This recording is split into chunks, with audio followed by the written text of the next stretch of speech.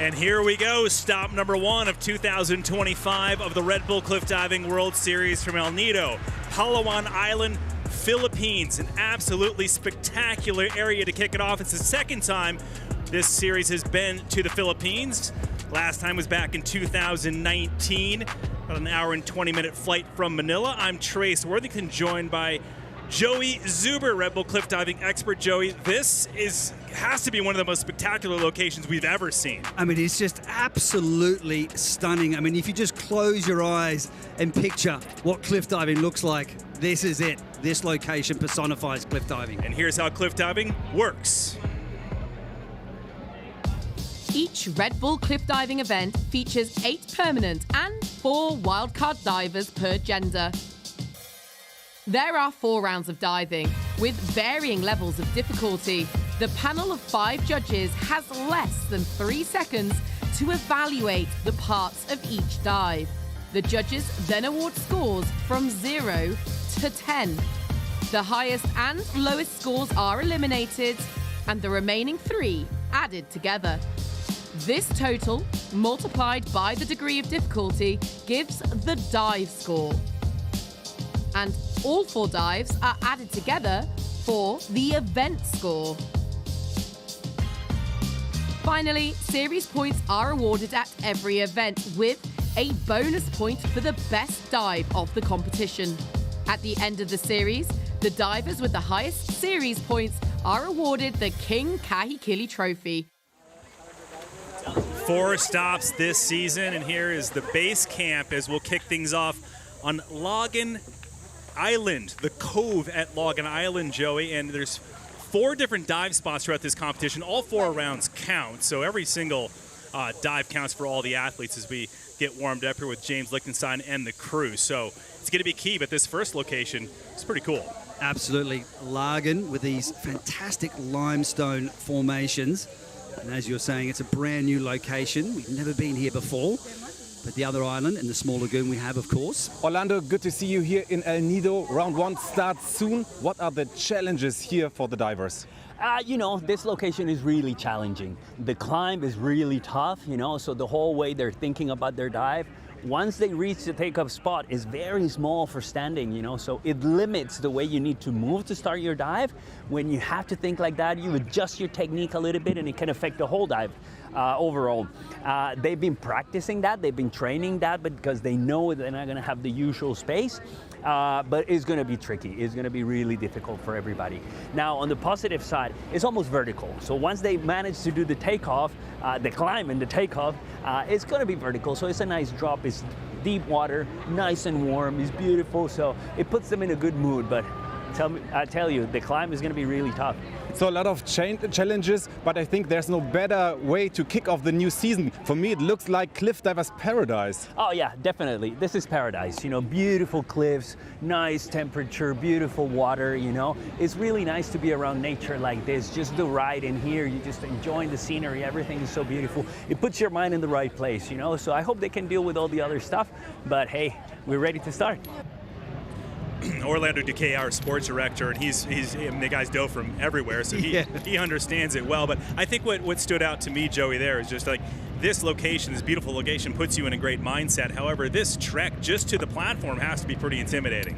And it can be very intimidating if you're not used to this. If you're a newcomer or a wild card, I mean, this is a daunting challenge, traversing into the dive point position here in Logan Island. Well, startless. You saw Ira Schmidbauer making her way over, the new mother. She took off last season to have a baby girl. We'll talk about that momentarily, but she'll kick things off. There's a start list, 12 women. And of course, we have Rhiannon Iflin, the multi-time World Series champion, in the mix there. Ellie Smart will cap things off, the American. So a great start list on the women's side. Best of the best out here in El Nido, Palawan, to kick things off for stop number 1 of 2025. Judges, Anka Piper, she is the head judge. Cyril Mechkon, former diver on the World Series. Simone Latimer is here, same as him. Marianne Reif, great crew judges. They sit out in the boat, kind of right down below the platform area. But let's talk about that trek out there that Ira Schmidbauer just took to the platform. Pretty crazy. And it's about a 15-minute to 20-minute climb and traverse. Here she is about to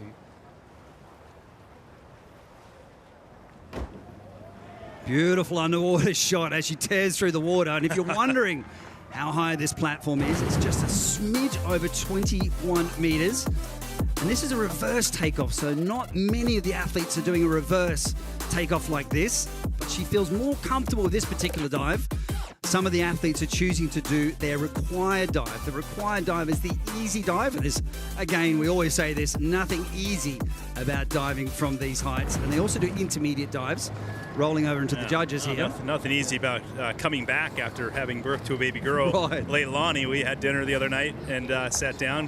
What a great baby. Just kind of hung out, chilled. So congratulations to Iris Schmidbauer, her new baby. 5 judges score between 1 and 10, the high and the lower toss. Those are the ones that are faded out. The remaining 3 multiplied by the degree of difficulty. So her first round dive, 60.45 is where she'll land. So first to go of 12 are Schmidbauer of Germany, the 29-year-old mother.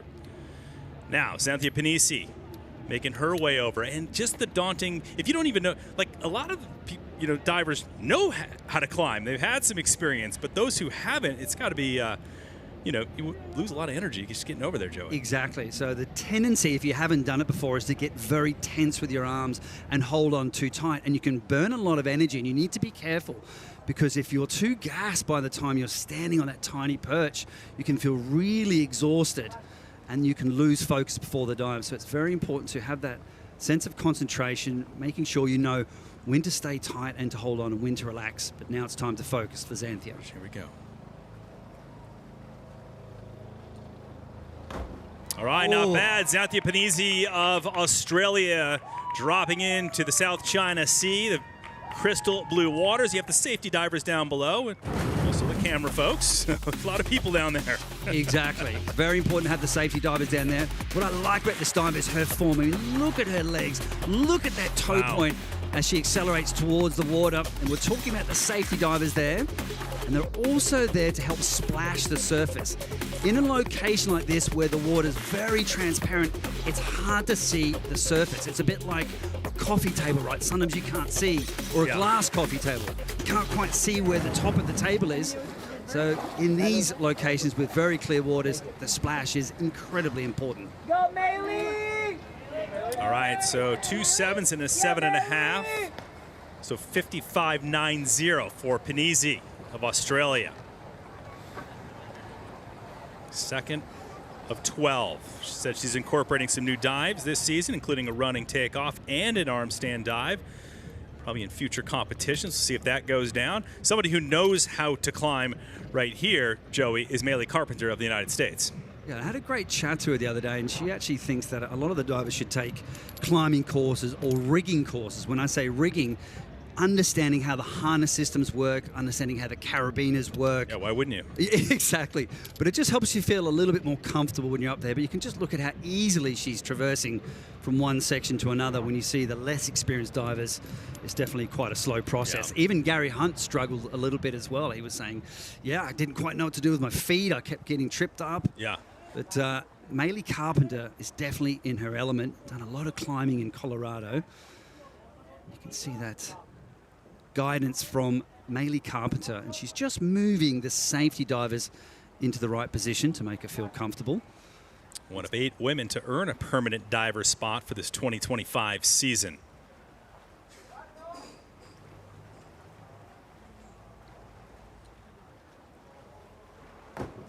All right, not bad right there by Maylee Carpenter of the United States. Third to go of 12 women in this first of 4 rounds.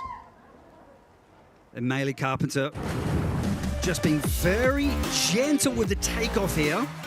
Now with these easy dives, it's incredibly easy to throw too hard and to generate too much rotation, and that can cause a big over-rotation on the dive. So she was very careful to get that right. An incredibly experienced athlete. And speaking of experienced athlete, I mean, she's great at gymnastics, tumbling, sword fighting, trampolining, climbing.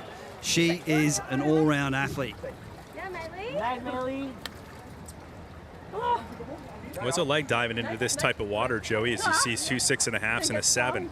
Is it nice? Is it a little bit warmer? A little softer water? It's a good question, yeah. In locations like this where it's a little bit warmer, well, a little bit warmer, it's very hot indeed, actually, very hot and humid. And it makes the water a bit softer. So when you're in locations, let's say Switzerland, very cold water, very dense. Just looking at Maria Paula Quintero, Maria Paula, yeah. Showing some signs of a struggle getting to the perch. Yeah, I mean, it's just what we were talking about earlier, right? I mean, if you don't have that climbing skill, you exert a lot of energy. Plus, there's 4 rounds of diving as well. Don't forget about that. So, and a lot of the athletes talked about that beating sun on the cliff face as well, shining right on their backs, and they were. And this is the first very stop. tired by Keep in mind, this session. is not only the first stop of the season, right? After taking some time off for all the divers, but this is the first round of diving. You know, we talk about look what the athletes are getting put through. I mean, thrust into the first season, thrown into the fire. Very consistent. Hasn't finished outside of the top 8 in her last 12 events, spanning between this season and the last, or 2 seasons, excuse me.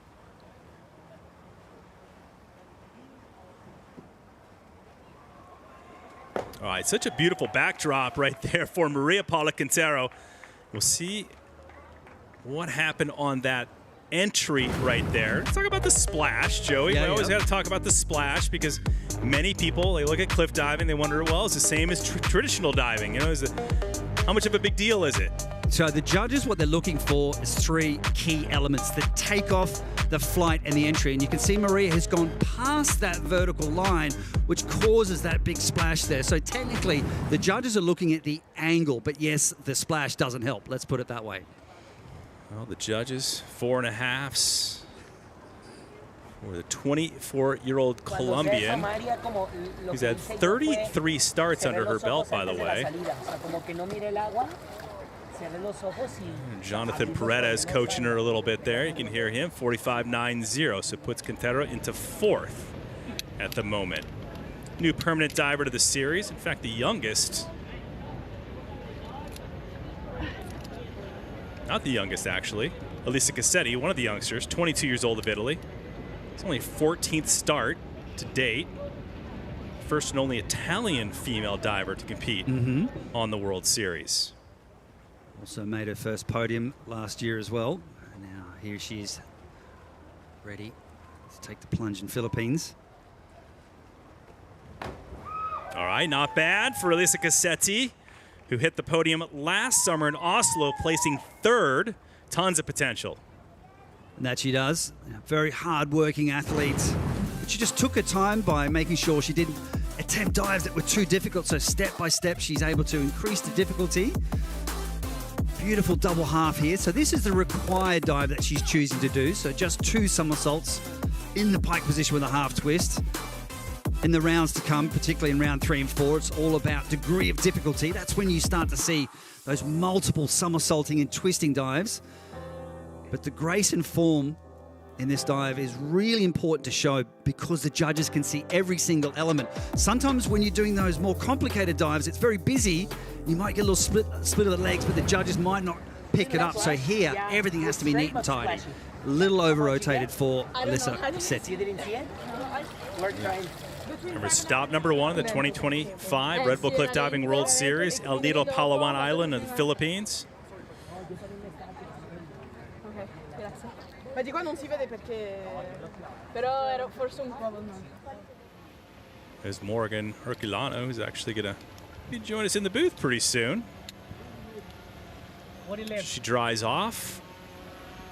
So round 1 taking place here, Logan Cove. Then we'll get into the lagoons for round 2, 3. It's going to be a lot of fun, Joey. It was quite a long journey for all the athletes to get to this island. So a long boat ride, a long setup. Not too far from El Nido, but just the trek, you know, from everyone across the world just to get to Manila, then to El Nido, and then the boat ride out here. As we look at Nelly Chukanivska of Ukraine, permanent diver. She is the youngest one I was talking about earlier. First teenage permanent diver, actually. Oh, that's a great dive. Sound. Excellent. Ripping through the water. And you can just hear the sound as she cut through the water.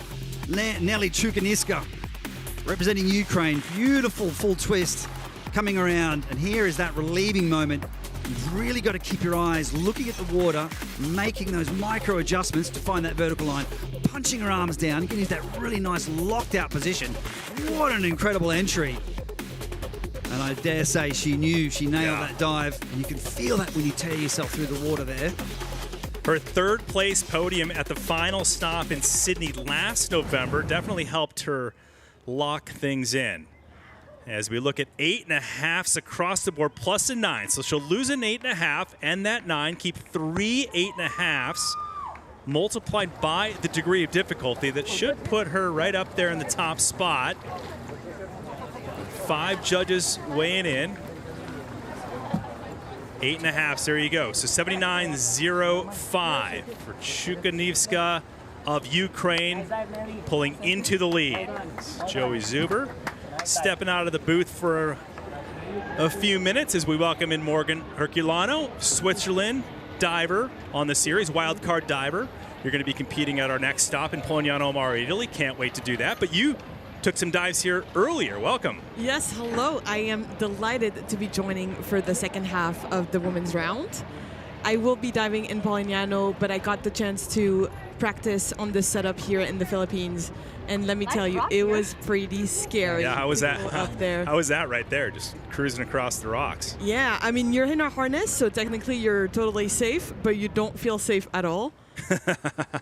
And here we see Matt, Jeannie's husband. So Jeannie Van Kotvik, the 40-year-old diver, coming up next. As you mentioned, Matt Cooper, her husband, looking on, making some videos. What's she going to be doing here?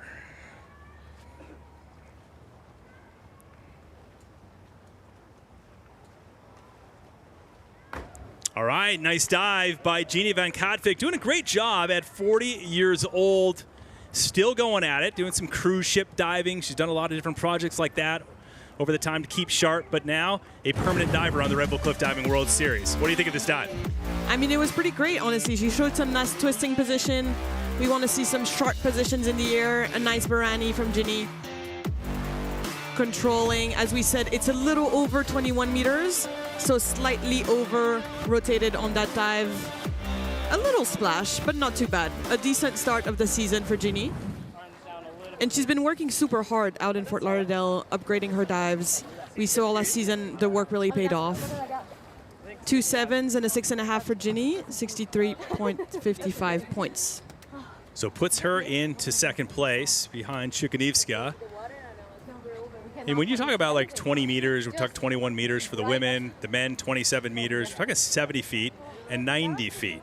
It's a long ways down. What does it feel like to land on your feet from that high up? I think it's like getting hit by a truck a little bit. The impact is pretty brutal. Yeah. And obviously there's a lot of adrenaline going into it. You have to climb up. It's very warm on this wall. Yeah, and it's sharp too, right? It's very Is that sharp. limestone? Yeah, so there's many elements that you need to be careful about. You need to wear shoes. You need to wear their harness, making sure your hooks are properly attached. So we're looking at the now 8-time Red Bull Cliff Diving World Series champion, the most decorated female in the history of the World Series. She's sneaking up, getting close to Gary Hunt's all-time wins too. Yes, what a legend. So she is a legend. Here we go. Rhiannon Ifland, round 1 dive. Wow. Here you go, standard Rhiannon Ifland style right there, putting one in. How does she do it time and time again? What do you think? When you look at Rhiannon Ifland, what are you thinking? Like, how does she do it, or what's the key? I honestly wonder too, but I think she has such a great mental routine. She gets scared just like everybody else, and she just has her routine. She knows what she needs to do, focuses on her dive. She's really great at compartmentalizing all her technique and just getting it done. She just gets it done. Very inspiring. So that's going to score well. 52nd World Series start, 41 victories, 49 podiums, record-breaking. 34 consecutive podiums, by the way. You can't do that unless you stay in shape, too, right? Like, you can't do if you're not healthy, it's hard to get records. Yeah, totally. And for everyone, like, there's a big part of the work that is in the off-season, in the gym, in the pool. And here's Kaylee Arnett.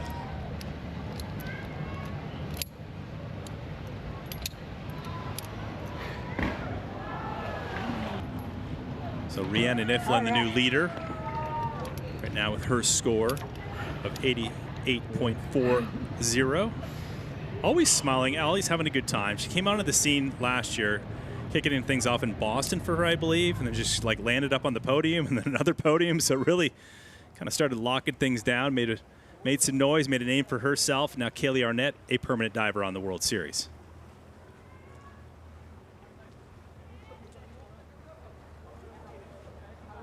Oh, wow. What a dive. That was massive right there. And I love her. I love her energy because she's always trying to make it a party. She's always trying to make it enjoyable. And it works. It works. So your beautiful pike position in the air. Coming out at 2 somersault, looking at the water. Beautiful Barani. And boom. Just like a bullet. Do you like diving in locations like this, though? Yeah, Does any of that scare you coming off that platform? It's scary, but once you get it done, you feel so proud of yourself. Yeah. And you're like, wow, I just did that. No, it's just very fulfilling. It's a very addicting feeling. And sometimes you hate it, but most times you love it. Well, today marks only Kaylee's 6th ever start on the World Series. Hit the podium 3 out of the 5 starts last year, earning that permanent diver spot. And like you said, Morgan, like brings that little extra added energy to the World Series. Totally. She's a lot of people love. She's always dancing on the platform, chanting. 8.5 from the judges, 9 from wow. the judges. Big scores for Kaylee Arnett from the United States. 3 9s, 8.5. So she'll drop. Thank you, thank you. Muy bonito. I felt just flying through the air. That was crazy. I just did that. I just did that. Yes. Love that. I just did that. I just did just that. Like I said, you just did that. But Kaylee Arnett now pulls into the top spot over Rhiannon Iflin, 90.10. Remember, this is just the first of 4 rounds.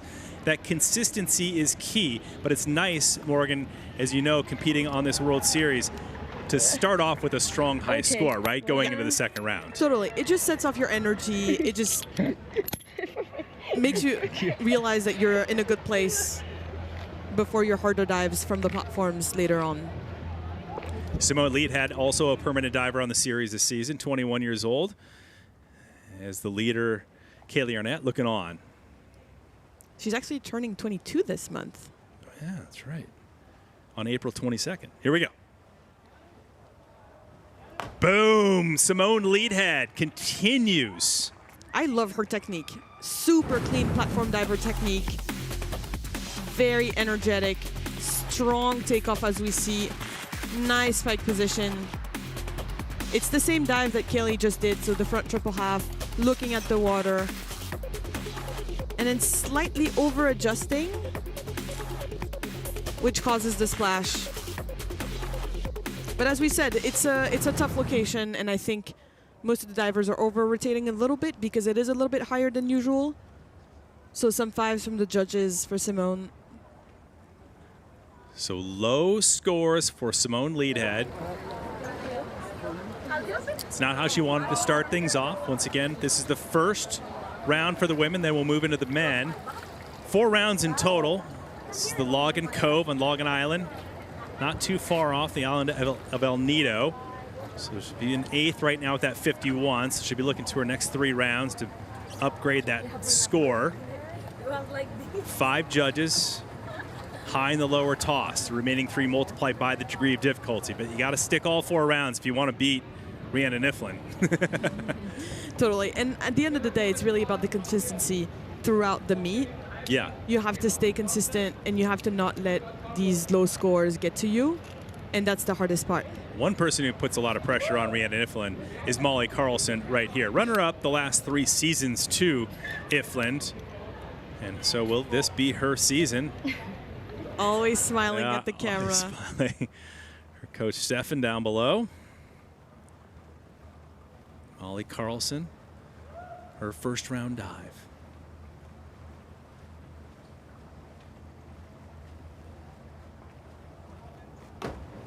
Making it look easy, Molly Carlson. Tough to see from that angle. It's a beautiful shot underwater, but just kind of the replays when we can kind of see if they had that splash. Absolutely. Let's see the slow-mo. It's very strong takeoff, a little fast for a front triple half. She does the same dive with one extra somersault later on the platform, so it's sometimes tricky to go back to a triple somersault. When you say fast, what does that mean? The spinning is just a little fast. Okay. So she's rotating fast through the air. It's going to be harder for her to know when exactly to kick out.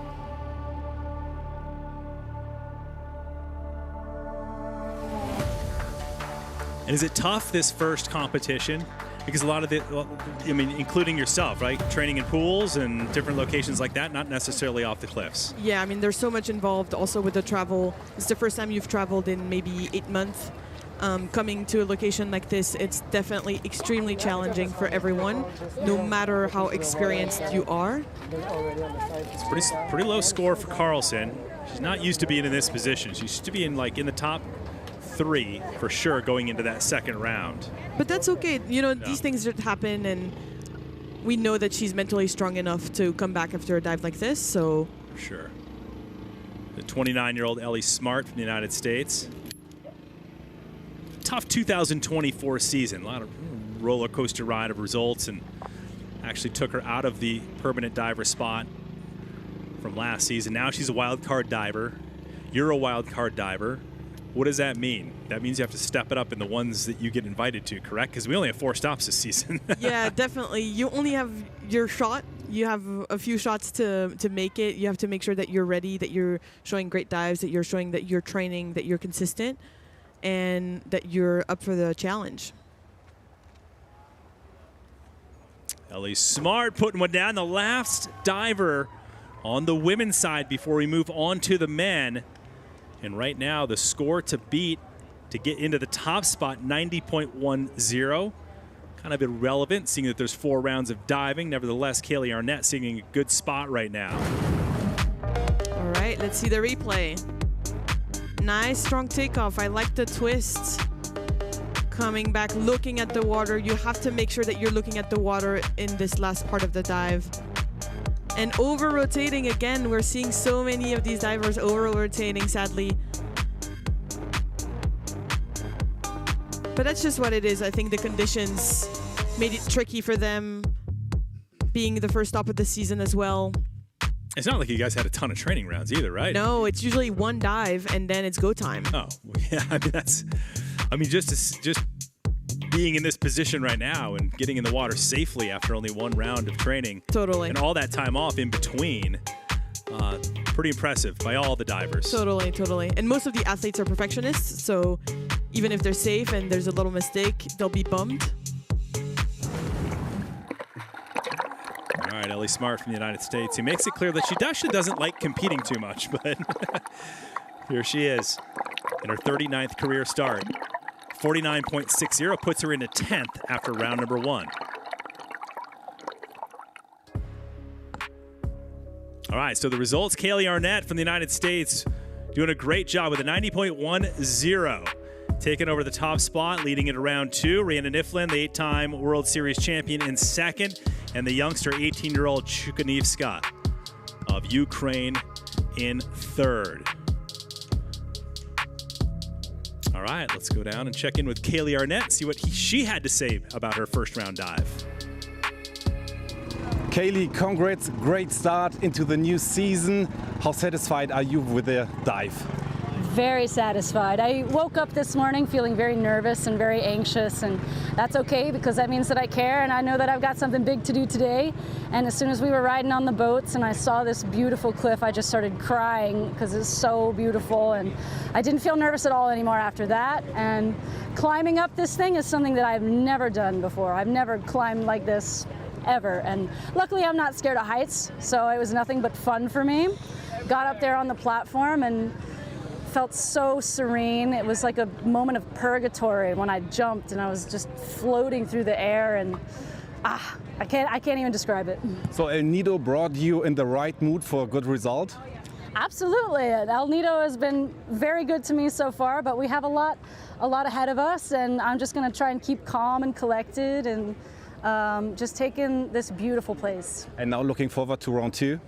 Very looking forward to round 2 because I'm doing a new dive tomorrow. I'm going to be doing flying front, so it should be very picturesque in the cliffs. But yeah, it should be lots of fun. Good luck. Thank you, Kaylee. Of course, thank you. So Kaylee Arnett leading the charge with a 90.10 on the women's side. Morgan Herculano stepping aside. Joey Zuber back in the booth with me. Welcome back, Joey. And we are going to get right into the men. 12 men. Braden Rumpet will kick things off, the 24-year-old from New Zealand. Stepping up onto this, 27-meter perch here. Yeah, so we're looking at 90 feet, right? So 90 feet up. look at this thing, Joey. Thanks, man. Yep. Looks like an old candle is just like melting off the side. Exactly. It's almost identical to what we dove off in Thailand and Krabi in 2013. Yeah. Start list. Random start list, by the way, and then it'll go reverse order once we get into more competitions. The great Gary Hunt runs second. So looking forward to seeing him as we look down. And Konstantin Popovich, 2023 Red Bull Cliffdiving World Series champion, will dive last. Before him, Catlin Preda is back. So stoked to see him back after taking most of the season off after injury. So great stack. Great roster of talented men. Braden Rumpet, here we go. Look at this. Let's just freeze this shot for a while. This is a beautiful location. It's unbelievable. Such an immense off-the-cliff takeoff. Sometimes they're diving from around about 24 or 25 meters, but this is right up there. They're above 27 meters, about 27.5 meters from this incredible stalactite. It's an overhanging cliff face. Look at that. Quite often the athletes have a cliff face in front of them, so they need to push out, but in this circumstance, it's a straight drop down. And they can reach speeds up to 85 kilometers per hour. It's around about 55 miles per hour.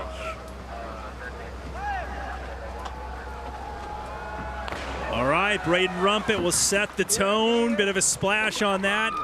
So we talked to Morgan earlier about the amount of training dives that all of the athletes get.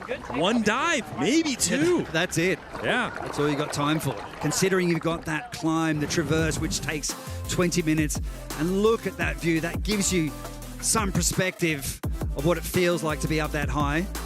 And that feeling before the dive is nerve-wracking. So there's definitely a love-hate relationship with cliff diving, and Morgan touched on that, as well as did Kaylee Arnett. So you wake up in the morning, you feel nervous. I used to feel so nervous that I couldn't eat my breakfast. And sometimes you doubt yourself and you're thinking, like, why am I doing this? Yeah. But then you challenge yourself, you push yourself to do these dives. And if you do the dive well, you come out of the water and you say to yourself, that's why I do it, for that feeling after the dive. It's just nothing better. Well, since I've been working with you, I've never seen you miss a breakfast. So I think that must have been nerve-wracking back in the day. 45 for Rumpet. The great Gary Hunt. There's just so much to say about this guy. I mean, he's just like, you don't even know what to say, other than this is his one. For you. There's no better place. 101st start. Just wish we could do it without a harness. Hey, safety first, Gary. I mean, it really looks like he's back in his element, enjoying himself. He competed last year in Paris in the Olympics, did a lot of headfirst 10-meter diving. Wow, look at that. He's the most of all time, 10-time King Kai Achille Trophy winner, 100 World Series starts, the most of anybody, 46 World Series victories, most of anybody, most of all time, 77 World Series podiums, most of all time. 10 times King Kai Achille. And he's the most chill. Isn't it? Humble man, a true gentleman. Gary Hunt of France. Oh, come on. He's still getting it done. Still getting it done. A touch of class by Gary Hunt. I was talking to him earlier, and he was thinking about, maybe I'm going to do my intermediate dive from the 27-meter stalactite, but he actually just backed off and thought, no, I'm just going to do the easier dive and save myself to do the harder dive from a lower height. And it's been a while since he's done an off-the-cliff dive from 27 meters, and he says it got its heart going in that warm-up dive, but immaculate form in the air, pretty clean through the water as well. But what do the judges think? Judges think there's going to be a bunch of 8s in there. Remember, there's 5 judges. You see them right there. If you can't figure out where they are, there's a big sign right in front of them. 8s across the board. So he'll toss the high and the low. The 8s multiplied by the degree of difficulty. So Gary Hunt, who's dove second, is in the lead.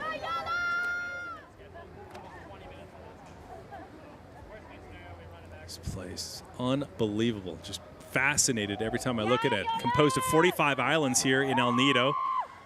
Philippines has over 7,100 islands in total. As we look at Jolito Martinez. He's already made his way up there.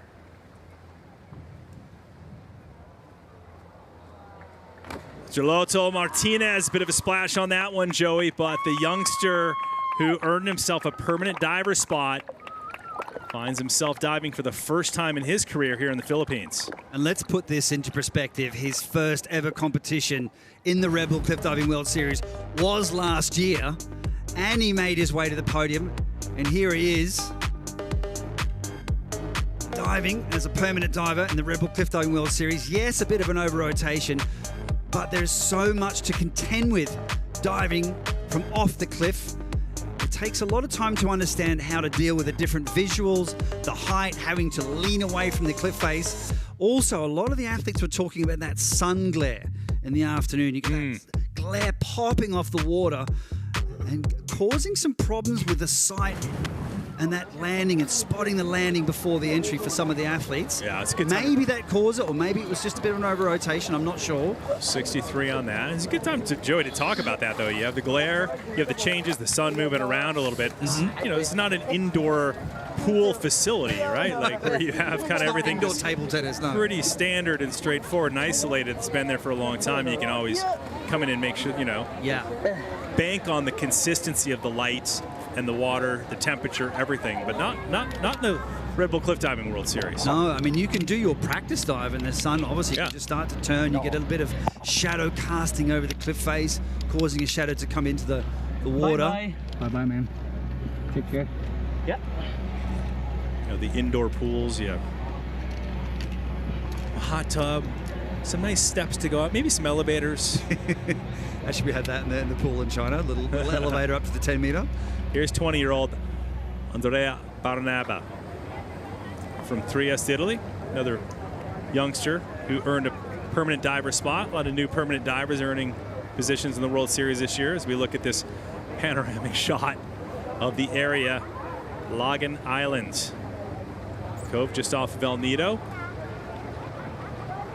The trek to the platform. The rock, 27 meters, 90 feet.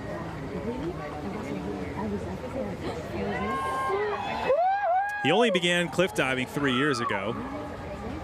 And he's a very exciting athlete. He has a lot of ability, very talented.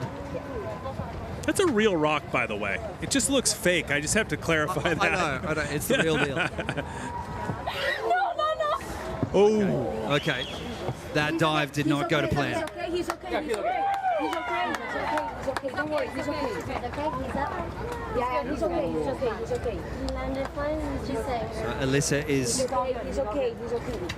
Andrea's partner. He said that he's fine. Yeah. He's fine. Yeah. He's fine. All right, Joey. Yeah. So here's the deal. Like, this happens, and everybody asks about it too. Do divers get hurt? Do they get lost in the air? What happens?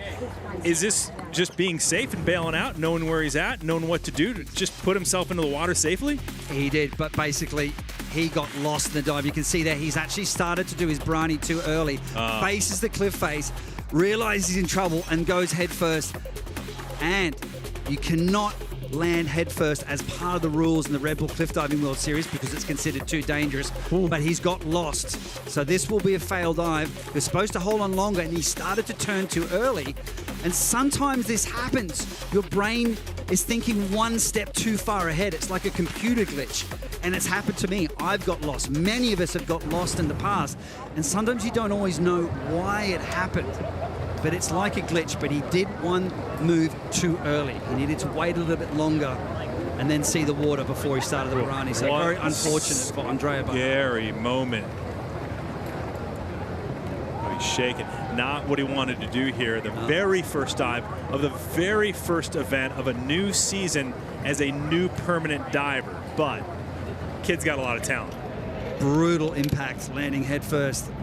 The boy will be sore tomorrow, but we wish him all the best, and hopefully he can make a comeback soon. Experienced diver right here. Carlos Jimeno, always love watching him. 35-year-old, Spain. All top 5 finishes last season with the exception of one stop. That was in Boston.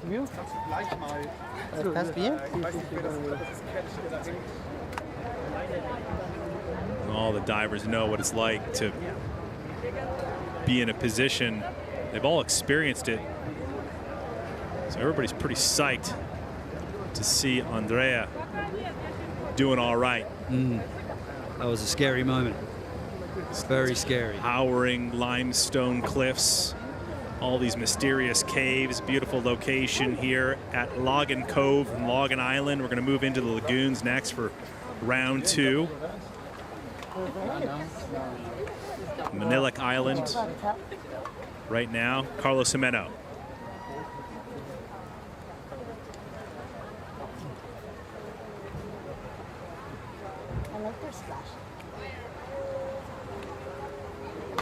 Oh! Jimeno! Just like, love it. Trace Worthington, there are 2 things I love about Carlos Jimeno. Number 1, his new beard. Number 2, I was his say, style in the air. You better have said his new beard. Yeah. I mean, he's a great character. He's always smiling. I mean, very competitive. He's really come into the season looking great, in great physical shape. Real athlete, beautiful pike positions. This is called a triple half, the triple meaning a triple somersault. The half represents this, the half turn at the end of the dive. So that is called a Barani, taken from the discipline of trampolining that allows you to see the surface of the water for as long as possible. And the last part of the dive is incredibly quick. Pretty good scores.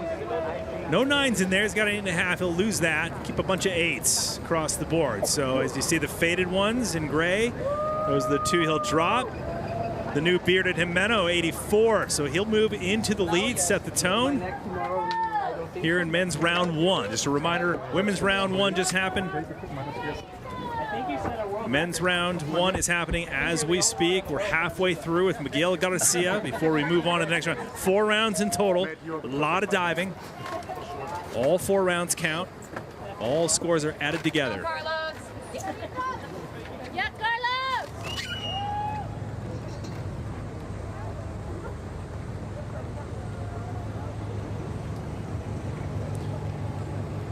3 different spots, locations here at this first stop in El Nido, Palawan Island, Philippines. I saw the gainer. Yeah, He said he hit his hand. Miguel Garcia climbing into position. You can see the bandage on his knee. He only had surgery on his meniscus on his right knee in February. A little injury in the gym, doing some heavy squats, and he felt a little bit of a crack in his knee, so it's pretty impressive that he's diving from this 27-meter stalactite. His stepdaughter, Maria Paula Catero, who we saw dove earlier. Oh, he hit the drone, didn't he? Good shot. Oh! You and I both know what that was when we said it. He's kind of over-rotated. Had to slow that thing down a little bit. You can see he's actually putting his little wings on, his little air brakes on at the end of the dive. Be able to see that shortly as he swims away, but he knows he's over-rotated. He'll be disappointed with that dive. How does that feel for you, Joey, when you've set off the platform or the rock or whatever it is, and then you know you've over-rotated just a teeny bit? And there's nothing you can really do, but like... Sometimes, and you know it when you're in the air, you've either taken off or you see the water and you're like, uh-oh, I've got too much rotation. Yeah. He's in the pike here. He's coming around. He's looking at the water. He probably knows he's okay, but right here, he's probably starting to think, okay, I'm feeling a little fast. Watch his arms. His arms start to come above the head. That's just like a little air brake maneuver. He really needed just to stretch a little bit more to try and hold it, so he may have had a chance of being more vertical, but an over-rotation. But hey, that's the way things go. It's the first stop of the season, shaking off the competition rust and a very sore knee from the surgery in February. 33 on that. So we bring up James Lichtenstein from the United States. We bring back into the booth Morgan Herculano. Hello. Hello, hello. I am back. Get to talk about the guys now. Yes. Yeah. Let's see the boys. James Lichtenstein. Tell us your thoughts about James Lichtenstein. You're from Switzerland. He got his first podium, I believe, in Switzerland. Yes, I'm always super impressed at his focus. He's so laser focused. He knows what to do. He just has a great air awareness. You got it, James. And he does back quint. Go, James. You got it. For that dive, you need air awareness. But first, let's see his easier dive. Which isn't that easy. It's just not easy his at all. hardest one he'll break out, what, in the 4th round, probably? You got it, James.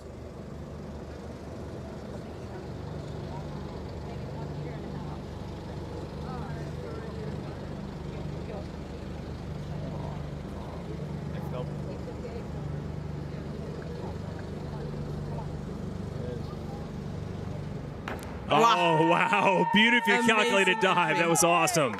Amazing entry from James. He had a pretty slow takeoff, but he just held on, stuck with it. Again, great air awareness. He knows where he is in the air. Yeah, Jimmy.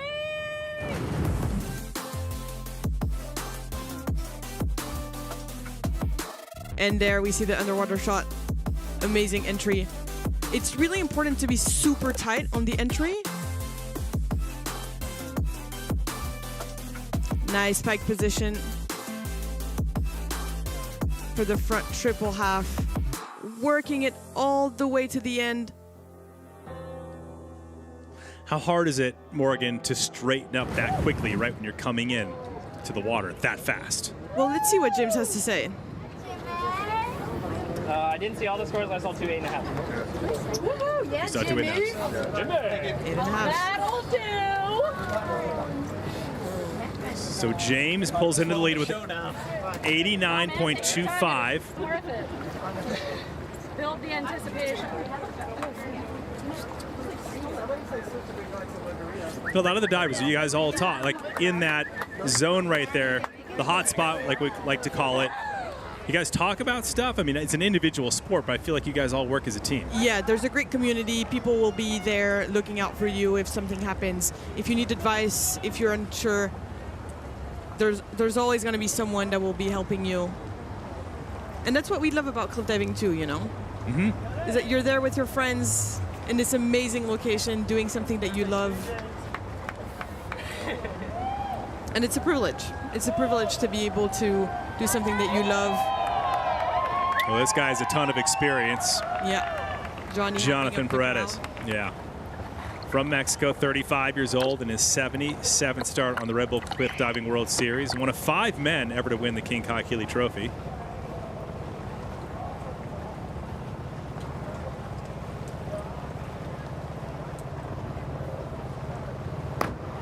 Oh, Amazing. Johnny.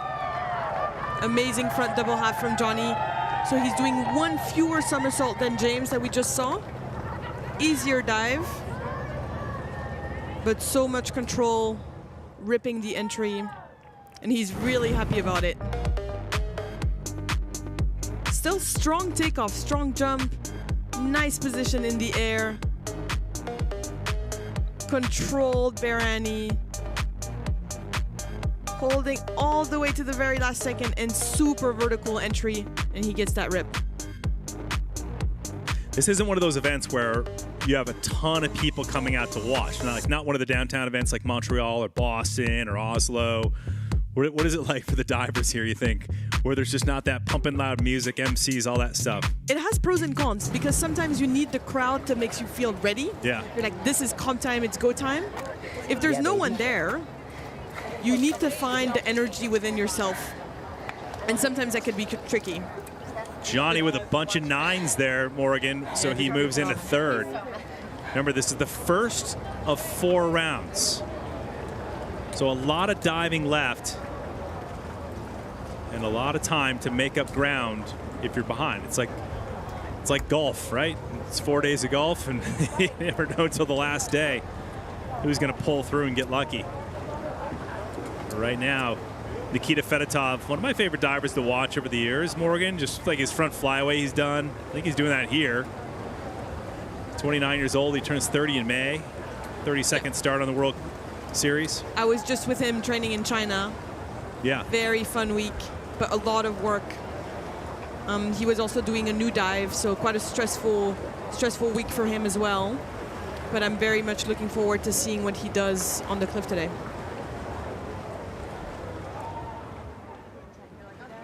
You see the divers wrapping up the chamois. Yeah. Right? A lot of people that I talk to about cliff diving after commentating ask me what the chamois is for. Yep. Maybe you can describe it. The chamois is to dry off. Amazing. Oh! Amazing dive by Nikita. But yeah, the chamois is to dry off to make sure that you're ready. Sometimes you have a little bit of water in that towel. Yeah. Because when you're climbing, you might be sweating. You use it basically like a little towel. Well, it worked for him. He didn't really grab onto much. He didn't need to. And it's a very impressive dive. Flying front, you just need to be very patient. And he's hitting that straight position very long. And then in the pike position, feeling the vertical. And this is called a blind entry. It's very hard to know where you are when you don't see the water. So crazy. 9s across the board for Nikita Fedotov. 1.5 in there, so that'll put him in the third. We can talk about degree of difficulty. Remember, the 3 scores that remain are multiplied by the degree of difficulty. So if you're wondering why he's not in the lead, it's most likely the reason. So Fedotov in third right now, but still, nevertheless, that puts him in a great position, leading it around 2.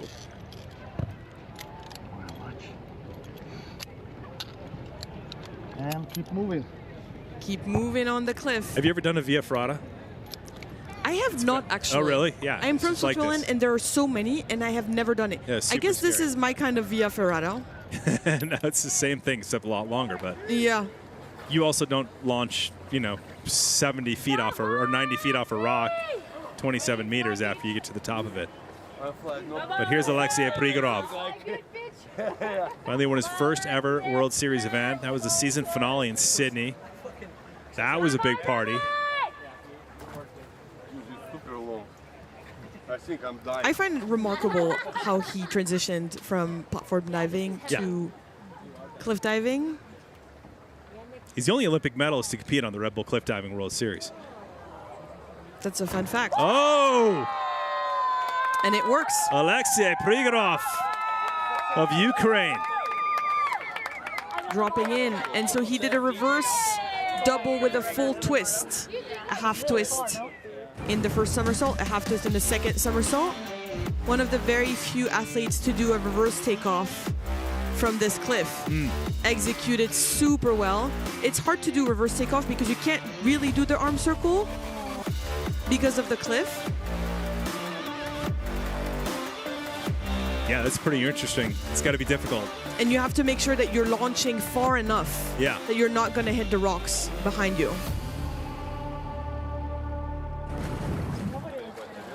When you dove here earlier, what's the water depth? Is it pretty deep? It's super deep over there. Good. It's super deep, nothing to worry about. There were a few jellyfish on the surface, so Oh, really? that was tricky. Does that freak you out? Yeah, definitely. Almost more than the dive. Morgan's like, yeah, I went 21 meters, 70 feet into the ocean, and I was worried about the jellyfish. Yeah, but you never know these creatures, what they're going to do to you, know? The dive I can control. Jellyfish, no way. Prigorov 10 to go of 12, so 2 divers left.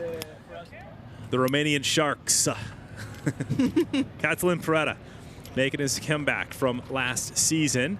Fortunately, injured himself in Boston. It's kind of one of those things that snuck up on him after the injury. Thought he was going to come back pretty quickly, but not the case. Had to take the rest of the season off. Yeah, I mean, having an accident like that is tricky for your body, for your mind. It really reminds you that you can't take cliff diving for granted. And it wasn't much. Just kind of came in a little bit short, I believe, right? You're 27 meter high. these things, they don't forgive you. Yeah, because if your chin's down, just out a little bit further than normal. Yeah, you're knocked out. But he's been putting in the work to come back. Joey always says it's like an uppercut, right? Like, yeah. It's just a big uppercut by a boxer. Yeah, immediately knocked out in Boston, sadly. All right, here we go. He's so beautiful in the air. Catalin Pereda of Romania, making it look easy. Yeah. Beautifully slicing through the water. I just love his technique. Super clean, super nice spike position. You can see he just knows what he's doing. Yeah. You can see he's been putting in the work in the gym also. Very strong physically. Yeah, he looks like he's in pretty good shape. Yeah. I mean, all of them. But Kat particularly. But some stand out. Yeah, exactly. Come on, admit it. Yeah, he's a beast. He's been training hard. This is his first time diving here, actually. 2019, he was just kind of getting onto the scene right around then. So look at all the divers, the camaraderie. Just psyched to see him back. His first dive since his comeback. 2019. My way to the office. Yeah. Anyways, it's better than traffic, right? I would do this instead of staying in traffic. So, see you guys. I think some people would prefer to stay in traffic. I was gonna say, sitting in the bus doesn't sound too bad compared to risking your life on the cliff. Well, here's Konstantin Popovich. James Lichtenstein right now holds down the top spot with an 89.25. So Popovich last to go on the men's side before we get into round 2 in Lagoon. Start with the women there. Yeah, and he was with Nikita and I in China last week. He's been putting in the work, doing the reps to make sure that he's ready for this stop and for the rest of the season. 2023 Red Bull Cliff Diving World Series champion, King Kakili Trophy winner. He almost had it last year until Aiden Heslop snuck in there with some points at the very last stop. Heslop had some back, neck issues, not competing at this first stop, so opens up the door with only 4 stops for the rest of the guys to grab that trophy this year. What do you like about Konstantin Popovich in his form, his diving ability? He's super fast, super sharp always, but also just it's very inspiring to see him train because he puts in the work, he puts in the reps. His routine is dialed in, the way he warms up, he knows what his body needs. We're always joking that he's warming up an hour before everyone else, but that's what he needs. He knows he needs that, and he's just executing. What a landscape. Beautiful shot. El Nido, Palawan Islands, Philippines. Popovich.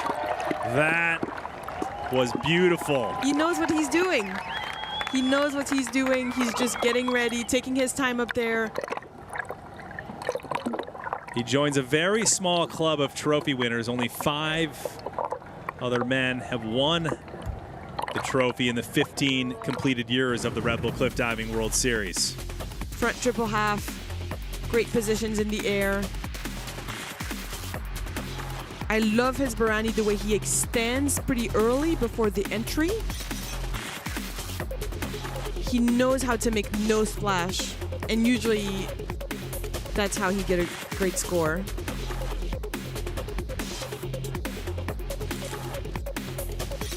Here we see his nice Barani technique, looking at the water, extending before the water, and being super tight to get the rib entry.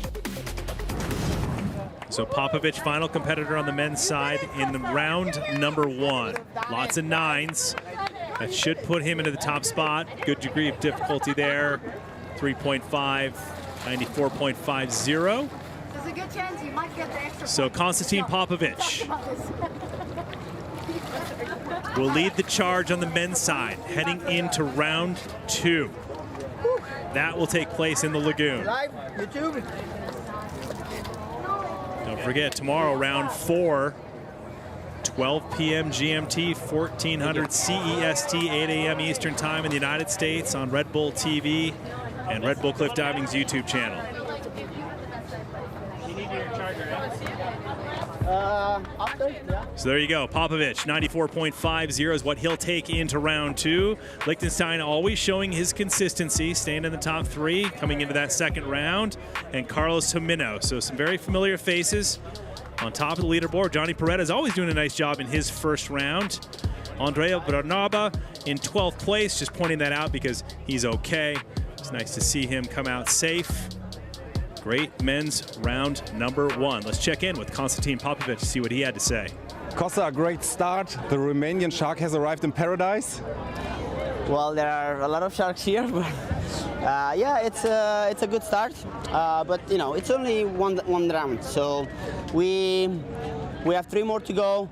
I'm looking forward to enjoy the next round because it's also an easy dive, and the focus goes for the last 2 rounds, and that's the battle, which I'm looking forward because I think I'm ready. So I'm excited for that. Tell me more about the experience to dive here in El Nido. Well, it's a one-of-a-kind experience, I would say. You don't get to do this very often in your life, and I'm really grateful. Like last time I was here, it was 2019, and I was a rookie. I didn't really, I mean, I enjoyed it, but I was more focused on the dives and the competition, and I didn't really took the time to soak it in and enjoy it. But this time I was standing up there and I was like, wow, look at this. Like, this is my office day, and you know, it's you can't beat that. You know, you cannot beat that. All right, Popovich will lead the way going into men's round 2. Don't forget, Wings for Life World Run, the world's largest running event and the most inclusive of any run. Anyone can take part. Most important, this is the world's biggest fundraiser for spinal cord research. Begins at 7 p.m. sharp, May 4th, in all time zones. Don't forget to download the app. Check out wingsforlifeworldrun.com for all the information. Do it. I've done it. It's so much fun. Sign up and run for those who can't.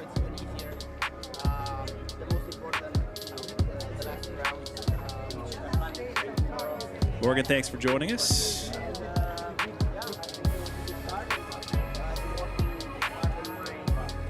Oh, will you run it? Yeah, for sure. I'll give it a try. Have you running it? I'm not the biggest runner, but I'll give it a try, you know? No, it's actually really fun. It's actually where the catcher car catches you. The finish line follows you and catches you. I think it will catch me pretty quickly.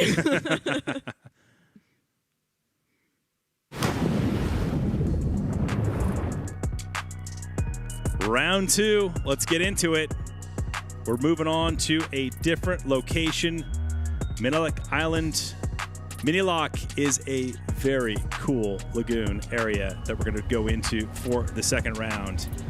And all the competitors traveling around over the past couple days, kind of these dive spots, checking them out, training rounds. Have you had a good time just looking at these locations?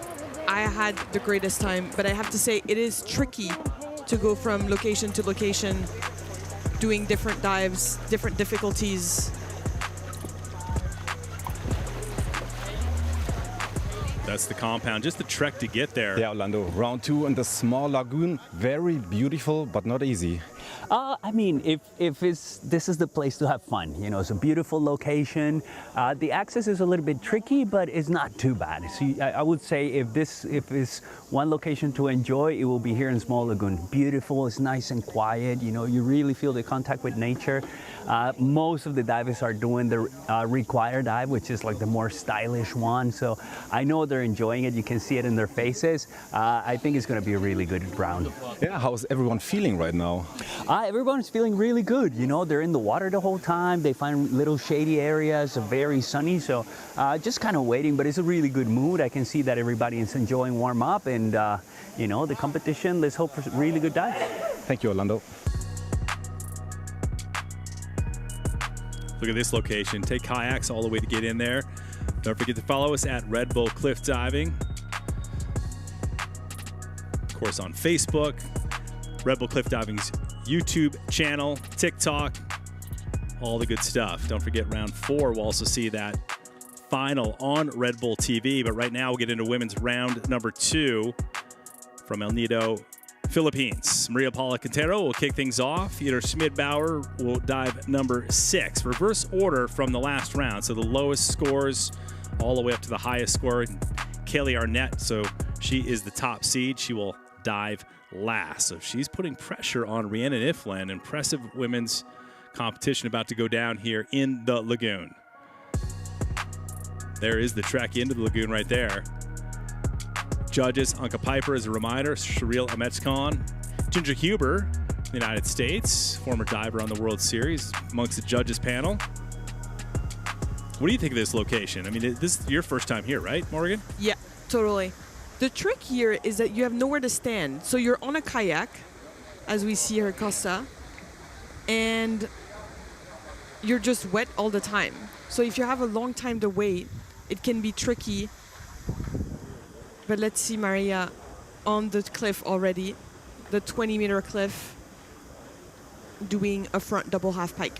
So Maria Paula Quintero will kick things off in women's round number 2. Different location.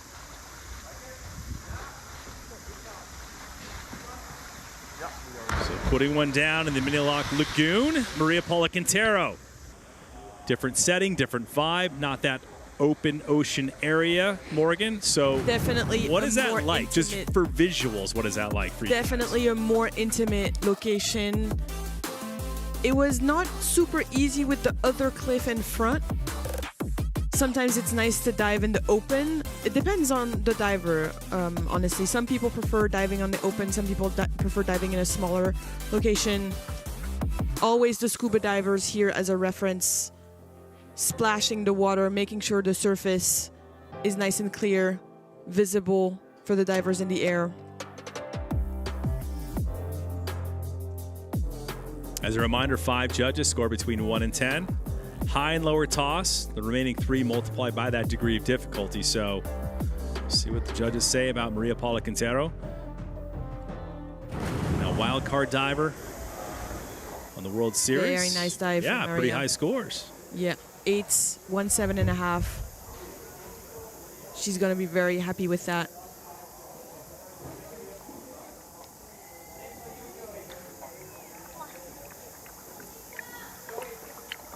I'm always impressed that Maria is applying sunscreen as much as she does. She's always nicely protected. 24-year-old Colombian. Very consistent. As I mentioned, hasn't finished outside of the top 8 in her last 12 events spanning across 23, 24. And this is a different climb up now. You're not harnessed in, but still a little bit sketchy, right? You got to be careful. Extremely sharp rocks. If you touch it, you're gonna bleed immediately. You have to be very careful about that rocks. Especially that last part before getting into the mini platform. So you're looking at Lisa Cassetti, 22-year-old Italian. She actually comes from a family of football players, or soccer, if you wish to call it. Father, mother, and her grandfather, Claudio, played at a high level. And she just said, Soccer and let me football. go be a Red Bull Cliff diver. Yeah, they're like, what are you doing? You gonna go jump off cliffs instead? She's like, yeah, I'm gonna do that. All right, so how scary is it when your first dive coming off this morning, like when you were checking it out? Like, I think you're just trying to think on technique. Yeah. And not let the emotions overwhelm you too much. Nice reverse somersault. Reverse takeoff, always tricky on the cliff. And when you say reverse, explain what reverse takeoff is. So reverse, you're jumping forward but rotating backwards. So you're gonna see the cliff as you're rotating, which sometimes can be very scary. Here, seeing the cliff extending and reaching for the water. Nice vertical position, maybe a little bit short of vertical, but doing a very nice job with this dive overall. And on the cliff, we mostly see front takeoffs. So jumping forward, rotating forward, that's the most natural way to jump out of a cliff. And some people like to change it up a little bit. 7, 6.5 for Lisa. It's very consistent. So those two scores are added together now. First round, second round. So puts her in the second with a 102. Climbing up now, Ellie Smart. Going to make up some ground after the first round result. Remember, it's reverse order now, so the lower scores after the first round will dive first, leading all the way up till Rhiannon Ifland will dive 11. Number 12 would be Kaylee Arnett. Ellie Smart, the 29-year-old American.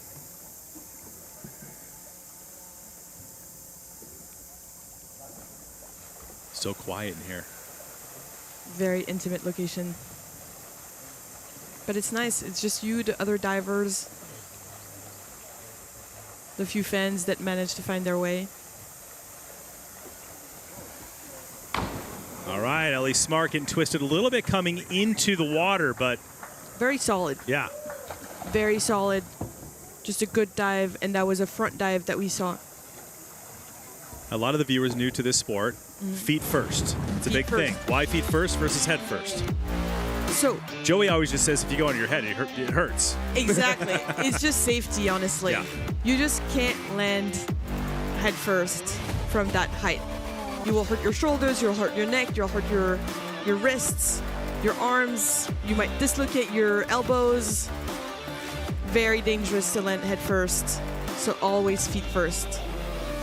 And I get a lot of people on my comment section in my socials saying that it's not a dive if you don't land head first. Right, I know. But it is still a dive. Yeah, exactly. It's a jump. No, it's a dive. It's all the same thing. Yeah.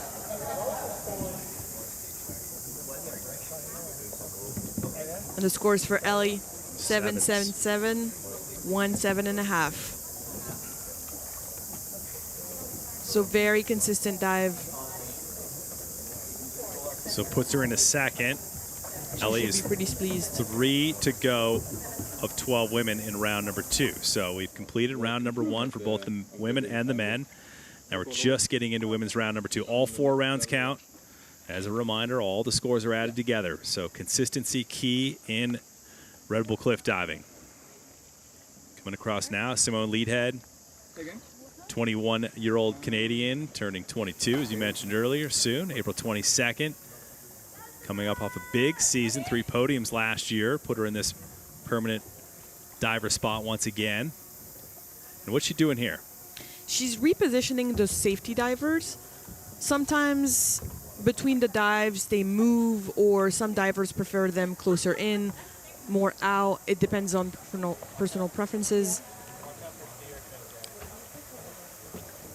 Giving them directions.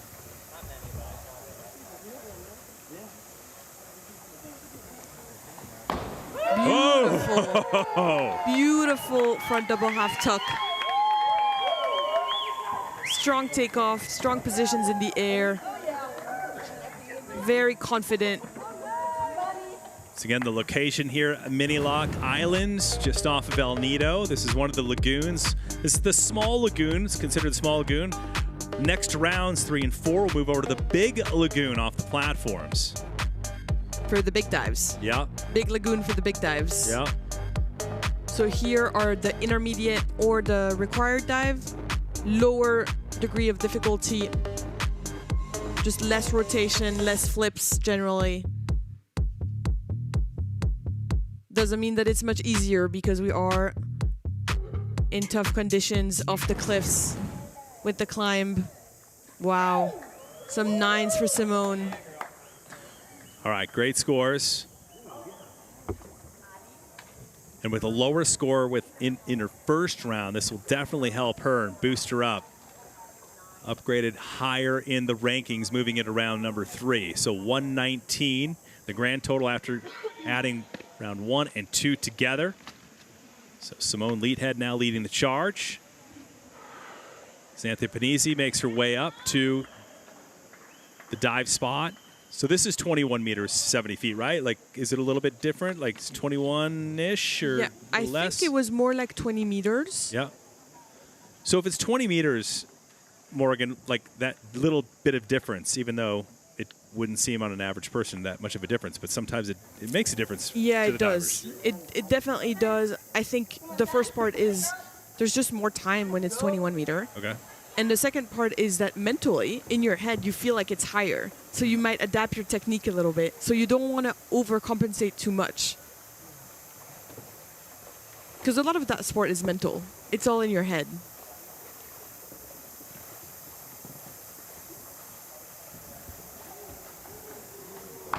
Oh, a big splash on that right there. Very strong takeoff. When you see a big splash, that means obviously there's an under rotation or an over rotation typically.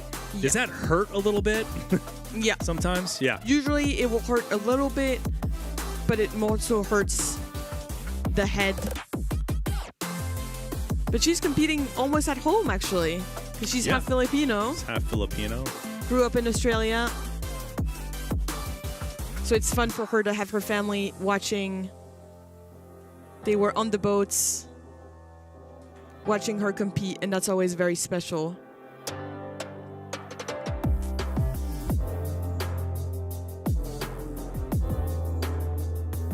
It was funny, her family was actually cheering for the big splashes on the round you were one. telling me that. That's like, yay, it's very big cute. splash.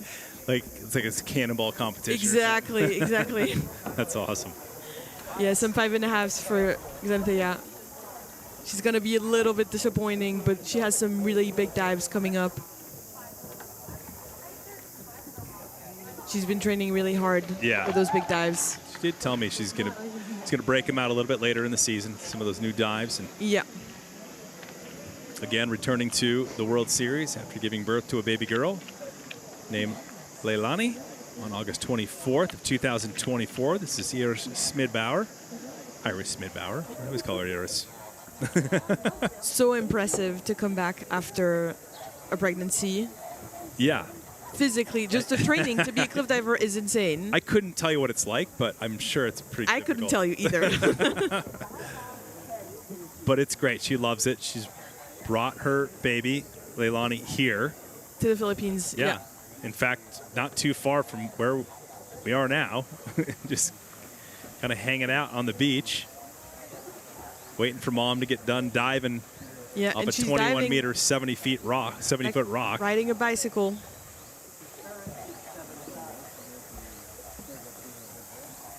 Iris Smidbauer with her second round dive. Just a little bit of an over rotation there, huh, Morgan? Yeah, absolutely. Her takeoff was a little bit too strong, throwing the arms for the rotation a little bit too strong.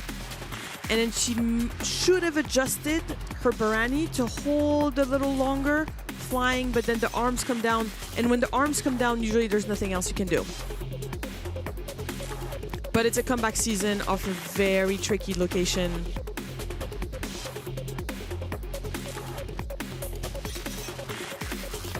So it takes a little bit to adjust back into the routine of the high dives.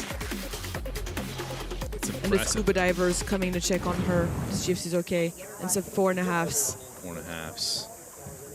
All right. So Iris Smidbauer, 6 to go.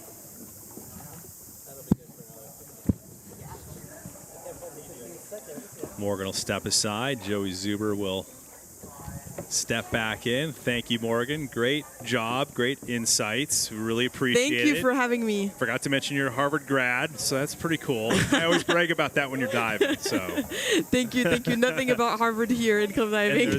Yeah. Excited to dive at the next stop. Thank you, Trace. Yeah. Thank you. We'll see you in Polignano Amare, Italy. Good luck there. Looking forward to seeing you there. Thanks, Morgan. Great insights there. From the athlete's perspective, who's, of course, she's competing in the series. I really enjoyed her commentary. All right, next up, Maylee Carpenter. Did I tell you between the two of us, Morgan and myself, we have a degree from Harvard between the two of us. Good to know. All right, here. Maylee Carpenter. Wow. Well, we're talking about school. She has 2 bachelor's degrees in chemistry, psychology. Science. I think master's degree in education. Well, between Morgan and well-educated and smart ladies are they outdo the IQ out of everyone in the cliff diving series, that's for sure. And you and me combined by far. Yeah. All right. No, great 3-position reverse for Maylee Carpenter. And Trace, you and I have actually been in this location before in 2019. And the only way you can get into this lagoon is by kayak. As a matter of fact, you've got to lean back in your kayak underneath these cliff ledges. There's Maylee Carpenter, strong through the water, holding nice and tight. That's 71 kilometers per hour by the time you hit the water. You can see that reef ledge there as well, pretty close to that deep landing zone. Bunch of 7s there. I love it. One time she told me that no matter how many times, Joey, that she steps onto that platform, she said it never gets easier. No. Ever. And the day that you're not nervous is the day that you shouldn't be cliff diving, in my opinion. That's when I quit skiing, the day I was nervous. All right, 119.20. So once again, this is the women's second round of 4. All 4 rounds are added together. And so for Maylee Carpenter, when you add her first and second round dives together, Scary. so 119 total. So Molly Carlson now. Uncharacteristically, after the first round, place in the middle position. She's usually a little bit higher on the rankings, but still a lot of diving to go. Absolutely. But there is only 4 tour stops this season, so every single dive counts. So there's only 16 dives per athlete in the series. So if you want to win the series, you've got to have a good start. Yeah. Whoa, that's how you make up some ground right there. Right, like you said, little slip up in round 1. But with that dive, surely she'll get some great scores from the judges and push her way up the ranks.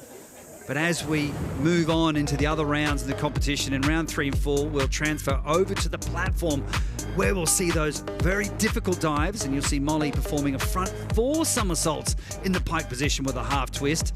And with that high DD, and hopefully with high scores, she can be in the running to win the competition, or push Rhiannon Ifland, who's usually in the lead after 3 rounds of diving. But a beautiful takeoff by Molly Carlson. Powerful, dynamic. Look at that form. And right here, you can see her eyes always looking at the water. And the visuals in each location are completely different. Right here, you've got sunlight and, of course, a bit of shade as you look towards the cliff face. Look at that. Immense scores. Big scores. Bunch of 9s in there, 8.5s. She'll throw out 1 8.5 and a 9. So Molly Carlson, when you add the first 2 rounds together, 131.80. Big score. Made up some serious ground there. Runner-up the past 3 years. Could this be the year she brings down Rhiannon Ifland? Yeah, stepping down. Stepping down, okay. Gina Van Katvik told me that she's super excited just to be at this location. She's like, I mean, it's cinematic. I mean, it looks fake. You and I were talking about, we better tell the viewers that this isn't like a fabricated location in Las Vegas or something, you know, it's like a movie set. It's real. This is no CGI. But it's amazing when you arrive to the beach as well. I mean, it really feels like you're in that movie Beach, you know, the beach with Leonardo DiCaprio. Crystal clear waters, white sandy beaches. You know, and I pulled up with Orlando Duque, and he was just like, this is where cliff diving should be. Like, this is cliff diving, right? It was good. It's good to hear it from him.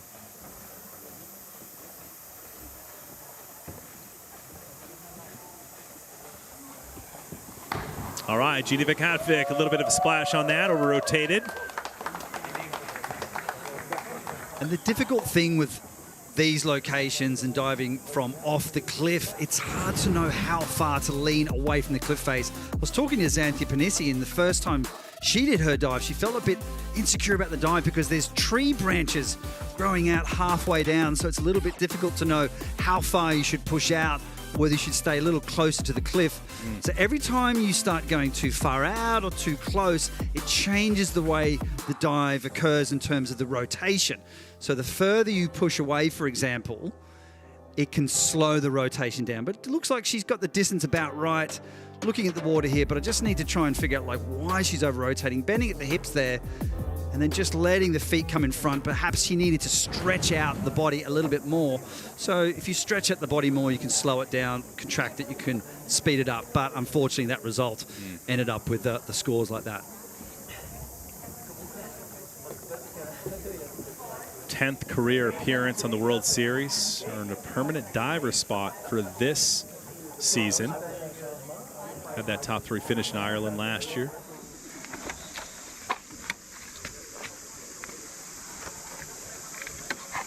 Nelly Chukaniewska making the trek to the top of the women's dive spot. Look at that view down there. Emerald water.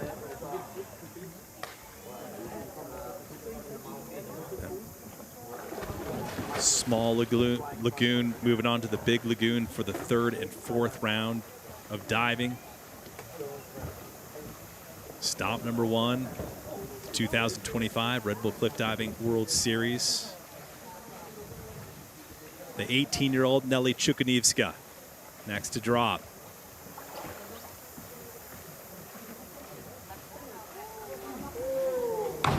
Oh! Wow. How cool was that dive? That was a cool dive. I love the takeoff, like right how she just did that front flyaway look, Joey, just before even like rotating.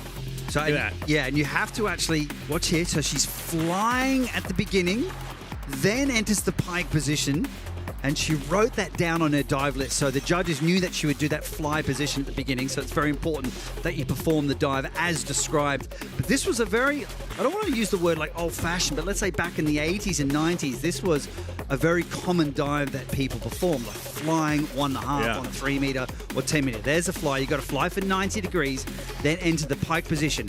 But this flying maneuver is like come back into fashion. So a lot of the high divers are starting to do it. You see Alexei Prigrov playing with it, Braden Rumpert, and I just think it brings so much style and elegance to it. And the way she performed that dive, I thought was fantastic. Slide over rotation, but everything else was just beautiful. For all 4 rounds count. So this one will be a 58.50. So you add the first round and second round together for a total of 137.55. So the 18-year-old Chukaniewska of Ukraine will now set the pace with the top score. Might not last long. Rihanna Who's coming up next? Somebody who has 49 podiums out of 51 starts. 41 of them wins. Yeah. Not bad. And she's still cranking away. I mean, she's doing great. She's having more fun with it. I think last year, even you could tell at the start of this year,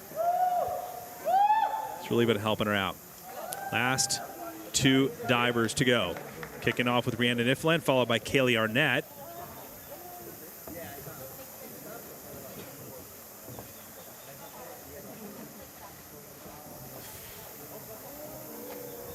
Oh, beautiful dive. Oh, I was going to say beautiful dive. It was in the air, Joey, but not typical of Rhi when you see any water popping up. Exactly. On the entry. Ultra stylish, perfect layout position, arms wide, head back, looking for the entry, but just at the end, a slight over rotation. Just let the feet come in front a little bit. But that's very easy to do, and that's just a minor miscalculation.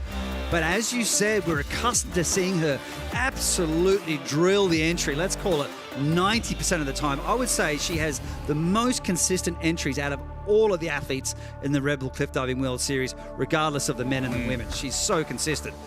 So that looks like a big mistake for her, but really in the context of things, it's not. It's just a small little error.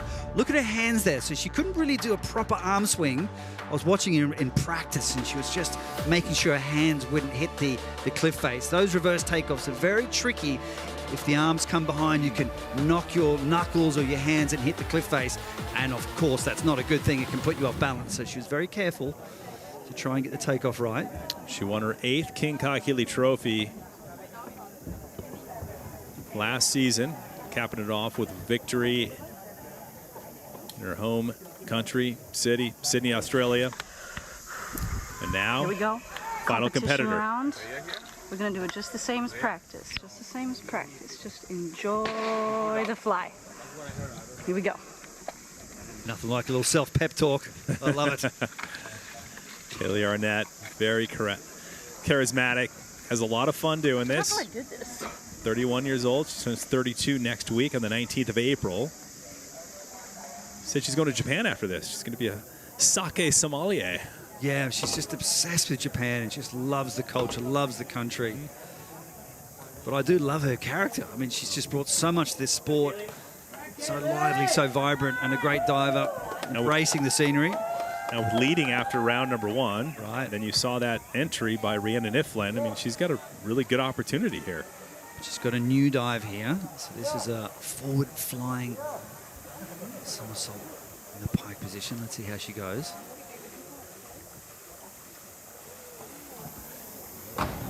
Ooh. Not quite the entry that she was looking for. Nope. She'll be a little disappointed in that. But just like we were talking about with Ree, beautiful flight in the air, graceful. And I'll talk a little bit about the distance from the cliff face as well. In my opinion, perhaps just pushing out too much. A little bit too far away, particularly on these flying front dives. Go up more?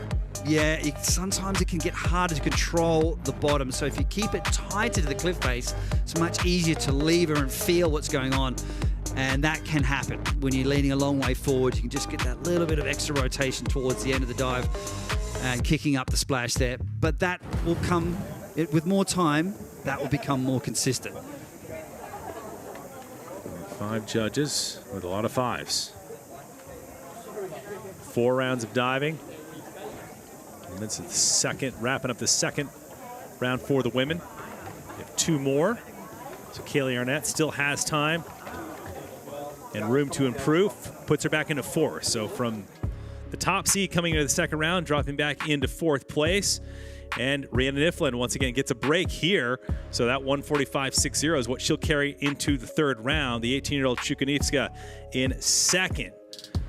Molly Carlson in 3rd right now. Great women's competition coming into round number 3. So we'll get into the men coming up shortly. But first, let's hear from Rhiannon Ifland. Yeah, Rhi, another day in paradise. Happy with your dive? Yes, another day in paradise. Yeah, this small lagoon was absolutely beautiful. My dive could have been better, could have been worse, but yeah, super happy with the standings after the first 2 rounds, and can't wait to get into the big lagoon tomorrow and yeah, give it a crack. And I know you dive, you love to dive off the cliff. How special was this dive here in the small lagoon? Yeah, look, that was one for the memory books for sure. It was beautiful. You know, it being such a small location, you can just hear and feel the energy from all of the divers having a really good time. So I absolutely loved that. But that was it's a special location. Like, it's absolutely beautiful. You know, I was climbing up the ladder and just thinking, like, is this actually real life? Is this what I do for a job? Like, I really, really loved that location in the small lagoon. And now excited for the next one? Absolutely. Tomorrow are the 2 rounds that count. And it'll be interesting to get back into the big lagoon and see how the dives go. It's been a while since I've been up to 20 meters and done these 2 dives, so I have a feeling I might be a little nervous, but you know, that's never scared me off in the past, so I'm ready to get in there and give it a crack. So good luck for the next round. Thank you, Rhi. Thank you. All right, so Rhiannon Ifland will carry some more confidence coming into the 3rd round. Look at a beautiful shot here of Minilock Island in the small lagoon. Just beautiful, absolutely spectacular location. Joey, you and I had an opportunity to cruise around there a little bit. Very cozy, isn't it? I mean, it's like a nice little natural amphitheater.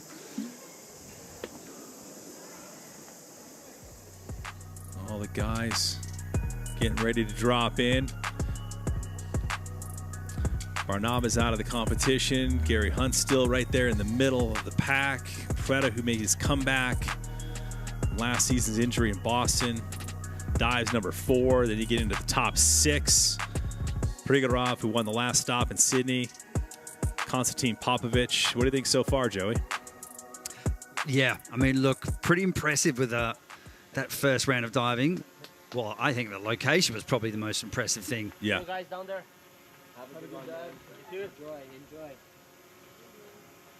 And of course, Andrea Barnaba is out of the competition because of that head-first landing. So he did lose his orientation in the air in round 1. So it's a bit unfortunate he had to pull out of the competition. But just look at where the men are standing. So now we're at 27 meters, 90 feet. Just on this little narrow limestone rock. Is there a bit of a difference as we look at Miguel Garcia? A bit of a difference in the height here in the small lagoon? Yeah, just a little bit lower than the other location in Lagan. Oof. Wow. Miguel Garcia, the 34-year-old Colombian, kicks it off. That's one dive I really enjoy watching. Gain a double full. And particularly with these off-the-cliff rounds, to do those reverse takeoffs where you're actually moving forwards but rotating back towards the cliff face, you need so much power. And the thing that is great about Miguel Garcia is his style. Look at the lines, even his fingers, his arms straight, toes pointed, stretching for entry, ever so slightly short of vertical. You need to be very, very tight on entry to make sure you can cut through the water. It's a tough, tough impact. And if you're slightly off that vertical line, and as we talked about earlier, it feels like an uppercut from a boxer, lining up vertical, well done, Miguel Garcia, considering he did come back from that knee surgery as we spoke about in round 1. It's pretty decent scores. All 7.5s. He'll lose 2 of them, keep 3. Multiply that by the degree of difficulty. So a 72 for the second round dive. You add it with his first round, 105.60. So obviously as the first diver to go, that'll be the highest score so far. Second round for the man.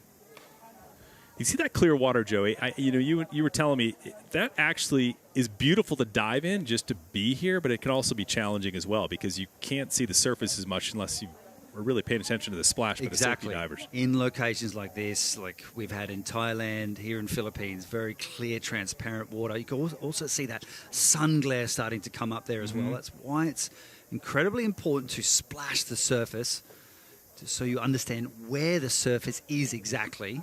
Braden Rumpet is the 24-year-old in his 4th World Series start. So what a location to go to in your 4th career World Series. Right. I'd be thanking whoever he got invited by. What an experience. Well, look at that, though. Proving why he should be here, ripping it into the lagoon. Braden Rumpet representing New Zealand. Braden Rumpet also showing off that flying position. Perhaps he didn't show that fly at the beginning of the dive for quite long enough, but he does live in Fort Lauderdale and they have a permanent high diving training facility there. So he's got a lot of airtime. He feels very confident on these types of heights. But when you transfer from that fixed environment in a pool environment into a location like this where you've got that contrast of light and shade, you can see how the cliff face is in the shade, the water is in the sunlight. So the visuals in this sport are very difficult. And you'll see the more experienced divers who can cope with those different environments better. Sometimes you'll come out of a dive and you might see something you're not expecting to see. It might be the tree branch, it might be the cliff face, and it can put you off. So a slight miscalculation on entry, but as I say, Braden Rumpet is handling the conditions pretty well. Getting some good experience in his 4th start. So with that 51.80 added together with a 45.96.80, puts him in a second. Well, without Barnaba, 11 men in this at least as possible in the sun. So I will give a quick okay. Second round as we listen to Catlin Peretta make his way up that ladder right there. It's all tied together. It's a pretty cool ladder. He was just talking about how he wants to spend the least amount of time in the sun as possible. It's incredibly hot and humid here. And it was exhausting for the athletes at the previous round in Lagan, climbing in that hot sun on the cliff face. So you've really got to time it properly. Make sure you climb up the cliff just in time for your dive. You don't want to be up there too long. Catlin Peretta guiding the safety divers into the position that he likes them in. He's starting to splash now. Help him see the surface of the water.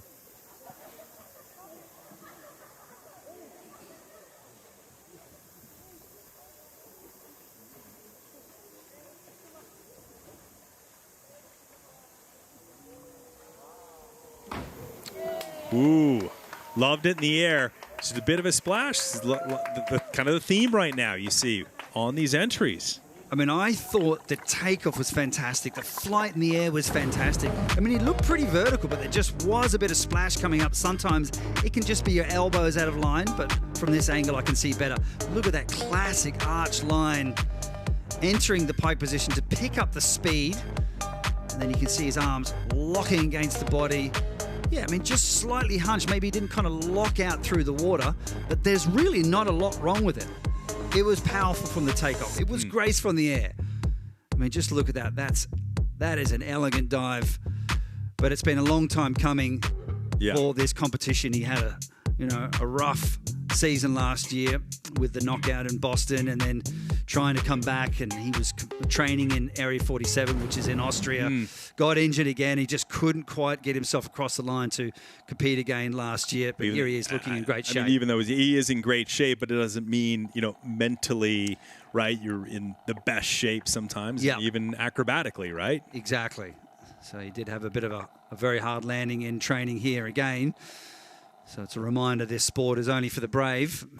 And it does, like you said, take some time to get your mindset back into the game. It's not just about being physically prepared, but mentally prepared. Yeah, the physical fitness can help, but you also have to be mentally prepared. But you need time back on the cliff face as well. You just got to get used to that environment. It's again round number 2 for the man. Gelato Martinez scored a permanent diver spot for this 2025 season. Next to drop. After round 2, move over into the big lagoon off the platforms.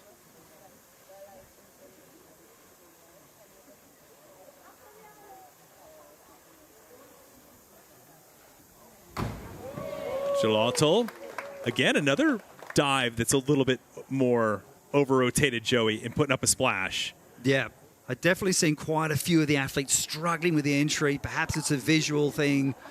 But also, let's put this into perspective again. It's his second season only. I mean, he started with the Red Bull Cliff Diving World Series last year, and here he is, in my opinion, doing a fantastic job dealing with these environments. This is just a totally different ball game from diving directly from the platform, staying a little piked and obviously over-rotating, kicking up the splash.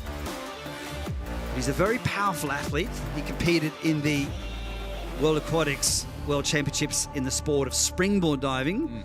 So another athlete that's transferred from elite diving over into the cliff diving scene, much like Alexei Prigrov, who was an Olympic springboard diver. And it's not an easy task making your way all the way up from 3 meters to 27 meters. 54.60 on that dive. I'm in a decent position, but he knows who's to come, including this man right here, Gary Hunt, legend. The 40-year-old of France. Not too many spectators can come into this small lagoon and check it out. So those who are in here, very fortunate to see the world's best cliff divers in action. Gary Hunt, his 101st start on the World Series. Winner of this location back in 2019. You caught up with him when we were having a little dinner, and he's talking about instruments. He just wanted to talk to you about playing guitar and piano, all that everything. Stuff, I mean, he plays piano, he can juggle. But I mean, I think that's a really healthy thing to do. You can't be too obsessed with one thing. He always talks about, okay, yeah, when you're cliff diving, but when you walk away from that, have another hobby, have something else that keeps your mind off things. Try not to get too obsessed. Greatest of all time on the Red Bull Cliff Diving World Series. Oh, and he's still got it. Look at that. Busting out the quad half. Gary Hunt finding form again.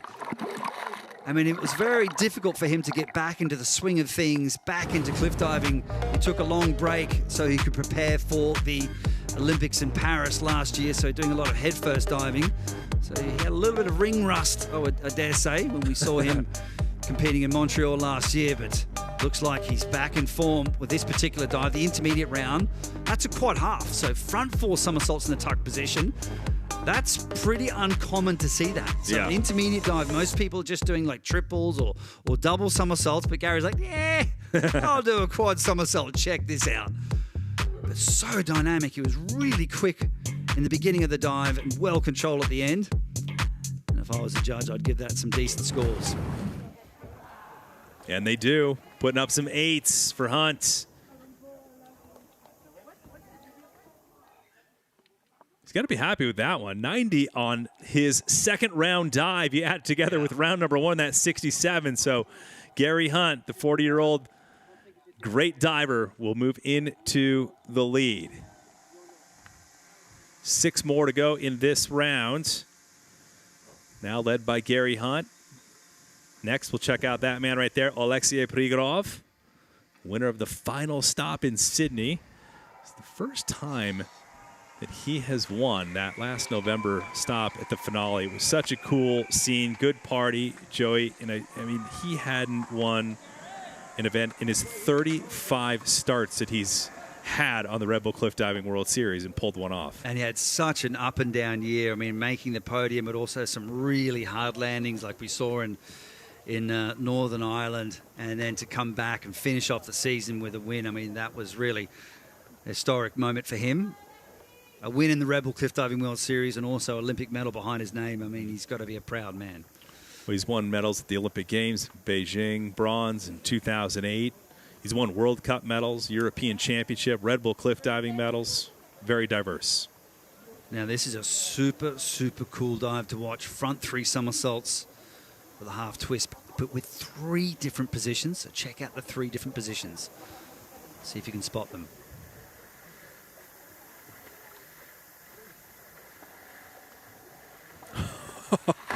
Oh, wow. Oh, Prigorov crushing the entry in the small lagoon. Wow. That was cool. That was cool looking. So as I was saying, 3 position front triple. Alexei smiling. I think he knows he's done a great dive. There's the tuck. There's the fly in the middle. There's the pike. And there is a mighty fine entry for Alexei Prigorov. Very dynamic, lots of different shapes. So tuck is the ball shape. When you're grabbing onto the shins, that's tuck right there. Boom, middle part of the dive. There's the straight. Spotting the water, digging deep into that pike position to keep that rotation turning over. There he is, adjusting for the landing. That was a fantastic dive, and that will give him a lot of confidence to move into those rounds to come. I usually see Costa in the gym in the morning, but this time around I saw Prigorov in the gym. Prigorov. He was in the gym this morning. Hungry. Which means Romanian one other thing. I was in the gym too. Oh. So your gym membership didn't run out. Anyway, in-house joke. You'll get that later. Wow, look at the scores. Prigorov with some 9s. Picking up where he left off in Sydney. We are only in round 2, though. A lot of diving left to go. But he needed that. He was midway through the field after that first round, Joey. Yeah. But there can be a lot of change from round 1. Yeah. I mean, they're the required dives, but when you really see things to start to change up is in round 3 and round 4 when we hit the platform, when we see that huge degree of difficulty come into the realm of the competition. All right, so Prigorov leads the charge right now. Johnny Paredes next to draw. 35-year-old from Mexico. 77th start on the Red Bull Cliff Diving World Series. So that's the most next to Gary Hunt, actually, for those who are here. Bringing the family pet. Why not? No cliff diving for the dogs, right? All right, Jonathan Paredes.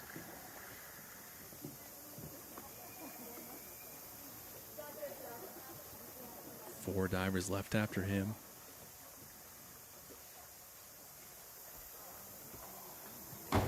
Boom. There you go, Johnny Paredes. Talk about experience right here. And with a dive like this, he's done this time and time again. And he's one of those athletes that's incredibly consistent with the entries.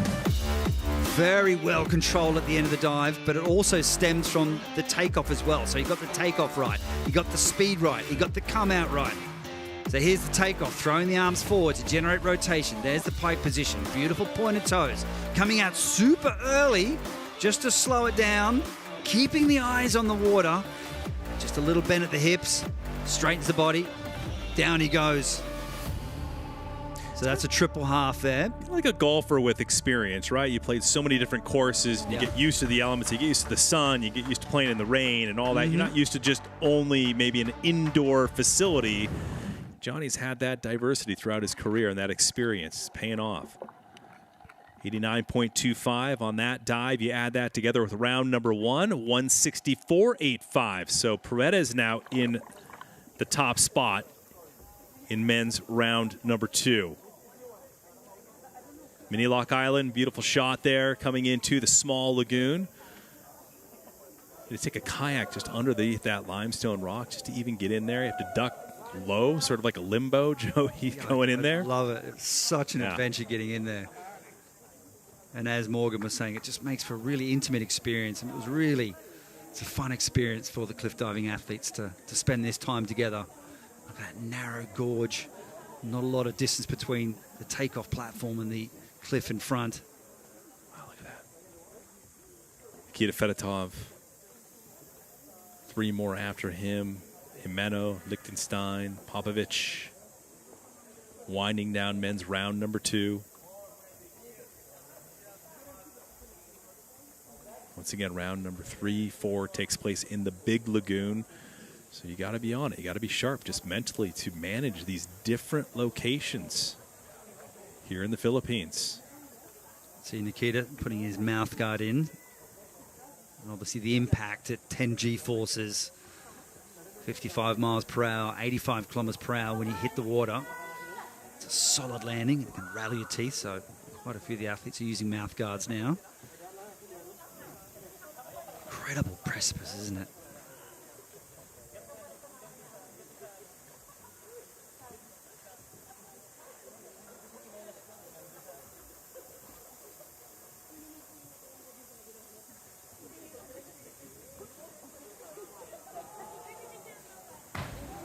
Oh, not the landing that he was looking for, and you can see that he's disappointed after that. Big over rotation for Nikita Fedotov, and he knows it. Here's the reverse takeoff, so facing forwards, moving away from the cliff face, but rotating back towards the cliff face. There he is, he sees the water right now, and just watch his arms carefully.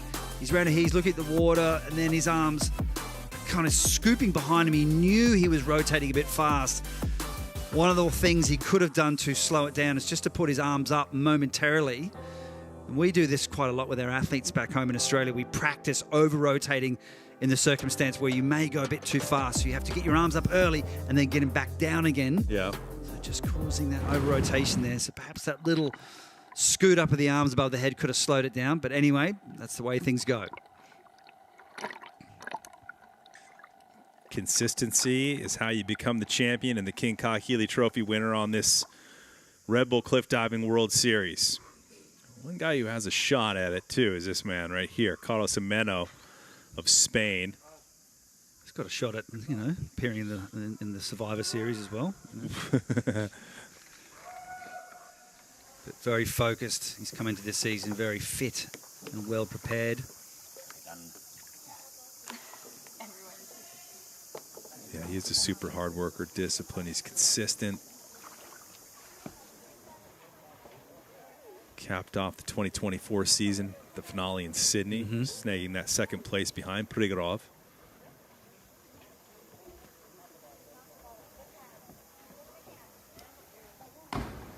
All right, Jimeno kind of doing the same as the others and maybe not figuring out exactly the height that it's at, Joey, or maybe it's the water or the visuals or whatever it is.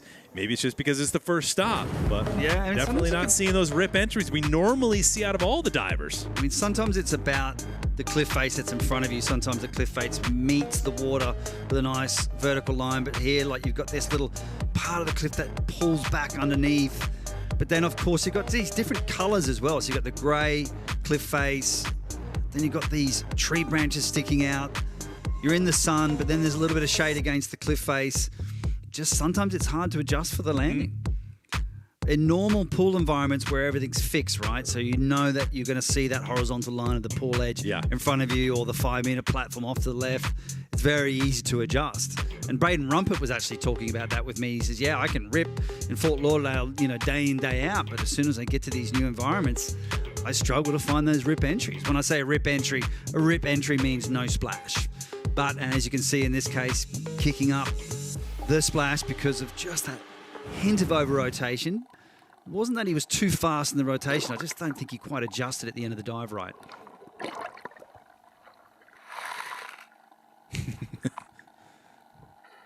It's like a spa in there. They're very warm water, so it does make it a lot softer. So it's a nice soft landing in locations like this. 2 divers left in the men's round 2 here from El Nido. Philippines, Mini Lock Island. Just a quick boat ride from El Nido.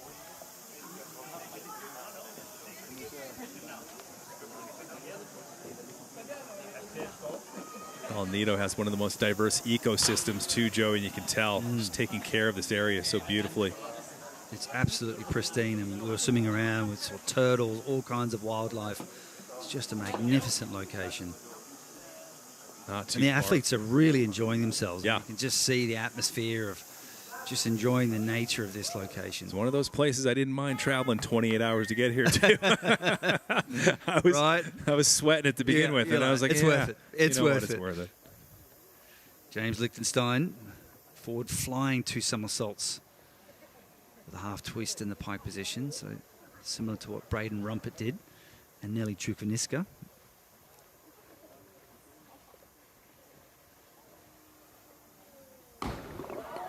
Not bad by James Lichtenstein of the United States. Talking about a guy who's leading after the 4th stop last season, Joey, into this year with 4 stops. Could this be the year that he wins the King Kakili Trophy? I mean, he's become incredibly consistent.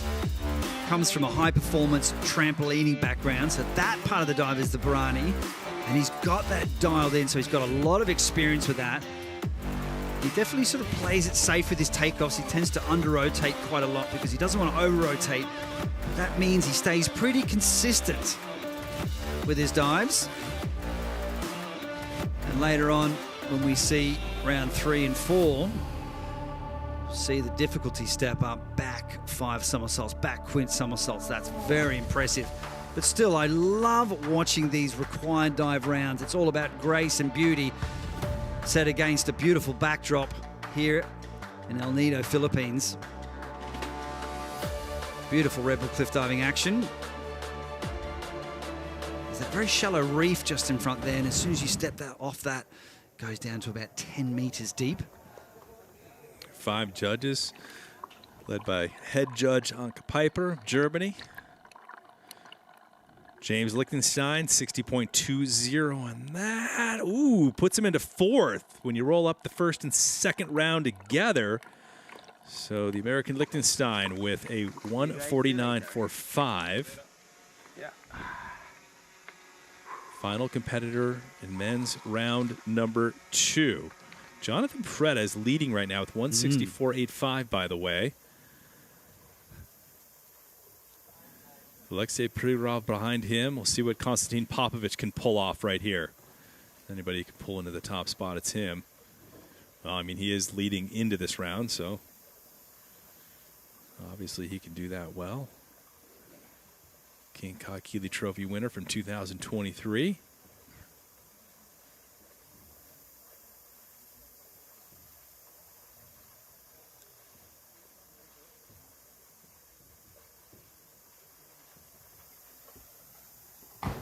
There you go. Now the Romanian shark will hold on to that spot.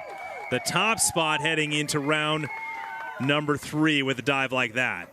You saw it, you heard it, and he nailed that dive.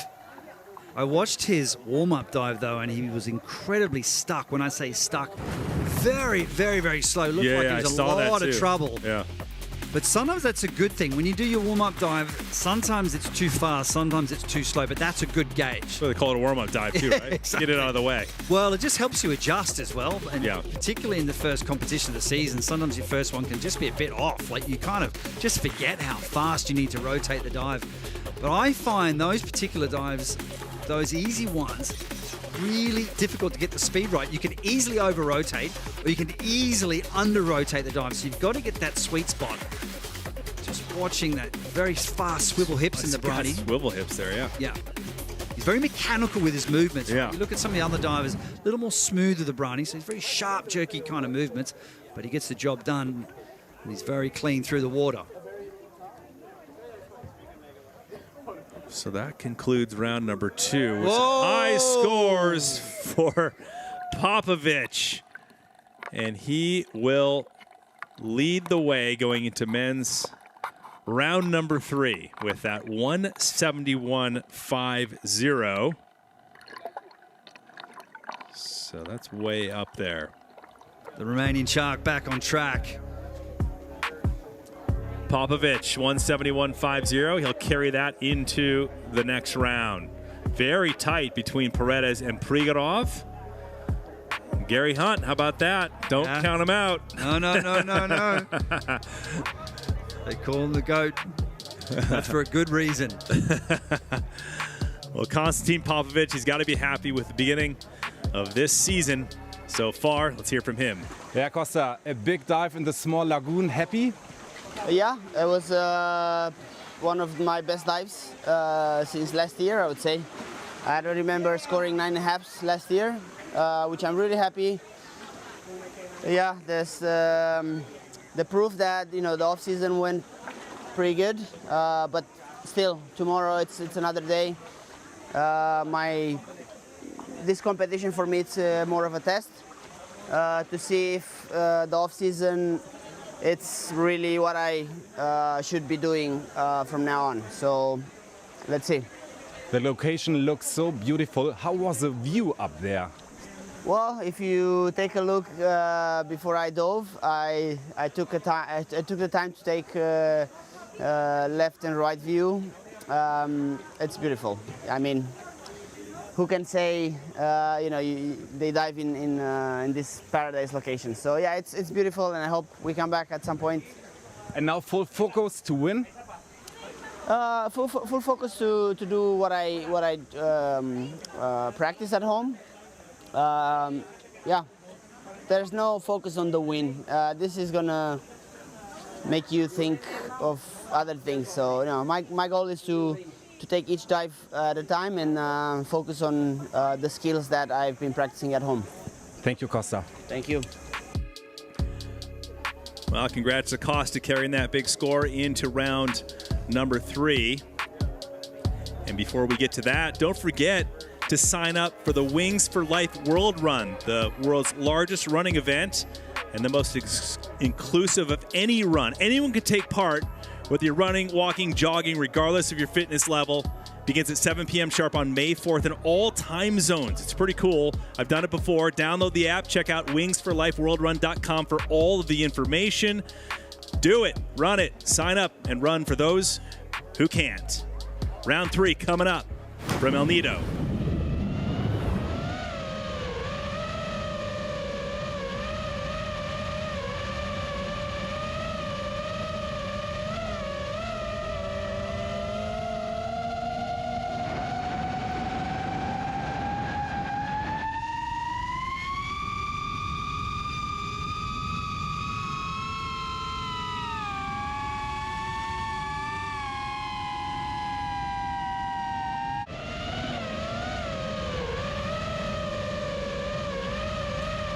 Moving on over to the big lagoon from the small lagoon on Mini Lock Island as we get set for round number 3. Stop number 1 of the 2025 Red Bull Cliff Diving World Series. Trace Worthington once again here, joined by Joey Zuber. Thanks for hanging with us so far. 4 rounds of diving. Divers now getting set for 3. The warm-up area. It's a different warm-up area than normal, not your average swimming pool spot. Orlando Duque tells us about this next dive spot, the Big Lagoon.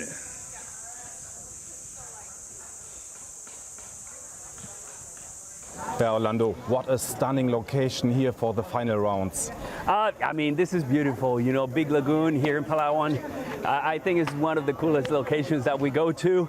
It's 2 optionals today, so that means everybody does their most difficult dives. There's going to be a lot of action. This is why we have these platforms like perfectly level for them, so really push everything they have. As beautiful as this is, you know, it's always a little challenge. There's a lot of jellyfish in the water. It gets in the mind of the divers a little bit, but you know, we have a good team of safety in there, making sure that everything's okay. It's been a really good competition so far. Let's see how it goes with the last 2 dives. And now it counts.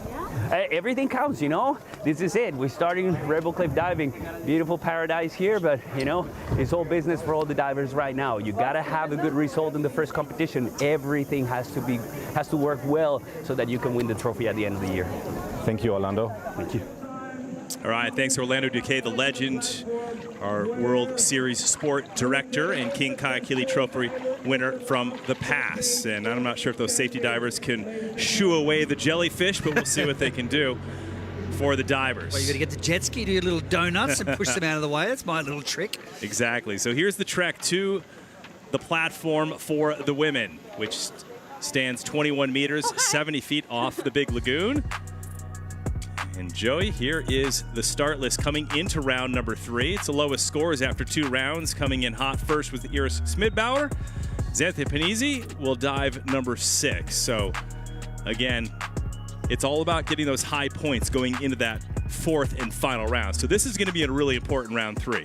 Absolutely. So we're really shifting gears. Of course, the 2 previous locations, Lagan Island and the Small Lagoon, which is just on the other side of these platforms here. We're off the cliff. And as Orlando said, they've built the platform, allowing the athletes to do those complicated dives. Now it's all about risk versus reward. So you want to throw down your biggest and most difficult dives, but if you don't nail the entry, it might not be worth it. But speaking of degree of difficulty, Iris Schmidbauer kicking off the round with massive degree of difficulty, 4.4, back arm stand, 2.5 somersaults with 2 twists. As we mentioned in earlier rounds, returns to the World Series after giving birth to a baby girl, Leilani, on August 24th, 2024. So this is her first competition back, and what a big competition to come back to. Right. Right, yeah. And with huge dives as well. When you've had a big layoff from cliff diving, to come back and perform skills like this, whoa, it's absolutely nerve-wracking. Check this out. Press up into the handstand. Look at the tariff on the left-hand side of the screen. You see it flashing red, 4.4. It's almost at the top of the DD scale. And there she goes. So Iris Schmidbauer kicking it off. Beautiful dive, 21 meters, 70 feet off the Big Lagoon. Iris Schmidbauer got that dive dialed down.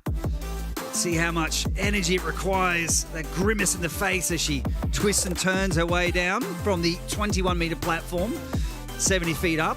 So the highest board that you see in the Olympics is 10 meters, and of course landing head first. And so the reason why they're landing feet first is because it's double that height, and it's just an immense impact. Tell you, good job here, Joey. I mean, she's running first, which means she has the lowest points after 2 rounds. So this is the way to get it done and set yourself up for round number 4. So once again, 5 judges, the high and the lower toss, the remaining 3 multiplied by degree of difficulty, which is big for her. As you mentioned, 4.4, Joey, 92.40. Big score, 187.95. So that'll put Schmidbauer in a great position going into round number 4. So she kicks things off, 12 women, followed by 12 men here in the 3rd round. We'll get into Lisa Cassetti, the 22-year-old Italian. Comes from a family of football players, or soccer if you wish to call it. Father, mother, grandfather Claudio played at a very high level.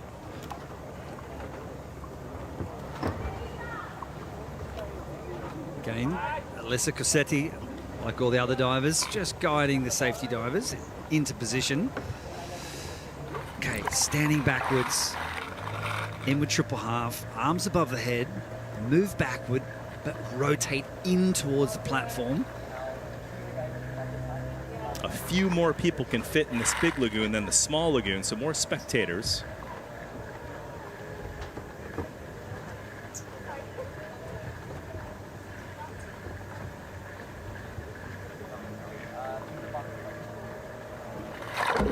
All right. Well, I mean, the sound was awesome, right? She got into cliff diving after seeing an exhibition in her hometown. From there, she contacted the awesome Alessandro De Rose to get involved in cliff diving. Here she is on the Red Bull Cliff Diving World Series. Yeah, he definitely led the way. Alessandro De Rose, such a great character in the sport. Also a great coach, and has been a great mentor as well. And we all need mentors in our careers, right? To get your mind state right, particularly for this sport. You've got to be really focused, be able to calm those nerves, but the nerves are always present. They never go away. There's the tuck positions. You have to show different positions. She's chosen to do it tuck. If you did it in the pike position, keeping the legs straight, that would increase the degree of difficulty. A very common dive here. Now she's becoming a lot more consistent with those entries. She's a stylish diver. Love watching her cliff dive. 4 rounds of diving, just a reminder, 3 different dive spots for the competitors.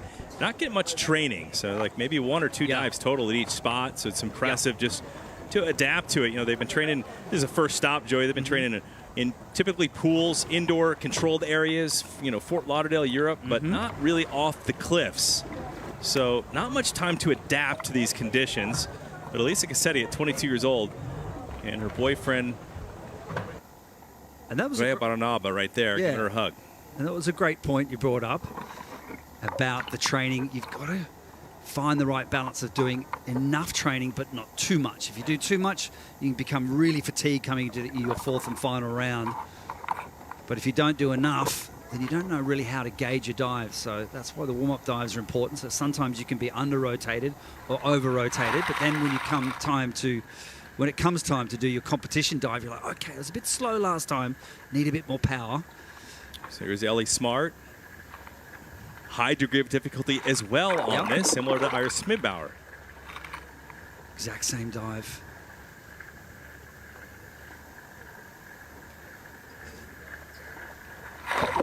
All right, Ellie coming in a little bit short on that one, or a lot short on that. Not the entry she's looking for to set her up for round number 4. The question is, did that hurt? And a lot of people ask us that, Joey. Does this hurt when you come in short like that? Yeah, you could definitely see that there was a bit of a grimace on her face when she came out of the water, wrapping into a twist. I just want to pay close attention to what happens here, coming around into the briny, but just looks like she just didn't work enough. See that? Right there. Into the chest, into the chin. And what that can do is 2 things. It can really knock the wind out of you, but the next day is when you tend to really feel it. A lot of the neck muscles are super sore. But this is cliff diving, right? A sport only for the brave, and sometimes it doesn't go to plan. She just needed to work it a little bit more, just played it a bit too safe. Needs to be very alert at the last part of the dive. We talk a lot about that when we're coaching our cliff divers. It's like, stay sharp, stay alert to your surroundings at the end. Don't give up. Difficult dive, but risk definitely met reality on that one for Ellie Smart, the United States. Wild card diver this season. He's on 39. It's really about the points on that one, just whether or not she's going to be all right. Definitely feeling it, I'm sure. Dropping in, again, the women 21 meters, 70 feet off the big lagoon. So now we have Gita Van Katvik. What do we have going on here? Same thing? Different arm stand dive. It's the arm stand theme. This time forwards, although slightly less degree of difficulty, in my opinion, this is a harder dive. You would think an arm stand forward, right? So she's doing arm stand forward, 2.5 somersaults, 1.5 twists. You think, okay, forwards would be easier, but actually it's more difficult. Oop, little wobble.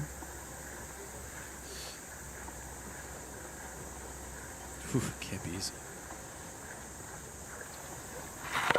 All right, Jeannie comes in a little bit very similar to Ellie's dive right there. Yeah, a little casted and sideways as well. I mean, she was really fighting that handstand. Yeah. Great commitment, though. Yeah, just before she took off, I mean, she was wobbling back and forth. So she has to lean forward and do that kip, and you've got to push away from the platform. And that's why it's so hard. If you don't get enough lean and get that kip just right.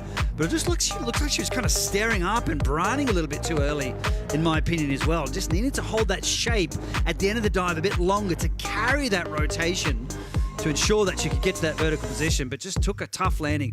See there, she's having to bend the arms, bending at the hips. Perhaps didn't kip enough, but just watch here closely, just coming out there and just, starting that briny too early. So opening that shape up and then slowing it down, and that caused that problem at the end of the dive. So perhaps she would have been all right if she just dug deeper a little longer. That's a shame. Well, it gives you a better understanding why the safety divers are down below, just in case anything goes wrong. Her husband, Matt Cooper, has been saved by the safety divers before in Switzerland several years ago. Yep. 147.15. She's in third. She's not happy with that. So there's Matt. Let's see where she sits going into the fourth round as we look at Maria Paula Quintero, the 24-year-old Colombian.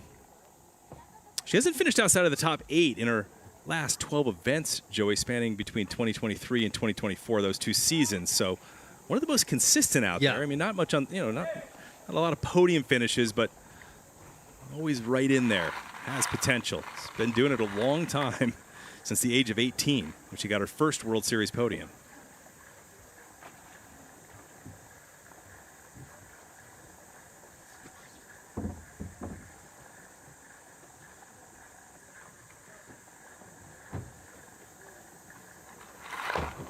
All right, there you go. Now we're getting some good entries.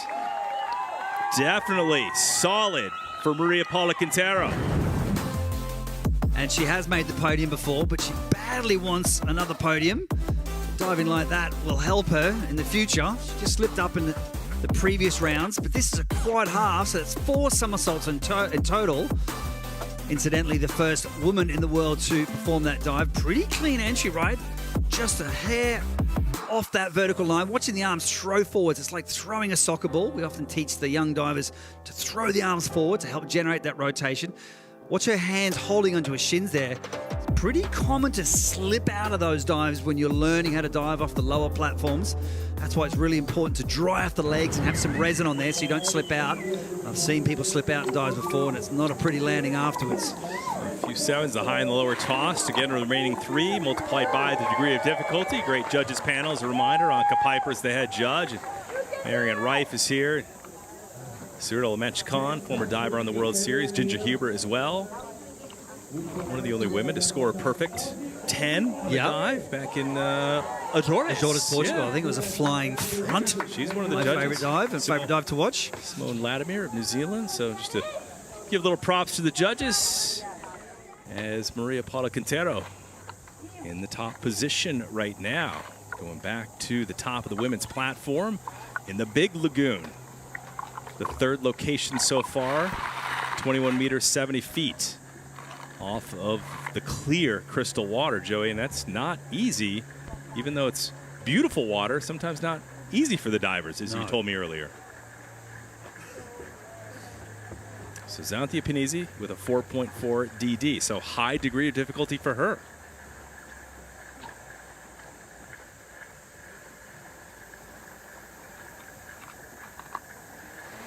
Oh, all right. Another one coming in short there on this one. So trying to dial it in between the 2 areas that they've already dove, this Big Lagoon, giving the women some challenges so far in this 3rd round. And absolutely. It's also important to consider that it's the first stop of the season. So they did take quite a big break. Xanthia did some training in China, but only probably got about 2 repetitions of this particular dive done, and maybe she only got 1 done in warm-up dives, so it still takes some time. After about the 8th or 9th one, you start to feel a lot more comfortable, but the first ones you do in the season, they're not easy. I'm just trying to have a look. The reason why she came up short, she could have just held on to the pike a little bit longer.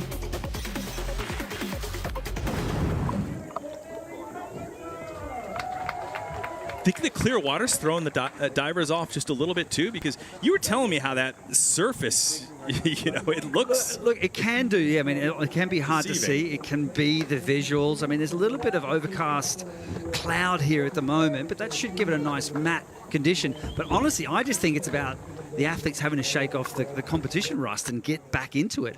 It's a bit like being in a boxing match for the first time. You've got tunnel vision. You don't see anything outside. It just takes a while for your eyes to start opening up and your brain to start registering all the things around you and picking up those details so you can react a little bit quicker. Next to dive, Maylee Carpenter of the United States.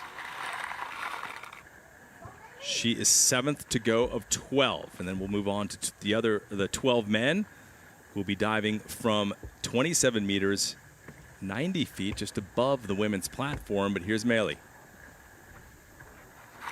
Get some twisting going on in the middle, a little bit of an over-rotation on that one for Carpenter. And this is an interesting point. We're just talking about a lot of divers under-rotating. In this case, Maylee Carpenter over-rotating. And so, as I was saying before, the tricky part about coming into the new season or the beginning of the season is just gauging the rotation or gauging the end of the dive. Am I too fast? Am I too slow? It just takes time for some of the athletes. I mean, someone like Rhiannon Nefland, who's so experienced, she's got so many dives under her belt, it comes a little bit more automatically. But to the others, not so. So one up twisting triple, just looking at the end here. Just staying in that shape and over-rotate. Just needed to lift up that chest a little bit earlier to make her body straighter to see if she could get to that vertical line. Bunch of fives up there.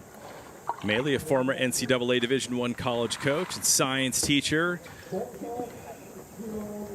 Now a full-time teacher at a behavioral school when not diving. Catalin Peretta giving her a few words of wisdom. We'll see him on the men's side. It's all about getting those valuable points and good positioning going into the 4th round. All 4 rounds count as a reminder. So Simone Leadhead, what's she doing? She's making sure that the safety divers are in the right position. Exactly. Where did you always want that? Is it a specific area or you just wanted them out of your way? Yeah, it's a reassuring thing, just knowing that they're down there. It just makes you feel a lot more confident when you're taking off from the platform. But yeah, just off to the side. I wasn't too particular about it. There you go, putting one in. Coming in hot, Simone Leadhead turns 22 on April 22nd. We're coming off a big season. 2nd place finish in 2024 at the finale in Sydney, earning a permanent diver spot for this season. And last year, she definitely had some troubles at some of the tour stops, particularly in the Northern Ireland on the Causeway Coast. She found it incredibly difficult managing the off-the-cliff dives, but where she feels comfortable is on the platforms. So, of course, in Montreal and Canada, they have a fixed indoor high diving facility, so they're really accustomed to diving off those platforms. But when it comes time to dealing with all that climbing, the off-the-cliff dives hasn't been so easy for her. But the good thing about Simone Leadhead, and the thing that I really like about her, she does adapt, she does adjust, and she's got fantastic technique, beautiful form. I definitely enjoy watching her dive. Definitely Simone and Molly Carson definitely have a similar style to one another. Graduated college in health sciences a couple years ago, but she told me she's back in school studying social work. So she's got a lot going on when not diving. So Simone Leadhead. We'll wait for her scores to pop up. Pretty big score, 87.75 on that. So you roll up. All 3 rounds so far, 207.65 puts her into the top spot and the score to beat. So Simone Leadhead, 8 to go, 4 remain in the women's competition. Kaylee Arnett turns 32 next week. Made her debut at the 2nd stop last season, less than a year ago in Boston, placed 2nd. Turned some heads there. Thought it was rookie luck, but then she backed it up with 2 more podiums after that, earned a permanent diver spot this season. Kaylee Arnett is no flash in the pan. Supremely talented diver. Usually need to insert a big crowd for her, though. So she's dancing on the platform. So Kaylee Arnett, in only her 6th start of her World Series career, and again a reminder, he's hit 3 out of 5 starts. She could make it now 4 today. Watch the feet here. Watch how close she comes to platform. You just have to come within centimeters of the platform. You might think, that's a little bit dangerous, but it's not. You just need that rotation.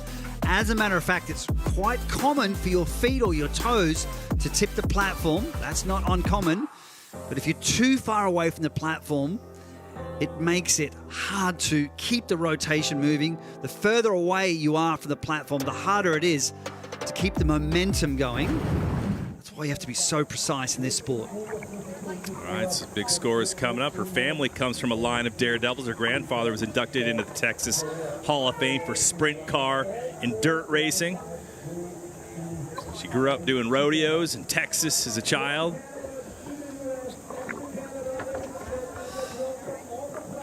.87.75 on that particular dive. Remember, all rounds are added together. It's only 3rd round so far, so 2:18.15, and that is now the score to beat.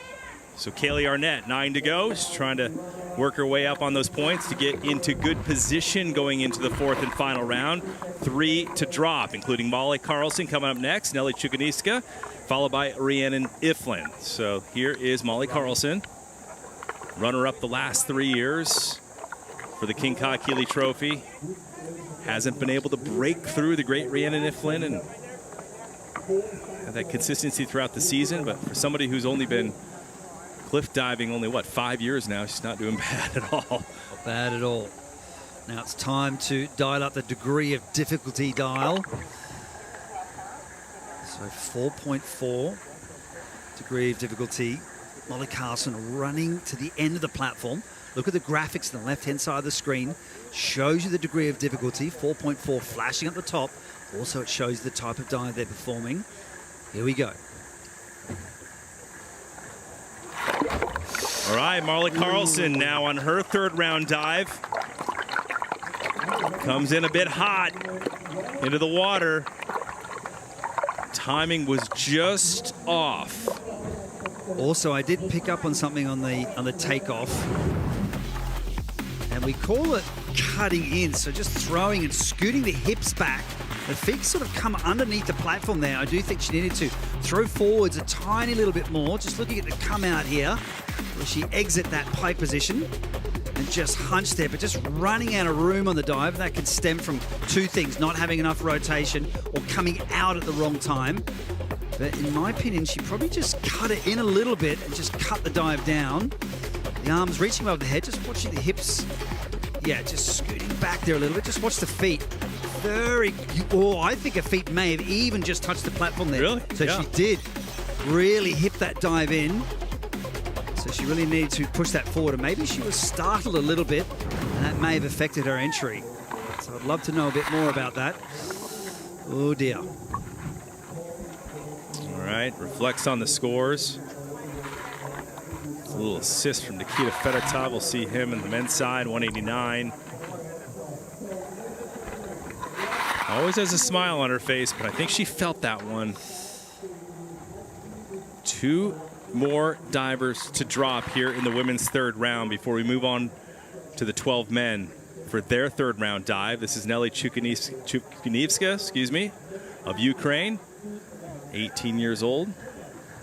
As we mentioned, one of the youngest diver out here. Made her debut in Oslo last season. 2022 Junior World High Diving Champion. And only her 5th ever World Series start since that debut. Another arm stand dive. Seems to be the theme for this particular round. See the water below, very transparent. Safety divers splashing to cut through that transparency.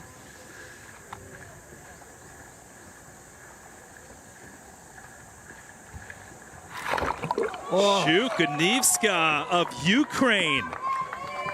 Oleg likes it. The real deal. The first teenage diver to earn a permanent diver spot on the Red Bull Cliff Diving World Series. Now, I like how Nelly Chukaniska was shaking things up, so the other women in this round were doing back arm stand twisting dives and front arm stand twisting dives. This time, just keeping it to the rotating theme. She's got such nice, graceful lines. I mean, just look at her toe point there and the leg line. Yeah. That's what the judges are looking for, right? You don't want your feet flat, bending the legs there to help generate the rotation. Squeaky clean pike position. Super early out, head tilts back, looking towards the water. New to cliff diving, Joey. Why not point your toes? A lot of people think you would point your toes like traditional diving instead of keeping your feet flat. Well, pointing your toes in the air is necessary to keep the form, and then just before you hit the water, you flex your feet, make them a little bit flat, and that creates a hole for your body to pass through, and that helps the rip entry. Same like going head first. You actually grab onto your hands. You try to make a flat surface. You're not sort of pointing your fingers out like a Superman, right? That doesn't help you cut through the water. So 81. Good stuff, Joey. Thanks for that. 219.45. So that is a big score for Chukaniska, and will put her in the top spot at the moment, going in a great position going into the fourth round, regardless of what happens with Rhiannon Iflin. Now, statistics would show. Would they now? But don't have to be much of a statistician to figure that one out. So Rhiannon Iflin, the 8-time Red Bull Cliff Diving World Series champion. Definitely showing some signs of some wear and tear in the body with the right thigh strapped up there. That's usually an indicator of the adductor. High DD means degree of difficulty. Even if you're not, diving terrible or landing wrong, the wear and tear, of your body regardless, maybe even when you do nail your landings, could wear and tear on your body worse. That's why Rhiannon Iflin has all that wrap up there. But look at that, showing you why she is the greatest of all time in female Red Bull cliff diving. Look, and Rhiannon's so consistent with her entries, and I dare say that reduces the toll on the body. And I do think that's why Gary Hunt could compete for so long, because he was so consistent with the entries. He just didn't take as much as a beating as some of the athletes, right? He was super talented, super technical. However, that being said, sometimes you can still have a really good, clean entry, but underneath the water, you can get torn apart. And so what can happen, one of the most common injuries, is when you hit the water right here, the legs will actually just start pulling apart. So the water just wants to grab your legs and just yank them apart, and that's why they tear adductor muscles. That's why the strength training in the preseason is very important. Well, there you go. She'll pull into the lead. 5 judges weigh in on that. Former trampolinist. Talk about, well, how many people get into cliff diving from diving? Many, but trampoline background, well, trampolinists go feet to feet. And so with Red Bull cliff diving going to your feet, it's paid off being a trampolinist in the past. So we need some aerial skis to make the transfer. I'm sure they could do a great job. So I've been trying to talk a bunch of them into it. Yeah. Bring on over. So after 3 rounds of diving for the women, it's Rhiannon Iflin taking her 251.20 into the 4th round. Chukaniska, the 18-year-old in second. Kaylee Arnett. It's going to be a great 4th round for the women. So there you go. The top 12, or the only 12, moving into the 4th round. Those are the scores. And it takes 4 rounds to get on top of that podium, so anything can happen. But Rhiannon Iflin sitting in, again, that confident position. Yeah. Number 1. Definitely the standouts were also Kaylee Arnett. Is that a pirate? That is a pirate. Carlos Jimeno digging the headband. Moving on to the men.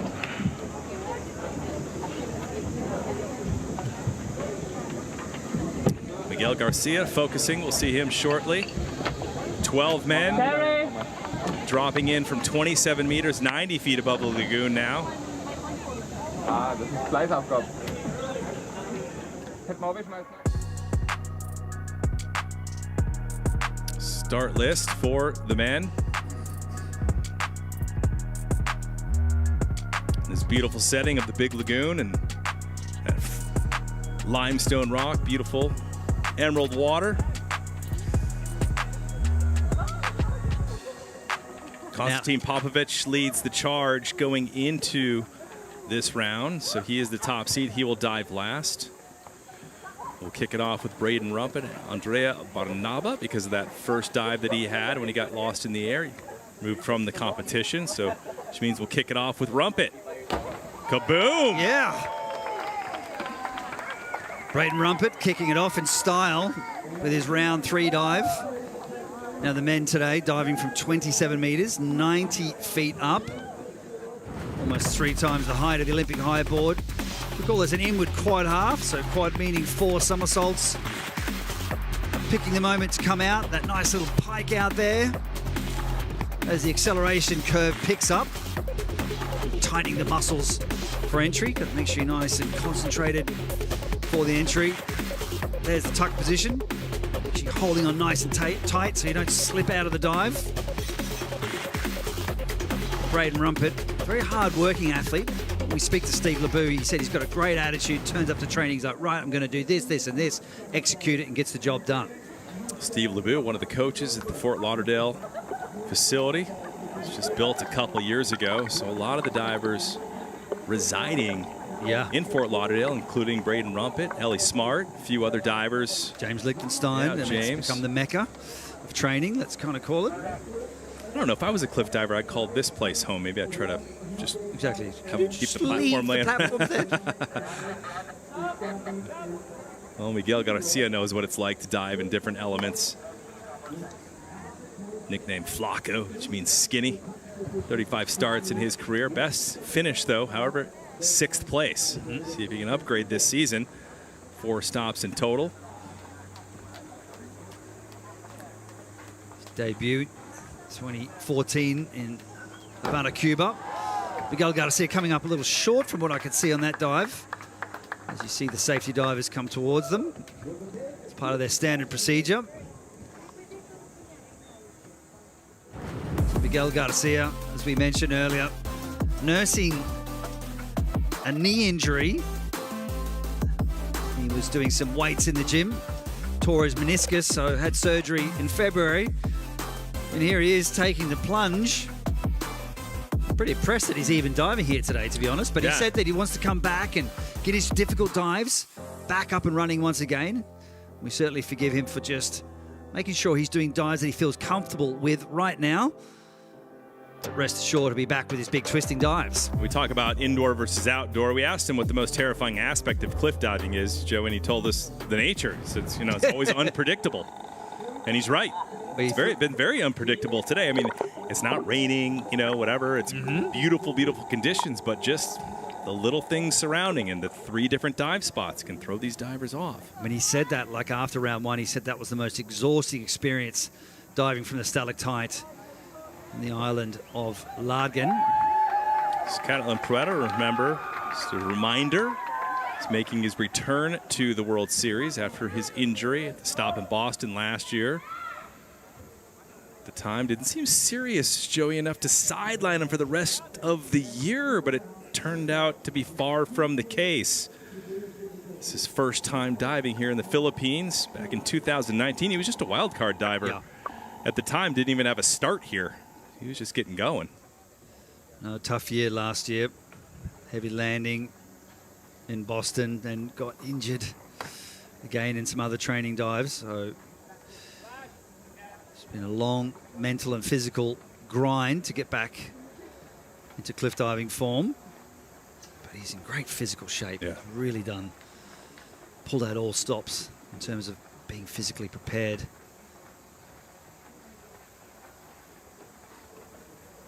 Very big dive. Back arm stand, 3.5 somersaults, 2 twists.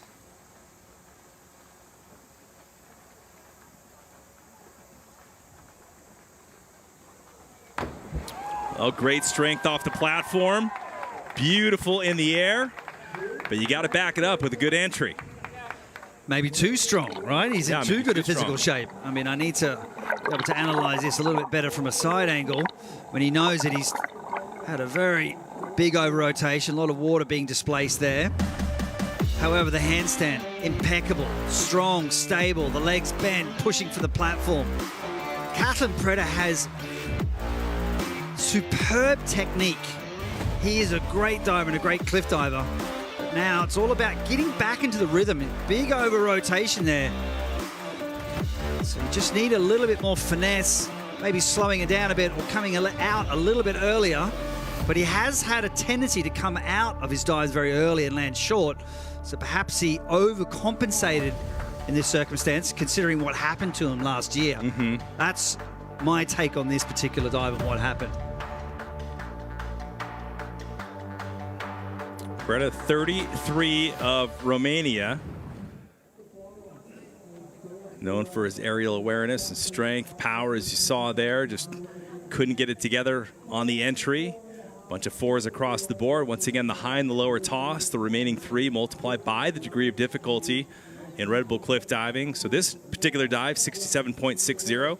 You add the first and second rounds together with that, he has a 179.65. So sitting in third is Preda. He's 3 to go of the 11 in this round. Great shot, beautiful day for the divers. Spectators coming in on the kayaks into this big lagoon. And it's great for the athletes to be in this environment because it is nice and warm. And we've had some stops like Northern Ireland and it was brutally cold. So the athletes, dare I say, much prefer these conditions to Northern Ireland. Northern Ireland was beautiful, but... Like soccer, football, all the rest of the games that play maybe sometimes indoors on turf, and then they're outside and they're in the mud and rain and cold and warm and hot. So no different for the divers. It's just that these guys really never change their outfit no matter the conditions. just the Speedo. Bearing it all. That's it. Nikita Fedotov turns 30 years old in May. His 32nd career start on the World Series. Always fun to watch. Nikita Fedotov. How cool is watching that bubble stream just rip through the water there. And we're talking about the temperatures before, so the outside temperature nice and warm, but also the sea temperature is warm, which tends to make the landing a little bit softer, if you call it soft, when you're hurtling at the water at 85 kilometers per hour, 55 miles per hour. But if you are diving somewhere like Switzerland, for example, very flat water, very cold, icy water, let's say 10, 11 degrees, it can be a really hard impact. So the athletes, once again, prefer the warmer temperatures outside of the water and in the water. Traveling down about 4 to 5 meters on a particular dive like that, if you're wondering how deep they go. Scores are much better than 2019, where he placed last, 12th place in that competition. So Nikita Fedotov will move into the lead. Much different than 2019 with the 2:10.60. So Fedotov, 4 to go, the 11. Geraldo Martinez needs 6s to move into the lead. Look at that beautiful shot and that platform, 27 meters, 90 feet off the lagoon. Normally, some of the events, depending where it is, there's downtown events. You have Boston, Montreal, Oslo, lots of people, 40, 50,000 people. Lots of noise, lots of music, announcing. Boy, it's quiet in here. I wonder how that impacts some of the divers. Does it help or maybe hurt some of them? I think once you're on your handstand like that, you're in the zone. You're not thinking about much else. Jonathan Martinez, come on. The young Mexican. What an entry. Now a permanent addition to the World Series roster. You might have a good feeling why. Got such great technical ability, very brave. I mean, some of the youngsters come into the Red Bull Cliff Diving World Series just playing it safe, just, okay, step up my degree of difficulty step by step. But here's Geraldo Martinez in his second season, and he's just really pushing the limits with a degree of difficulty. And to be honest, I think he's capable of doing even harder dives in the future. A little bit bent in the legs there. Remember, the judges are looking at form, right? They're not judging the degree of difficulty. They still look at the takeoff, the flight, and the entry, and the overall aesthetics. That's what they're looking at. and multiplying that by the degree of difficulty. Good scores for Jolotl Martinez. When asked what his family thinks about this dangerous passion he has, he said, let's just say my mother lights a candle for my safety every time I compete. 127, huge score for the 22-year-old Mexican, 245. And that is a massive score when you roll up those 3 rounds. That'll put him into a good position moving into round 4. All 4 rounds count in Red Bull cliff diving. 6 to go here in the 3rd round. Next is Carlos Jimeno, followed by the American James Lichtenstein. Now things are about to get very interesting. So check this particular skill out. Remember, we're on Minilock Island, the small, big lagoon. Small lagoon took place earlier. Just a short boat ride from the island of El Nido. Carlos Jimeno. So always pay attention to the graphics on the left-hand side of the screen when they pop up. That denotes the degree of difficulty and the type of dive that they're doing. So what's Carlos got in store for us? Well, let me tell you, it's a back 5 somersaults in the tuck position. And for the viewers back home, I challenge you to try and count the somersaults as he does this one. It's easy to do it in slow motion, but in real time, this happens fast.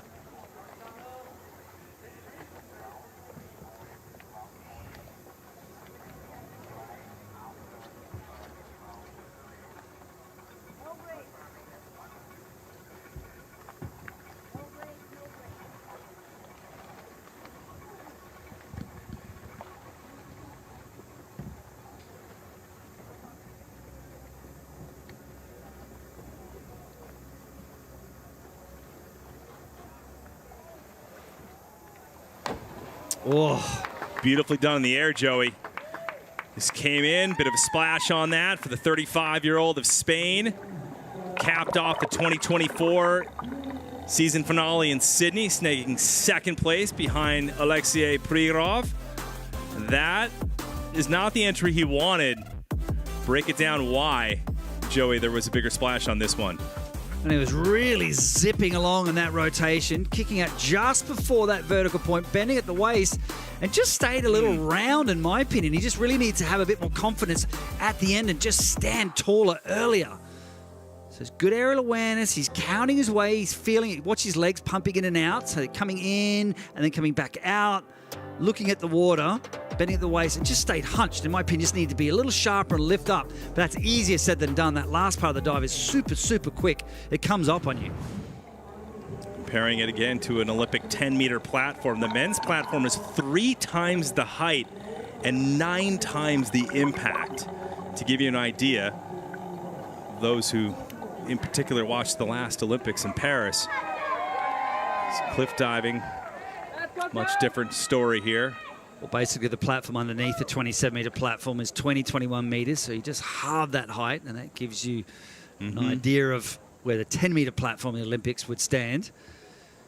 Now it's James Lichtenstein. Yeah, James, the only American permanent diver on the series, known for his quint back somersault. Might see that in the 4th and final round. Very calculated athlete, mathematician.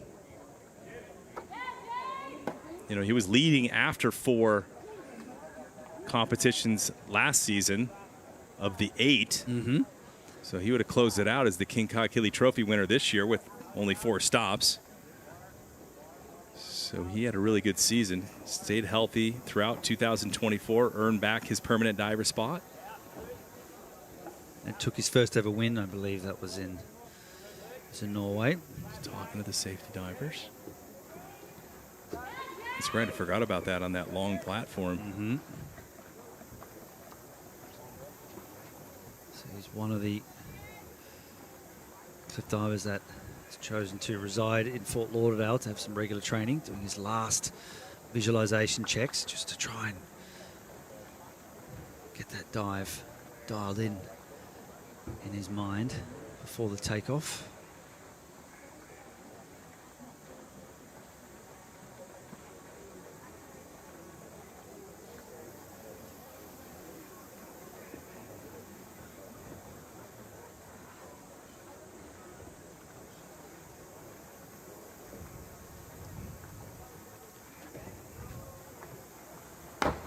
Oof. Coming up short, James Lichtenstein. And to be honest, as soon as he took off, I just noticed that he was just definitely slow on rotation. From what I can gather, he just didn't get it moving enough. This was a little shaken up. Yep. So bending the legs, coming to the tuck there. I think he really just didn't have enough gas from the top of the platform, coming around and also kicking out early, which meant he ran out of room. I think the combination of being a little slow on top and kicking out early was the result in that short landing. That's why you have to get the timing just right. You have to spend a lot of time working on the low platforms. I'm quite surprised he came up short, considering how consistent he was last season, right? He was just dialed in, podium after podium. I mean, he slipped up a little bit at the end of the season. This is a little bit uncharacteristic, in my opinion, for James Lichtenstein. But yeah, he'll feel that tomorrow. That rattled his neck right there. Tough day at the office for James Lichtenstein. Say what? What did you say? Kick really early. Yeah, and it was a little bit slower than practice. So moves into third with 3:19.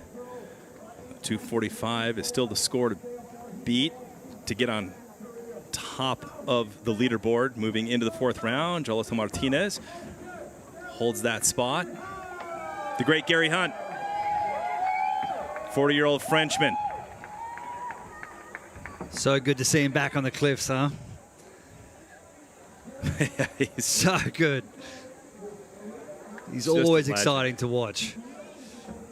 Again, those new to cliff diving, 10-time King Kahekili Trophy winner. Yeah, it's not bad, eh? No. The most decorated cliff diver of all time. Took the season off last year, most of it anyway, to compete in the Paris Olympics.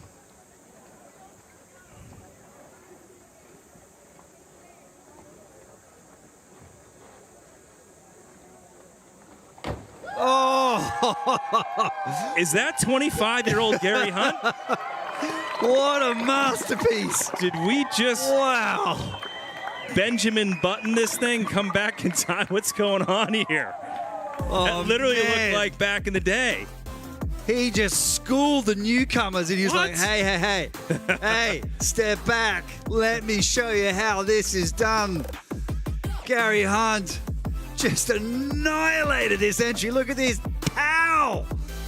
Nothing. That entry, Joey, was smoother than jazz on a Sunday morning. So nice.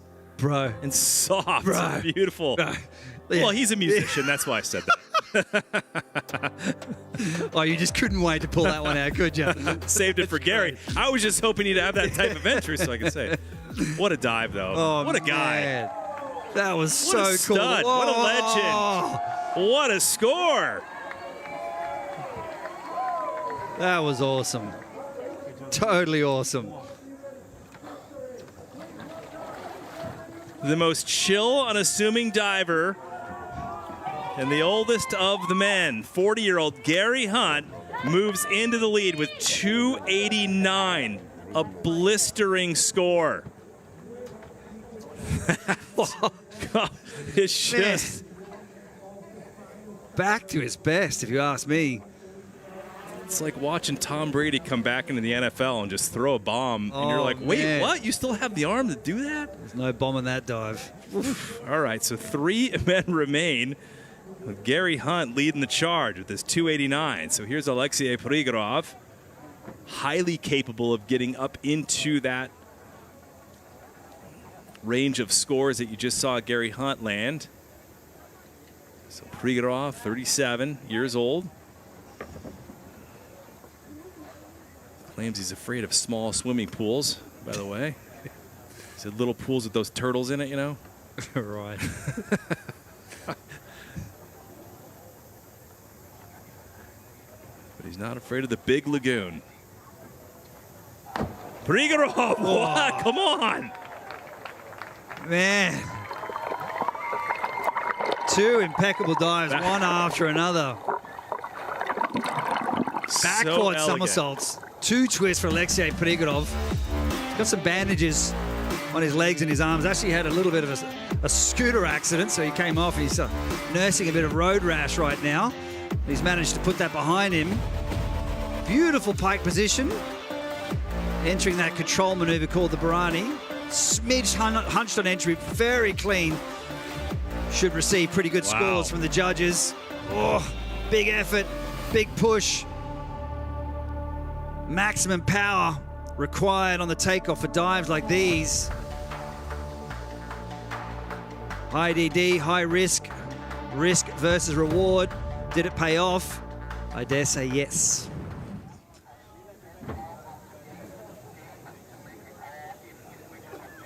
The 5 judges will have a bunch of 7.5s, 3 of them. So we'll toss a 6.5 as a low and an 8. Keep 3 7.5s. That DD 5.1. Behind Gary Hunt, 275.15 when you add all of the first 3 rounds together. So 289 is what Gary Hunt has set as the tone and pace here in this round. Jonathan Paredes is the lowest DD in this round, Joey, at 3.6, but he seems to manage that low DD and make it up with really good form and entries and still sitting in good positions. He had some very high scores in the previous rounds. Perhaps that'll carry him through. He's known for those squeaky clean entries. There you have it right there. So that low DD, well, let's just compare it to something like golf, Joey, where maybe he might not go for the green and be that hero, but he lays up and he's a smart player. Right? Exactly. So sometimes you're better off doing lower degree of difficulty and getting really high scores like 9s. I expect he'll get 9s in this particular dive. Let's say you do a really big dive, you're up around, say, 5.4 or something like this, but you botch the entry, right? And you only get 4s and 5s. It's not worth it. You're better off doing that dive. Yeah.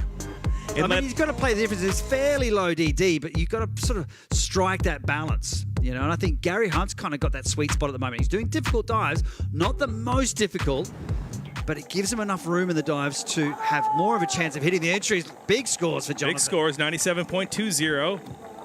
Those 3 scores multiplied by low DD, 262.05. So from a competitive standpoint, smart. Yep. The only risk there is that you have to bank and depend on others to make a mistake. Correct. Right? To get on top of the podium. But in this case, with some of the entries that we've seen, it might work for Jonathan Paredes. Yeah, it's been a bit hit and miss, right? Both in the women's and the men's field. We've seen some athletes, yes, of course, hit the entries, but also some with the big dives just not really getting it together. Well, Konstantin Popovic dialing in his last-minute visualizations. Back 4 somersaults, 3 twists. He's the last man to go in this 3rd round. Yep.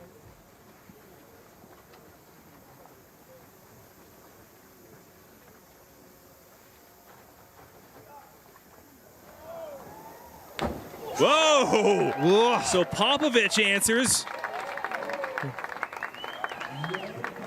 He's like, wow, I've got Gary to contend with again. You know?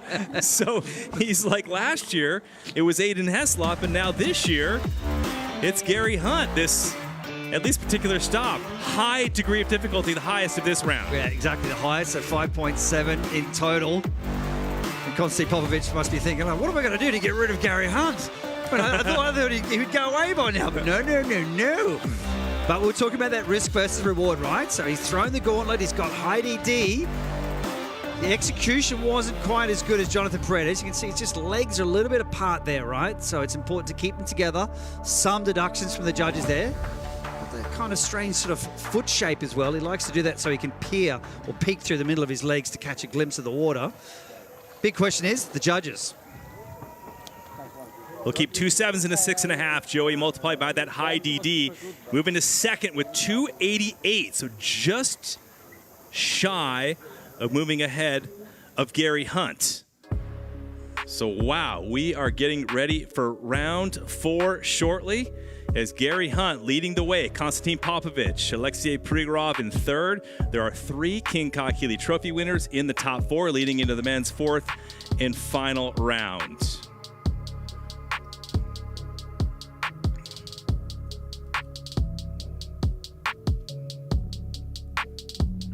Don't forget, sign up for Wings for Life World Run, where anybody can run, where the catcher car chases you, where the finish line actually follows you.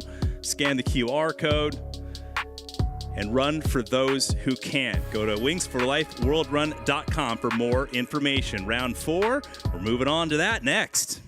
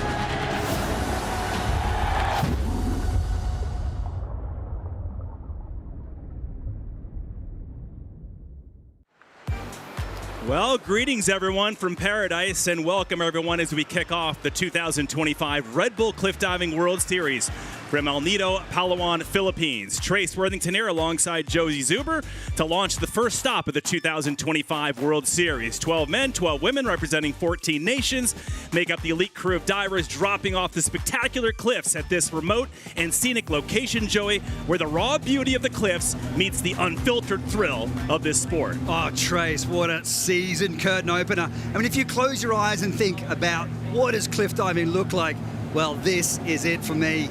This location definitely personifies cliff diving.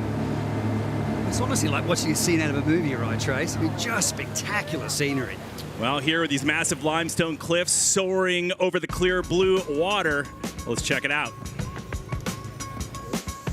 There are so many challenges here in El Nido, from having to climb crazy rocks to finding footing that you can jump off of, and then just being out in the open. It's a crazy, real, authentic cliff diving experience. It's a paradise for cliff divers, and for someone like me who likes to be out in nature and who likes this sort of challenge and this kind of free cliff diving, it's a perfect place to start. To connect with nature and to come back to our roots in cliff diving, to actually jump from the rocks, you have to feel and be one with the whole landscape. You have to be part of the water, part of the cliff. You have to feel it, but not think about it too much, of course, and just go with what feels natural. Pressure in paradise is the perfect word for this, because you feel like you're on vacation, you're in paradise, and then you have to climb these terrifying rocks and jump into this crazy location. So for me, we all know I'm a platform diving girl, so to go literally up real rocks is very stressful for me, but I'm so excited to get out of my comfort zone, and what a better place to do it. And it's like so warm. If it was cold and rocky, I'd be like, I'm leaving. Divers, Joey, I mean, just getting to the platform and the dive spot, very tricky as the athletes get ready for the fourth and final round. 8-time series champion Rhiannon Ifland leading the way on the women's side. Jonathan Paredes getting warmed up. And for those new to cliff diving or need a refresher, here's a snapshot on how the competition works. Each Red Bull cliff diving event features 8 permanent and 4 wildcard divers per gender. There are 4 rounds of diving, with varying levels of difficulty. The panel of 5 judges has less than 3 seconds to evaluate the parts of each dive. The judges then award scores from 0 to 10. The highest and lowest scores are eliminated, and the remaining 3 added together. This total, multiplied by the degree of difficulty, gives the dive score. And all 4 dives are added together for the event score. Finally, series points are awarded at every event, with a bonus point for the best dive of the competition. At the end of the series, the divers with the highest series points are awarded the King Kahikili Trophy. And Joey, only 2 women and 6 men have won the trophy in the 15 completed years of the World Series. 12 men, 12 women. We'll see the 4th and final dive momentarily, beginning with the women. 3 of the 4 rounds have concluded, Joey, as Rhiannon Iflin makes her way into the lagoon. Yay! Get us up to speed on who we should be looking for coming into round number 4. Now, this is Rhiannon Iflin. It's round 1. And she's wasted no time. She's put her pedal to the floor with this immaculate dive from this spectacular backdrop of these overhanging stalactites. And then round 1 as well in the island of Lagan, also with a triple half and just blazing her way into the ocean. Look at that beautiful pike position, stretching out that maneuver for a classy entry. But after 3 rounds of diving, she's sitting in 3rd place right now. But how about this? Nelly Chukaniska, in the small lagoon, in a different location, the island of Minilock. Super cool flying double half here. Nice. Bringing the old school back to the new school. But the big story is this: Nelly Chukaniska is now in 2nd position in the competition. 18 years old. Just 18 years of age. Molly Carlson shifting gears into the big lagoon. It's all about the big and difficult dives. Okay, she's a familiar rival to Rhiannon Iflin, but finds herself in an unfamiliar position after round 3, faltering on her most difficult dive, slipping back from 3rd to 6th after 3 rounds of diving. She's a great diver, but she's got some work to do to catch up. There's Ellie Smart making her way up to the dive spot. She will go first. This whole thing with one hand. It's kind of a Via Ferrata style trek to the dive spot. Okay. We made it. Diving from the cliffs is one challenge, but getting there is another. Great judges panel led by Anka Piper. Cyril Lemechkon, former diver on the World Series, is here. Simone Latimer, Marion Reif. And then also we have a great crew of divers on the women's side. As we look at the start list, we look at Ellie Smart. She will kick things off. Jeannie Van Kotwick second. Ira Schmidbauer, the new mother of a baby girl. She is in the mix. Rhiannon Iflin will cap things off because she had the highest score coming into the 4th and final round. Anything stand out? Everything. I mean, the location, the diving. I mean, they're handling the conditions very well for the first tour stop. You've got to shake off that competition rust. But some of the athletes did struggle a little bit, obviously, with that climb into the position to do the off-the-cliff rounds. But now it's all about getting back to the platform, right, where you can perform those more difficult maneuvers, high number of somersaults and twists, increasing the risk of the dive. Been a very arduous time for the divers, just getting to all these dive spots throughout the past day or two, and to train and then to come to this 4th round as we look at Ellie Smart, the 29-year-old American. Today marks her 39th start on the Red Bull Cliff Diving World Series. She started at age 21 back in 2017. Had a tough 2024 season. Yeah. Came into it as a permanent diver, and then she now is a wild card diver coming into the 2025 series. And that puts a lot of pressure on you, especially we've only got 4 stops this particular season. So you've got to get off to a good start if she wants to reclaim that permanent diver position. Back 2 somersaults, 3 twists for Ellie Smart. Here we go. So Ellie Smart drills one in. Wow.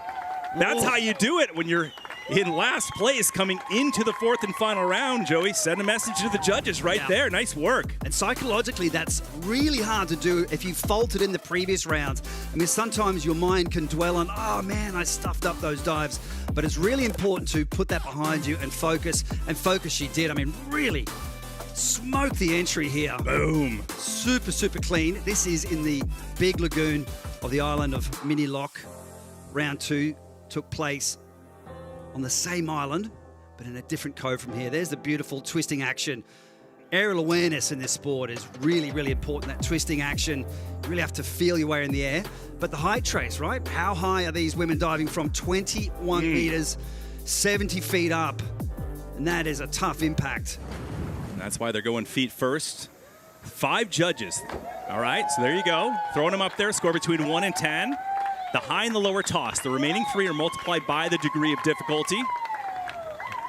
Ginger Huber, former diver as well, one of the judges, given a 7.5 for Ellie Smart.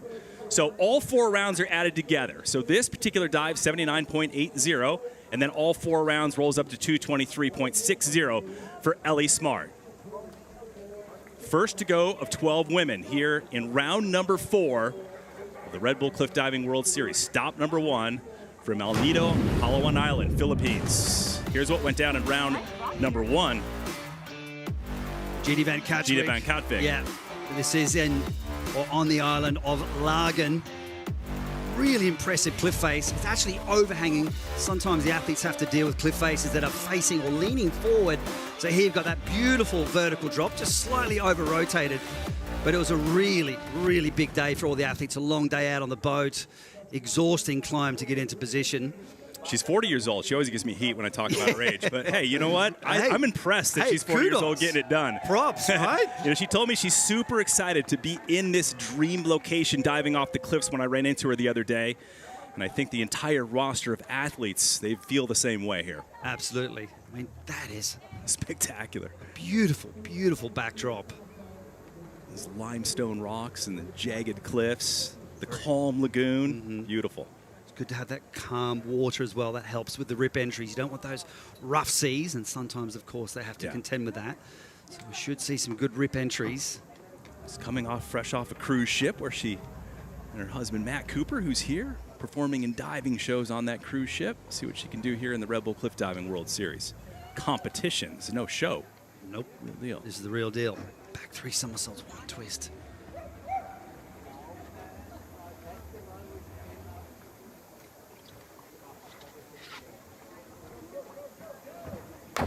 All right, back-to-back drilled entries. 2 for 2. Ellie Smart, then Jeannie answers in her 10th career appearance on the World Series. And I was talking to Jeannie, and she was quite frustrated with her off-the-cliff round. She was like, I didn't hit the entry. But when you're diving off the cliff, it's very difficult to adjust for the dive. But here on the platform, it's all about power, right? You need a lot of power on the takeoff to make sure you can complete all of those rotations. They spend a lot of time working out in gymnastics halls, making sure they've got good explosive legs, good arm movement, nice and fast. She became a permanent diver this season, by the way, after that performance in Ireland last year, placing 2nd. In Northern Ireland, I mean, that was a really emotional moment. You could see how much it meant to her. Tears rolling off her eyes as she hit the podium for the very first time in the Red Bull Cliff Diving World Series. But she's got to be happy with that to cap off the 4th and final round after a few disappointing early rounds. She'll need the points for sure. Jeannie running 2nd of 12. So a bunch of 7s you see there. She'll drop a 7.5. And most likely a 7 there. Yep. So 7 times 2, 7.5. Rolling up to 231. So puts her into 2nd place. So there we go, Xanthia Panisi getting ready to drop. She feels comfortable in this area, and here's why. Mabuhay, welcome to the Philippines, mahal kita. I do represent Australia, but I am also half Filipina. So my mum is she was born and raised in the Philippines. So I've been coming back here every 2 years since I was a child, and it is definitely my second home. I have half of my family here, so this competition especially is very important to me because I'm doing it for my Filipino side. I'm diving for them, and it's a very special, exciting competition, and I have some family coming to watch as well. I definitely feel like calm and at home when I'm in the Philippines, and I think even just being here, starting to think about the competition, I just feel like no matter what happens, I'm doing it for them, and they give me all the love and support, and I can't ask for anything more. So all I got to do is do my best out there. Yeah, I spoke with her, wildcard diver this season. I spoke with her, and she said she's been training a lot harder this season, Joey, compared to the past, as she recognizes she needs to have 4 solid events. Because remember, we only have 4 stops this season in order to earn that permanent spot back for 2026. Yeah, she had a few troubles last year with a few mental blocks, but she resides in my hometown of Brisbane, and she's been really training hard, like you said, but also working on her mental game. So Xanthia Panisi, forward 3 somersaults, 1/2 twist, a relatively new dive for her, quite high DD, degree of difficulty. All right, there we go. Xanthia Panisi, boom, nailed it. You kidding me? This is awesome. Every diver, right? 3 in a row, slicing their way through the waters here in the Big Lagoon. Xanthia Panisi knows she's had a great entry, but as we talked about earlier, she had to really work hard on a mental game. Yeah. Spoke to her sports psychologist. But the impressive part was that she got over the mental block, and not only did she do that, she comes back with new dives, okay? This front triple with 1.5 twist, and she also does back triple with 2 twists. So I was really impressed at how she could regain composure. So this sport is all about, let's say, technique. It's also about managing the mindset, managing fear. So you need everything to go right. Beautiful running takeoff to help generate more rotation from the platform. If you're wondering why they do that run up, it just helps get that little bit more power and rotation. Landing feet first. So great job by the 26-year-old Xanthia Panisi, half Filipino, former gymnast who took up traditional diving before getting into cliff diving. Xanthia, 3 to go of 12 in the women's 4th and final round. Lots of 7.5s up there. Marian Reif with an 8.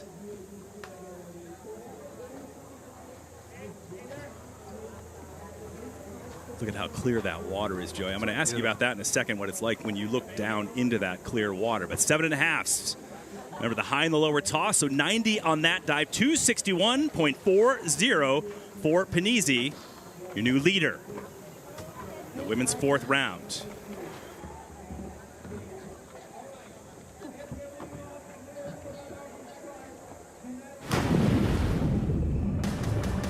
All right, round 1 for Maylee Carpenter. She's a climber. Yeah, filling it her home. whole life.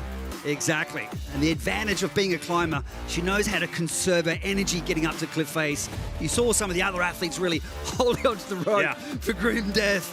But she knows how to just take her time, get into position. But she really enjoys the whole experience of cliff diving, right? It's not just about cliff diving, it's about the journey to the cliff itself. Well, and then, she's fearless getting there. Had a quick chat with her. So she's busy teaching full-time at a behavior school when not diving. She said she's actually been super busy here in El Nido when not diving and training, grading papers and writing lessons. So that's what she's been doing in between, not hanging out in the sun. But here's the view she gets when she takes a little time off from grading some papers. It's such a contrast, isn't it? Grading papers, and then all of a sudden the next week you're cliff diving. I bet her students must idolize her and look up to her. And here she is on the world stage, competing amongst the very best. What's she doing there? Okay, she's just waving to everyone, just saying hello. No, I'm joking. She's actually guiding the safety divers, right? So the athletes like to have the safety divers in a certain position. It can help with the visuals, help them adjusting for the landing, and also they splash the surface of the water. We'll touch on that point you wanted to get to. Clear water, yeah. Exactly. We'll talk about that after the dive. You see the bottom, and she's dropping once again. She's a high DD on this one. Huge DD. 21 meters, 70 feet above the lagoon.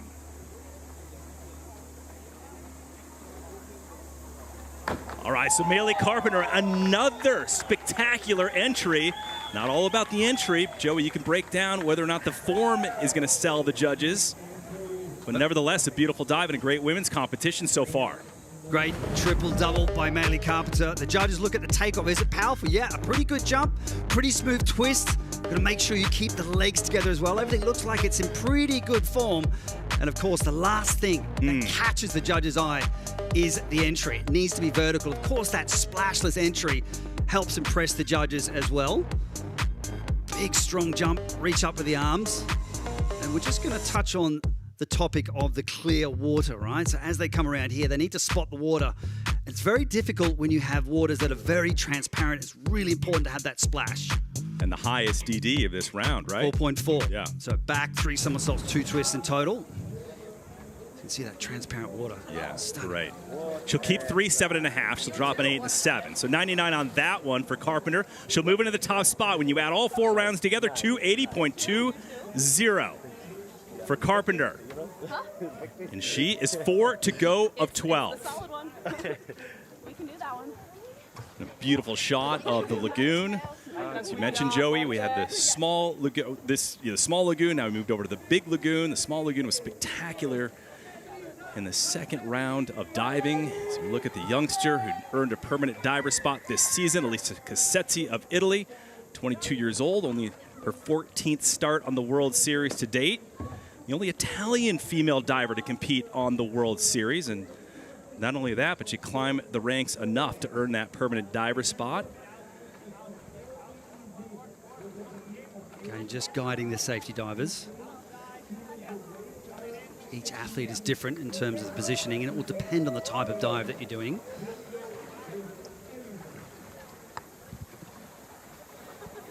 Look how calm it is in here, Joey.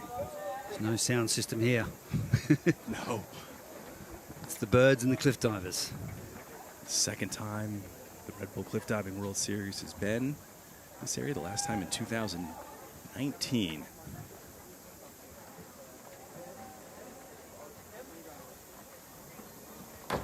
A nice smooth entry by Elisa Cassetti now. And a fantastic fourth round for the women. She had a podium finish in Oslo last season, third place. The real deal. Of course, inspired by one of the guys that we really love to watch in the past, Alessandro De Rose. With that historic win in Polignano Mare.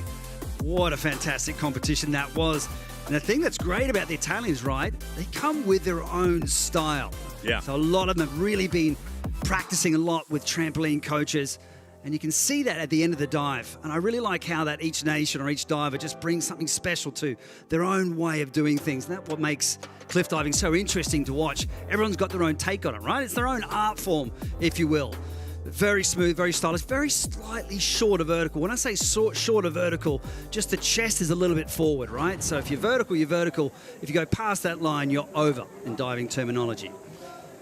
So Cassetti, not the highest scores and probably not what she was after. Well, 70 on that, 255.55. Once again, all four rounds are added together. This is the fourth round. So Molly Carlson making her way up to the platform. She's coming up shortly.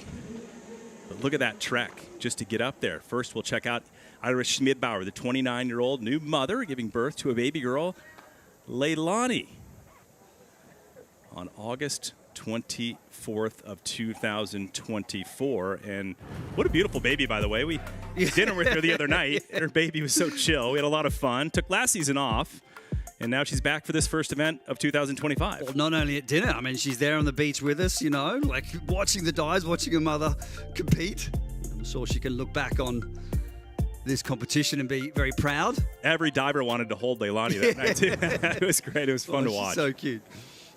2022 European Championship gold medalist. It's their first competition since having birth to Leilani. A big event to come to kick it off, right? Absolutely. Yeah. And in great form as well.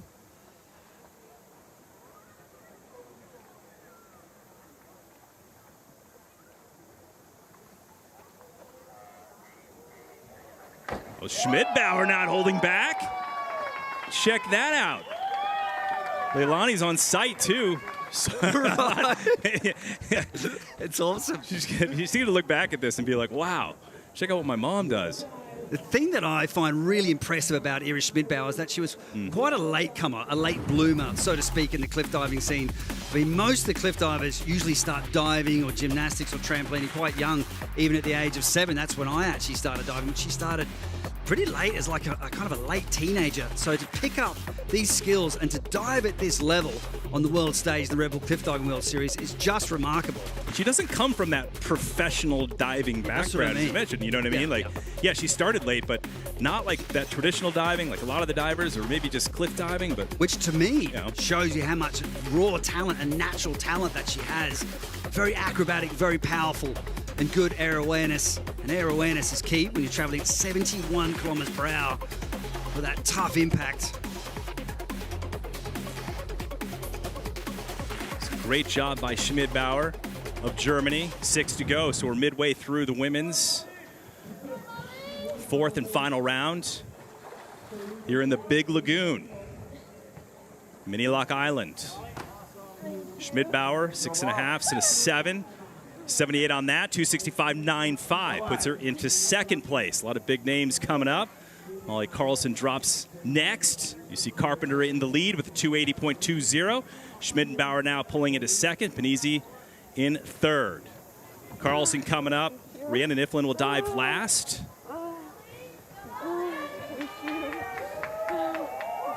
Let's talk about fear in diving with Molly Carlson. Fear will always be there. It will never go away. You just get more comfortable with it. And once I told myself that, I'm like, fear's allowed to be there. Changed my life. Because at first I thought, my first Rebel cliff diving event, I was like, these girls are fearless. They're doing anything. They're not human. Like, how are they not freaking out right now? They're just jumping off crazy rocks. And I learned they're all terrified. We're all scared up there. And fear should exist to keep us safe. And that's what keeps us safe every time. If you're standing up there, you're not scared, you have a higher risk of getting hurt because you're not mentally ready to be safe. And I've really learned that you need that ounce of fear to perform at your best. And as soon as you welcome fear, you're gonna dive 100% better. I think one thing that stands out to me, Joey, with Molly Carlson is just her transparency about anything. She's the CEO of her company called Brave Gang, which she founded. It's a great mental health community platform and so positive. And she has a lot of people on board for that. She's a lot of fans that come out to some of these events. Sydney and Montreal, obviously her hometown. It's pretty crazy.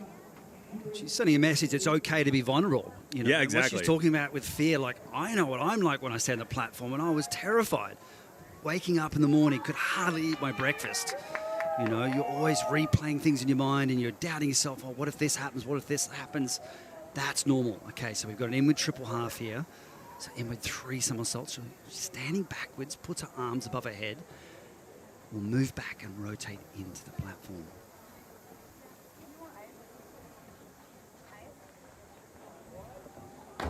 Oh, difficult dive for Carlson, who has a chance of winning that King Kaikili trophy. She's shown it for the last 3 years. She has been the runner-up to Rhiannon Iflin. She's the one putting pressure on her. Not normal that we see Molly Carlson diving in the middle of the pack. She's usually high up in the rankings coming into round number 4. Exactly. And to your point about a season with only 4 stops, I mean, you've really got to have your foot down right from the get-go. Yeah, you've got to get onto the podium if you want to be able to hold that King Kaikili trophy. And she's been hot on the heels of Rhiannon Iflin for the past 3 years. So there's a bit of a slip up. That's the way things go. It only comes down to about 2.7 seconds in the air. So a lot can go right, but also a lot can go wrong. But in this dive, faring much better. Very clean technique. Great technique on the takeoff. Ever so slightly hunched on entry. So again, the judges looking to take off the flight and the vertical line. Good scores though, yeah, some 8s. Yeah, good scores for Carlson.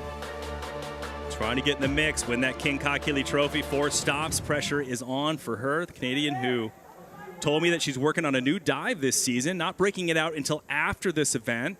So it's still basking in the oven a little bit, Joey. Needs to marinate a bit before she breaks it out. But 279.65, so Carlson not putting herself in the top spot in this point of the competition, which is, again, very rare that we've seen over the past several years. Remember, this is the big lagoon. Competition, the small lagoon. What a beautiful spot. You and I kayaked in there and checked it out. Fantastic. It's so cool looking. So this is kind of on the opposite side of the cliff wall of the big lagoon. So you just have to kayak around. So the only way you can actually watch the dives, as we said before, getting into the kayaks there. And it was a fantastic natural amphitheater. It was a great atmosphere with all the athletes just hanging out, playing and diving from the cliffs. Super warm waters, turtles, everything. Great atmosphere. That limestone was just like beautiful, like cathedrals rising from the sea. It's just all over the place. But now in the big lagoon, a little bit more stable platform than that limestone rock. A little bit more. Just a lot more. Maria Pala-Quintero, 24 years old. Super consistent. There we go. Same dive.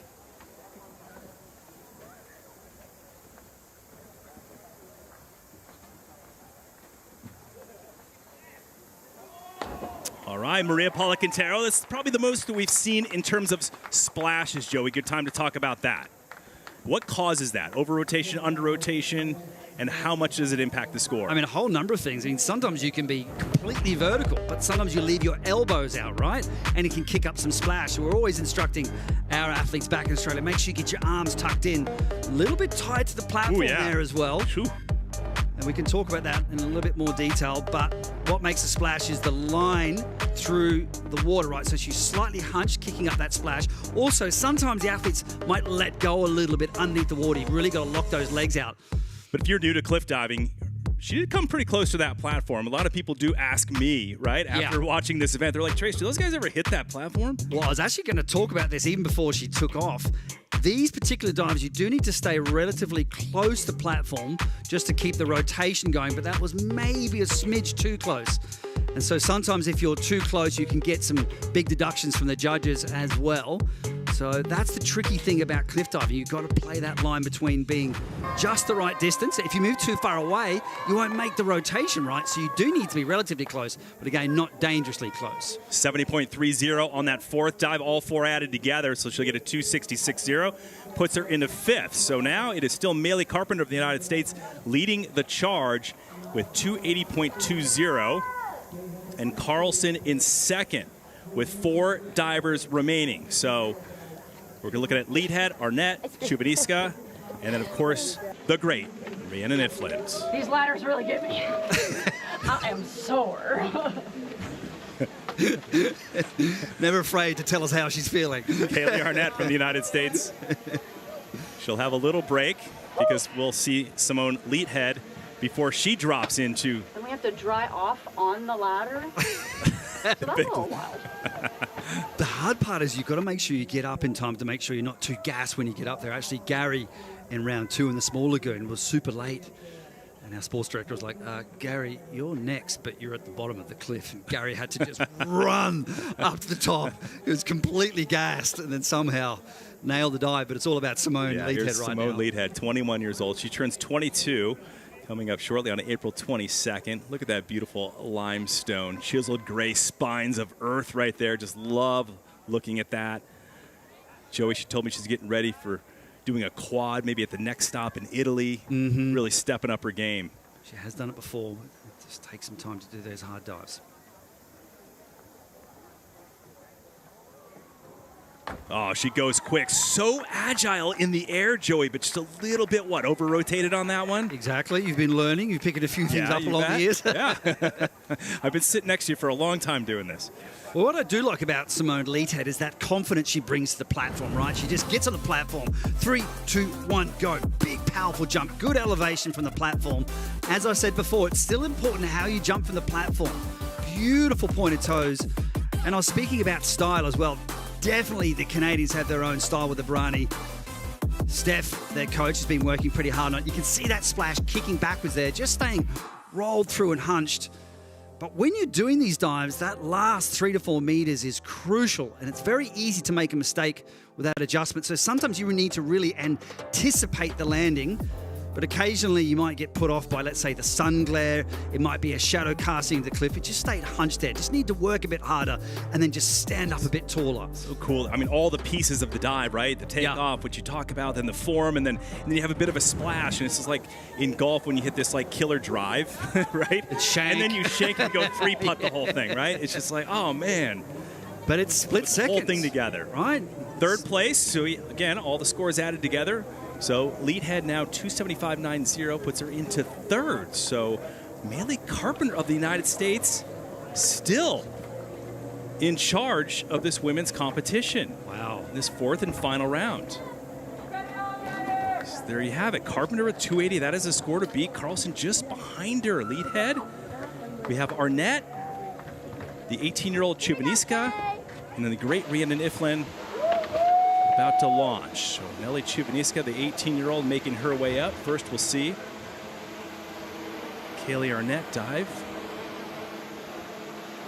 Taking a break on the way up. Kaylee Arnett, 31 years old. She turns 32 next week, 19th of April. Today marks her 6th ever start in the World Series. Joey hit the podium 3 out of 5 starts last season in her debut on the Red Bull Cliff Diving World Series. Propelled herself into a permanent diver spot. What an impact she made at that first competition. She did have a knee injury halfway through the season last year. She had to back off this particular dive, the reverse triple. Big degree of difficulty, 4.1. This is a tough one.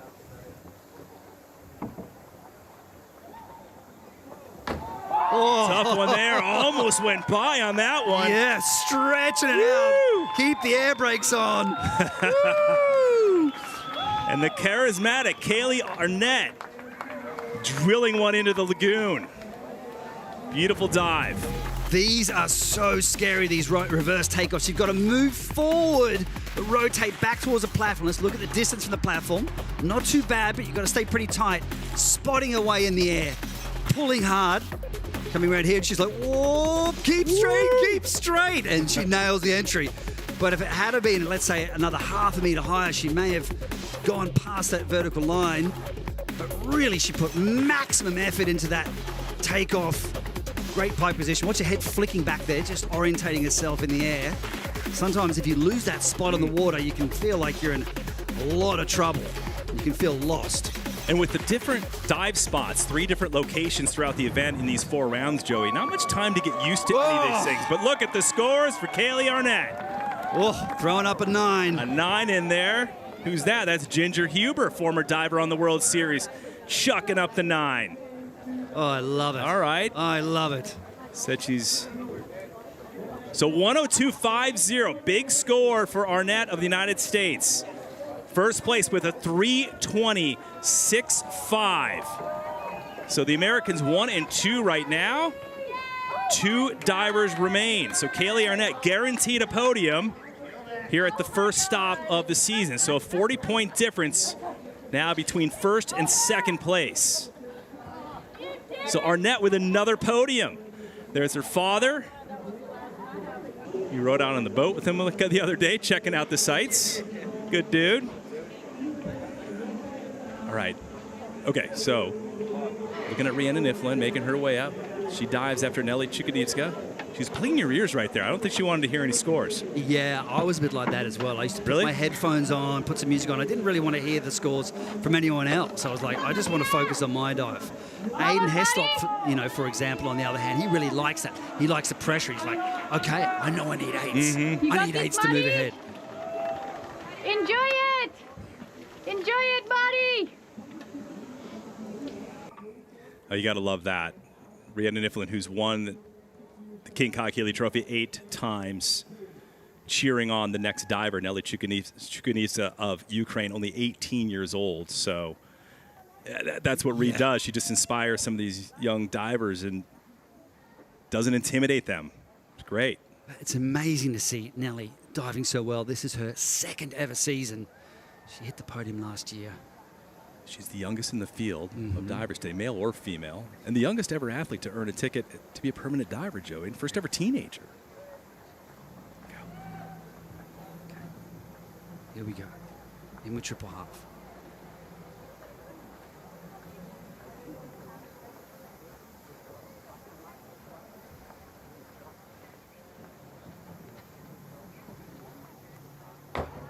Oh!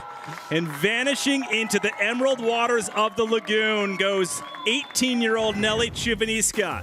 Great job. Huge pressure in the 4th and final round, knowing one of her idols that she looks up to.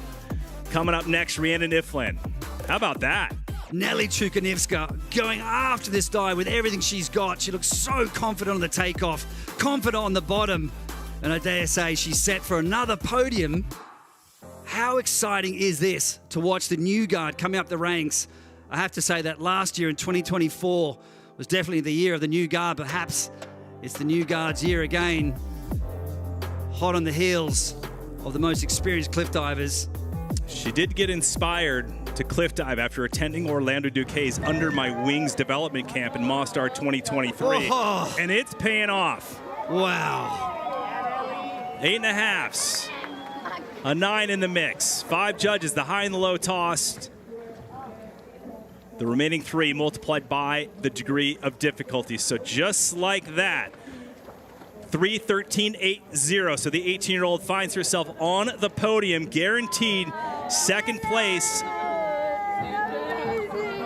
or guaranteed at least a third place, excuse me, with 1 diver remaining. Arnett guaranteed second at worst. All right, here is the GOAT, Rhiannon Ifland, 33-year-old now, the 8-time Red Bull Cliffdiving World Series champion. Top qualifier coming into this last round, Joey, and what a phenomenal 2024 season to get to this point. She had 6 wins in total. Molly Carlson won the first tour stop, then Molly won in Montreal, but Rhiannon Ifland, a very, very confident athlete. And she actually sealed the deal in Turkey. She already had the King Kai Kelly Trophy, but it was in Sydney, Australia, where she got to actually hold the trophy for the 8th time in her career. 41 victories, 49 podiums so far, record-breaking, 34 consecutive podiums. You get my point. Yeah. And she's coming into this final round top seed, which means she's had the highest score coming into this 4th round. So it's interesting. Originally, Rhiannon had a different diver running front 3 somersaults with a 1.5 twist pike, but I think she's just looking at how the remainder of the field is performing. She thought, you know what, I'm just going to back off and do my favorite dive in the triple half. And she's done this time and time again for 9s. Let's see if she can back it up. Bit of an injury there in the leg, though. Boom! There you go. There you have it. Rhiannon Ifland. Another cliff and another crown. Rhiannon Ifland continues to dominate this sport.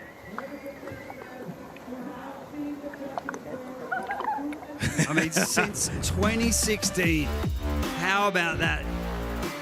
Hardly ever off the podium. I asked her what was going on.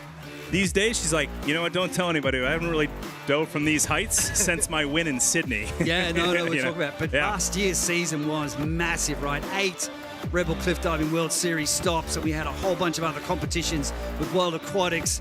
I mean, without a doubt, that was the most exhausting season for a lot of the athletes, and they really had to take a good couple of months off just to let also the body rest and let those injuries heal. You can see there's a bit of a groin injury, which is very common amongst all of the athletes. But here's Rhiannon Ifland doing it in style as always. Look at that beautiful laid out Barani. Multidisciplinary athlete coming from that high performance trampoline background, combining with high performance diving and high scores from the judges. Wow. 9s. Kaboom. That's it. That's it. You fell down just a little bit. Yeah, I saw the water coming and I was like... Yeah. You normally go like a bit higher. 3:52.95. Rhiannon remains at the top of this sport. You did so good. Such a good start for you. Look it up. Oh, good job. Kept it away. No, Mommy's I wanted to do entry like you. Nelly! You did so good. I saw your entry and I was like, oh yeah. Now 50 podiums out of 52 starts. Let's see how she got to this victory, starting with round 1. Takes 4 dives. This is Lagan, one of her favorite dives, the front triple half. The beautiful overhanging cliff face. They've got those fantastic stalactite formations. A beautiful entry. That was her intermediate round dive. So an intermediate level of difficulty. Then choosing to do an easy dive. Well, there's nothing easy about this. Classic lines. Look at that classic arch position. The layout gainer. Tuck and a fly. Just a slight miscalculation over rotation on this entry. And I mean, just a little bit of splash for Rhiannon Ifland. Then round 3, we go to the Big Lagoon on mini lock, where it's the platform. This is her highest degree of difficulty dive. 4.4 back triple somersault with 2 twists, using maximum effort on the takeoff to make sure she can complete those complicated maneuvers, punching her way through the water. Without a doubt, She has the most consistent entries out of all of the athletes in the cliff diving field, regardless of the men and the women, in my opinion. In with triple half. Here we go. The winning dive. Fantastic. Congratulations to Rhiannon Ifland. Well, let's hear what she had to say about this victory, number 50 on the podium. Sorry, congratulations. What a way to start the new season. Thank you very much. Yeah, what a way to start the season. Couldn't ask for much more than that.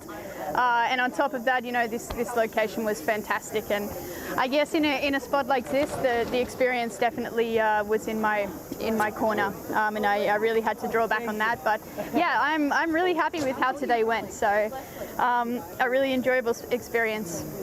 Tell me more about the experience, the feeling to dive here in El Nido in the paradise. Yeah, that's special. As special as it is, it's also very intimidating. And it's a very scary place to dive. You know, there's a lot of natural spots, a lot of climbing, a lot of different challenging elements. But I think one thing I'm going to take away from this is just the overall experience of it and the energy that I got from being inside of the big lagoon, the small lagoon, and you know, standing on top of the cliff at sunset like that. That was magical. Thank you, Rui, and now celebrate. Thank you. Consistency meets brilliance. That was crazy. We did it. We did it.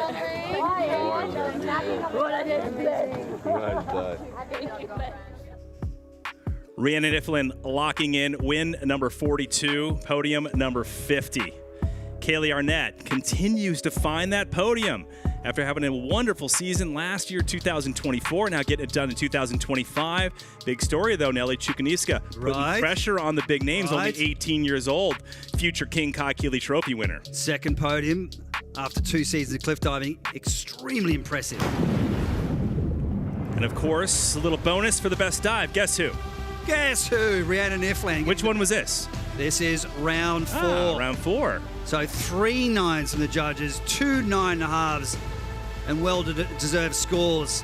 I mean, she just has impeccable technique from start to finish. I don't think she needs that bonus point. You know what I mean? Maybe she could transfer it over to someone else to give it a little leg up. You know what I'm saying? Such a dominant athlete. A decade of dominance in this sport, as a matter of fact. And she began back in 2016 in Texas. So Rhiannon Ifland leads the points, obviously, here at the first stop of 4 of the series. So Kaylee Arnett, Nelly Chukuniska in third. And we talk about this 4-stop World Series in 2025, Joey, and it is going to be tough to get ahead. To get the King Kakili Trophy away from Rhiannon when she wins the first stop. Yeah, you have to rely on Rhiannon to make some mistakes, and you have to dive very, very, very well. Well, the gents are warming up. Catlin Peretta from Romania makes his way back. And let's take a minute, Joey. Get into our Tales from the Cliffs, featuring some of the wildest and raw and natural locations. Tell us about a few. Well, being a Red Bull cliff diver is already a daunting task, but dealing with the natural elements and surroundings adds another dimension of difficulty to this already challenging sport. We're talking about some of the wildest settings amongst the 107 stops of the Red Bull Cliff Diving World Series. Some locations immediately come to mind. The Azores in Portugal, a long-time mainstay of the series, always delivered in this regard, diving off rocky cliffs into the rough seas of the Atlantic. Really made for a great cliff diving spectacle. And another stop that is fondly remembered for its unique dive points happened in Krabi, Thailand in 2013, where the divers had to climb, traverse, and then dive off a stalactite, much like here in El Nido. Sometimes the journey is the reward. 6 years ago in Beirut, Lebanon. Oh, dude, Beirut, yeah. That's right. The athletes had to zip line across to that monolith and then iconic pigeon rocks. So whether it's zip lines or the act of abseiling oneself, there are instances where getting to the platform is equally as demanding as the actual dive itself, right? And last year, the athletes found out about that at the Causeway Coast in Northern Ireland, with different takeoff spots, different access points, and climbs in El Nido. The Red Bull cliff divers sure have their work cut out for them at this particular location. Such a beautiful location here.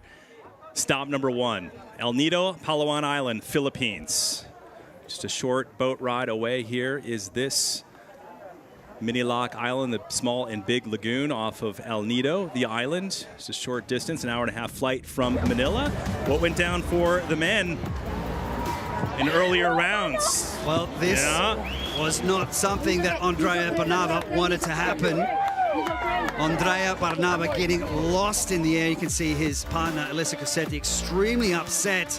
So sometimes you have a little bit of a glitch in the mind, and he just thought one step too far ahead and did one maneuver too early and landed headfirst from the cliff from 27 meters. He's feeling very sore, but having a look at Konstantin Popovic right now, this is round one off that stalactite. Look at that impressive location and that impressive athlete. Beautiful pike position. Clean sweep of 9s from the judges on this particular dive. So second after 3 rounds of diving. Now moving over to the small lagoon on the island of Mini Lock. This is Jonathan Paredes. Delivers a signature entry. And he makes this demanding sport look so easy. So after 3 rounds, Jonathan sits in 4th position right now. This is round 3, and now it's time to check out the big gun dives in the big lagoon. Gary Hunt is back, looking sharp as ever with this blistering entry. So smooth, so precise. A string of 9s from the judges. Gary is in the lead and sending a message to the field. Hey, watch out, I am back. That's quite cute there. Legend returns. They did say share a kayak when you go in there. So Andrea Barnaba, obviously out of the competition, still spooked himself on that first dive. So there's a start list for the man. James Lichtenstein did a great job last season. He dives number 6. And so Gary Hunt, though, the legend returns ahead of Konstantin Popovic. This is going to be a fun 4th round for the gents. It will be. And anything can happen in the 4th and final round, right? There's a lot at stake. There's big dives, big degree of difficulty. Well, Catlin Peretta, Romania, injured in Boston last year, took him out for the entire season. Here's what he had to say about it. It's been a while. It's been almost a year since we talked last for interviews and testimonials.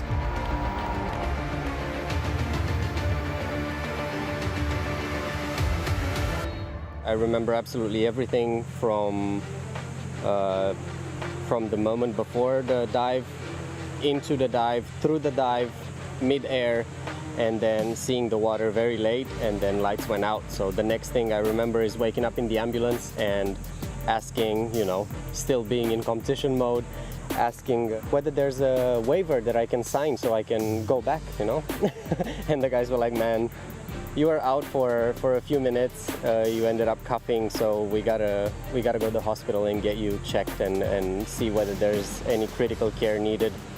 It was a journey that I'm definitely not regretting. I'm taking it for what it's been, and it's definitely taught me a lot that I'm really grateful for. I learned through it about ups and downs, and about myself, and about what it takes.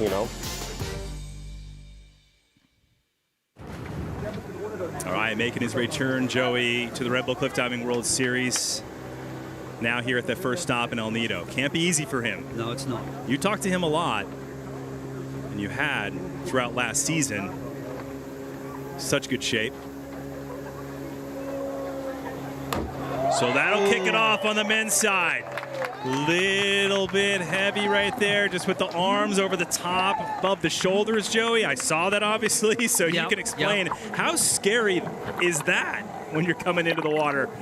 Now we're looking at the men, 27 meters, 90 feet above the lagoon. So Catlin Peretta here, just watching the water closely here. You can just see how his arms came above the head. It may look like a really good dive, but the issue is this. If you land in the water with your arms above the head, maximum score of 4.5 from the judges. Why? That shows that you're out of control. Watch here closely. He's trying to hold on. Arms above the head. He just couldn't stop that rotation. So that was an air brake maneuver.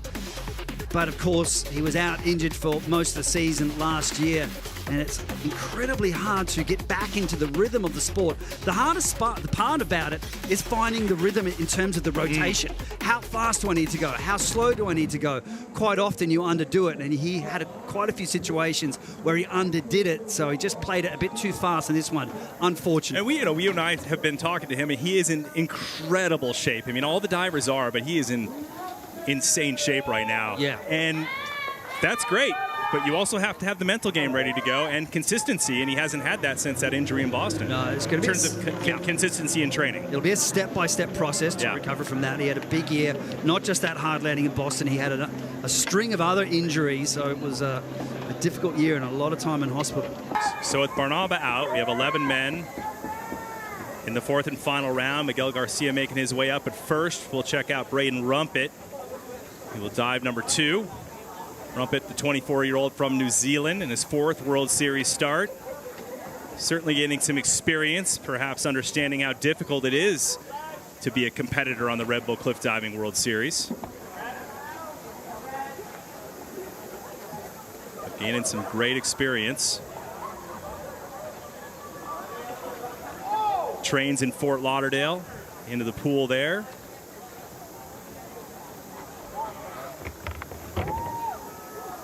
So Rumpet getting busy on that dive. A bit of a splash, Joey, into the lagoon, into the salt water. A bit different than a pool in Fort Lauderdale. Absolutely. But I was talking to Braden, and he was saying that what he's finding difficult when he's diving in these natural locations is that eye line, being able to adjust for the landing. In Fort Lauderdale, you've got this fixed parameters, right? You've got those rectangular lines in the pool to the side. You've got the rectangular lines in front of you. You see the 5 meter or the 7 meter. There's all these markers that you're used to seeing, these familiar points, visual cues, let's kind of call them. But with cliff diving, right, every time you go to a new location, it's completely different. You can be in the sun. We came out of the twist a little bit early there, right? That's a little bit risky. If you come out earlier there, you could have got a little bit wonky and could have got out of control. Yeah. So landing pretty hunched on the entry there, and he'll have some heavy deductions from the judges. Bit disappointing, but still he's gaining experience in the Red Bull Cliff Diving World Series. Told me in the airport the other day he's now working as a real estate photographer to earn a bit of money to cover his diving expenses down in Fort Lauderdale. The men, as a reminder here, in the Big Lagoon, 4th and final round. If you just joined us, for the men's side, Reina Niflin got it done. 1 for the women. And now the men dropping from 27 meters, 90 feet in this 4th round. You can see that platform right there. No rails on that thing, no parachute, no net. Don't slip. As we look at Miguel Garcia, a little bit of a knee injury coming into this spin. You talked to him about it. Yeah, so he's doing a relatively easy dive. Forward 3 somersaults with a half twist. But he was just saying that he actually was doing some squats in the gym, some really heavy weights to build up his leg strength. Popped his meniscus in his knee. He had surgery in February. And here he is diving for 27 meters. Oh! Well, that's a way to not injure your knee any worse. You drop it in like that. And you want that, right? You want a nice, clean entry. You want to be nice and vertical to reduce that load. That's why he's choosing to do the easier dives right now. But he said he will come back with the big dives, those big twisting dives, front triple with 3.5 twists. But he's super stylish, right? Look at that toe point. Look at the arms. Stands nice and tall. Did a great job with that adjustment. There's the safety divers as they dive down. They're also there to help splash the surface and to help the athlete see the surface. Coming out nice and early, but all the details are right. I mean, look at his fingers, hands together, arms straight. So sometimes you see the divers are a bit scruffy, their arms are bent. But no, this guy's squeaky clean. Safety divers taking the plunge, just in case of injury. Wow. All right, so some big scores for Miguel Garcia, the stepfather of Maria Paula Quintero, At least we did who we one, saw right? dive on the women's side. Perfect. So puts him into 4th. Once again, all 4 rounds are added together. Oh, man. I finished. So Miguel Garcia with 270. This stuff was tough. Yeah, they've been talking about it. All the divers been talking about it. Long days, 3 different locations in the heat. Very hot and humid. A little bit of overcast conditions here today, so a little bit of sun relief, let's call it. The other day's incredibly sunny and hot. Love that limestone rock, ivory blades slashing into the sky. This platform, round 1 for Nikita Fedotov. Always love watching this guy. Huge front flyaways, just my favorite. I mean, look at the favorite position to watch. I mean, look at it. You've got no space to stand there, punching out the flying front, drilling the entry. I mean, look at that. You've got almost nothing, no space for the feet. Love it. Flying front. This was my favorite dive. It's not. Everyone's like, oh, we only did 1 flip. Yeah. It's one of the hardest. Yeah, this is one of my favorite dives to do. Matter of fact, I did a dive off the stalactite in Thailand as a bit of a test dive, and wow, what a thrill. I haven't seen you dive yet, I don't think. All right, bro. Let's do it. Me and you. Board shorts on right after broadcast. All right, Fedotov, 29 years old, turns 30 in May. What's he got? Triple, triple.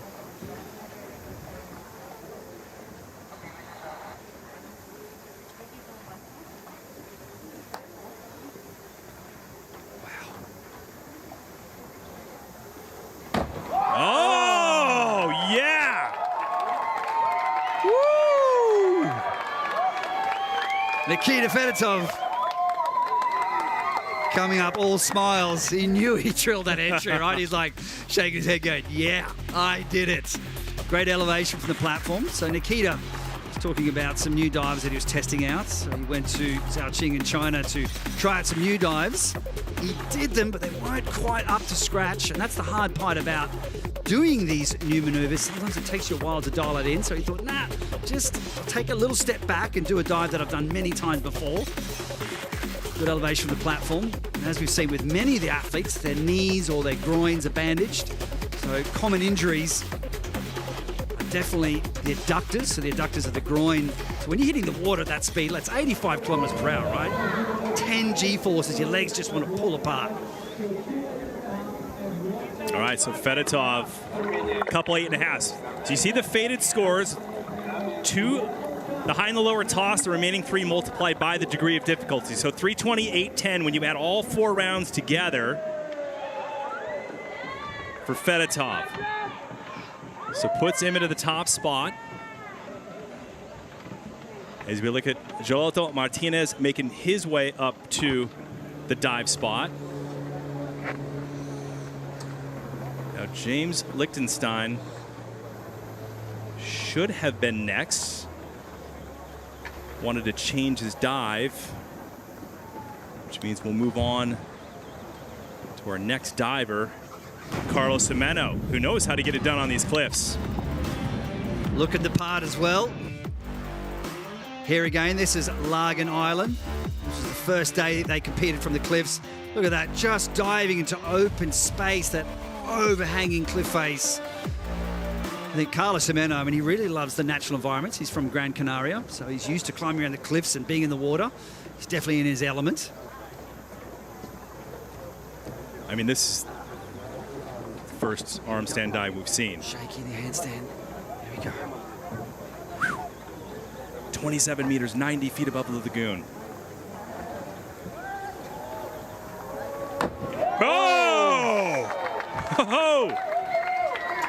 Back arm stand, 4.5 somersaults, 27 meters up, 90 feet high, pressing into an arm stand. I mean, he was shaking like a leaf up there. If the water could talk, it would definitely give Carlos an applause. Absolutely. Sporting a great look at the moment.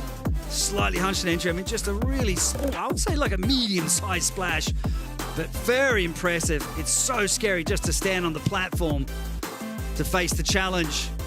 There's Carlos Jimeno counting the somersaults to orientate himself. You've got to come out. That's the come out right there. If you don't get that come out right, you can under-rotate or over-rotate quite badly. He's done a great job controlling the dive. Carlos Jimeno, you should be proud of yourself.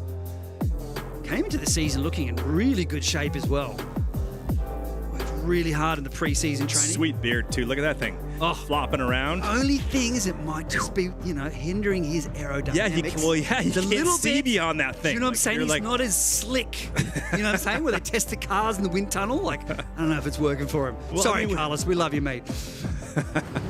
All right. Good scores, good scores. Yeah, decent scores. Again, the high and the lower toss, multiplied by the degree of difficulty, which was very high on this. So that 116.10, when you add that together with the first other 3 rounds, 339.10. So Jimeno, now 7 to go, or 6 to go of the 11, moves into the lead. Once again, Lichtenstein out of the competition as we look at Konstantin Popovich, I believe, making his way up. Jonathan Paredes, actually, making his way up to the platform. So we will see Jonathan Paredes and Konstantin Popovich coming up shortly. But right now, Jolito Martinez.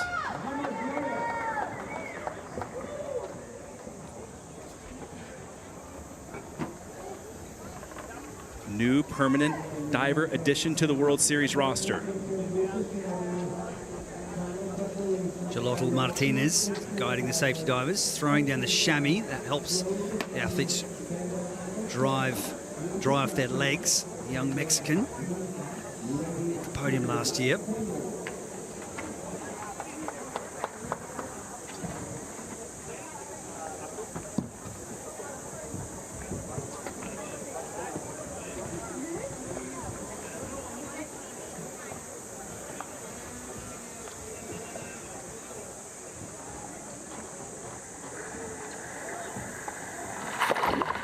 All right, Martinez making it look easy. He told me the most important aspect of cliff diving, Joey, to focus on each and every movement in the air.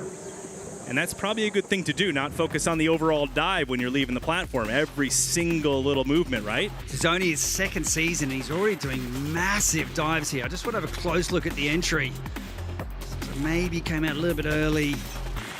He's under-rotating a little bit here. And yeah, that's quite a short landing. So under-rotating the dive. It's very powerful. Entering the twist. You can see his feet overlapping there a bit. Bit of a split, so some deductions. Bit bent in the knees as well. Perhaps he just came out a bit early and didn't work the run enough, and that means that he came up short of vertical. Yes, he's got high degree of difficulty, but you've got to hit those entries to make sure it's worth doing those bigger dives. Came out that would have hurt. Yeah. 68.85 came out blazing last season as a wild card diver, got a shot, made an impact with an impressive 4th place finish at the event in Boston, capturing the attention of the judges there.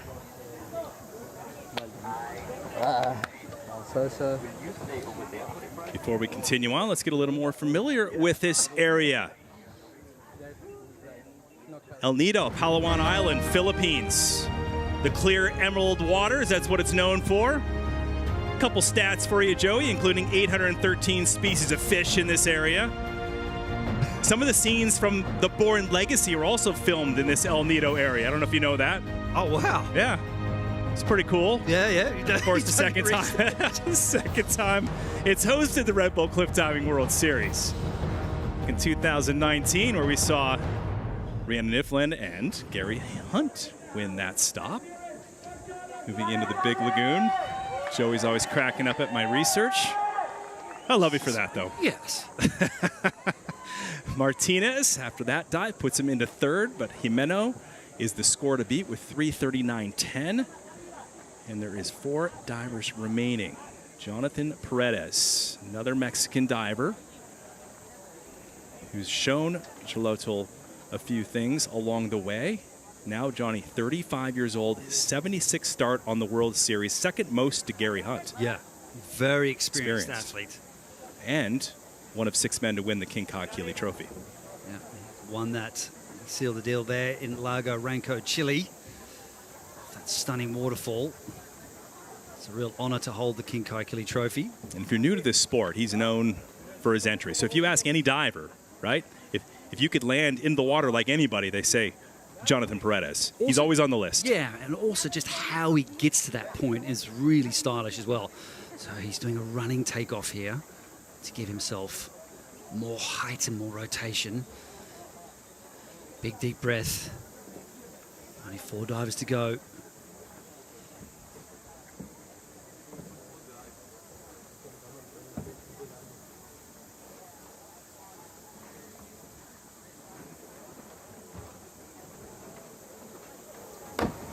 Jonathan Paredes sends it, nails it, rips it. Smoking entry. I mean, he really went after that dive. Jonathan Paredes with a huge smile. He came into the season, by the way, just a reminder, as a wild card diver. Yep. He lost his permanent position. Wild card diver this season. He's got to get it done in these this stop to earn more stops this season, to even earn a permanent diver spot next year. With dives like this will definitely help his cause to get him more stops this season. So they leave a lot of the wild card spots open just to see how the divers will perform. And perform, Jonathan Paredes has with this round 4 dive, his highest degree of difficulty dive. Here's that last part of the dive. This is what he does so well, so stylish. Now, some of the divers are a bit more mechanical in their approach, but he's just got that smooth glide, like a smooth surfer. Oh! There's that big Jonathan Paredes smile. 381.90 when you add all 4 rounds together. So Jonathan Paredes, with 3 divers remaining, is in charge of this first stop, 4th and final round for the men.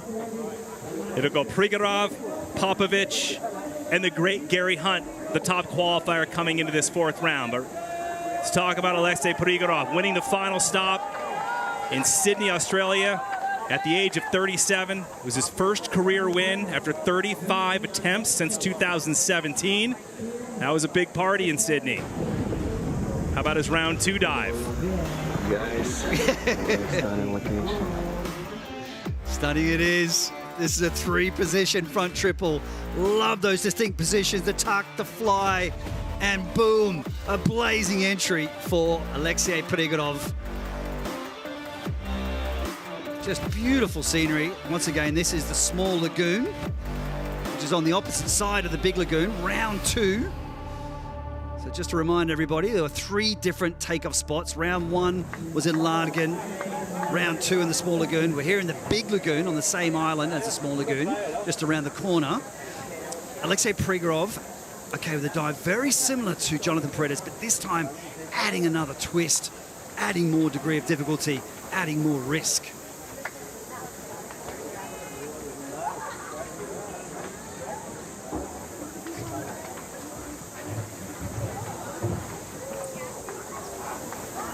Oh man, it was a lot going on. Busy dive by Prigorov. Perhaps not the landing into the water he was after. A bit more splash than he was hoping for. Splicing a bit of water there, yes. But as I said before, with high degree of difficulty comes high risk. It makes it harder to hit the entry. I've spoken to him a lot about this dive, but he just says it's a very, very heavy dive. It's broken down into very distinct sections. Big stomp on the end of the platform. It's the pike in the first somersault. Then it's 2 twists in the middle. Right here, he says it gets incredibly heavy, using the abdominal muscles to keep that rotation going. Unfortunately, didn't quite get the entry he wanted, just rolling slightly over. But at these speeds and with that amount of rotation, very, very tough to get the entry just right.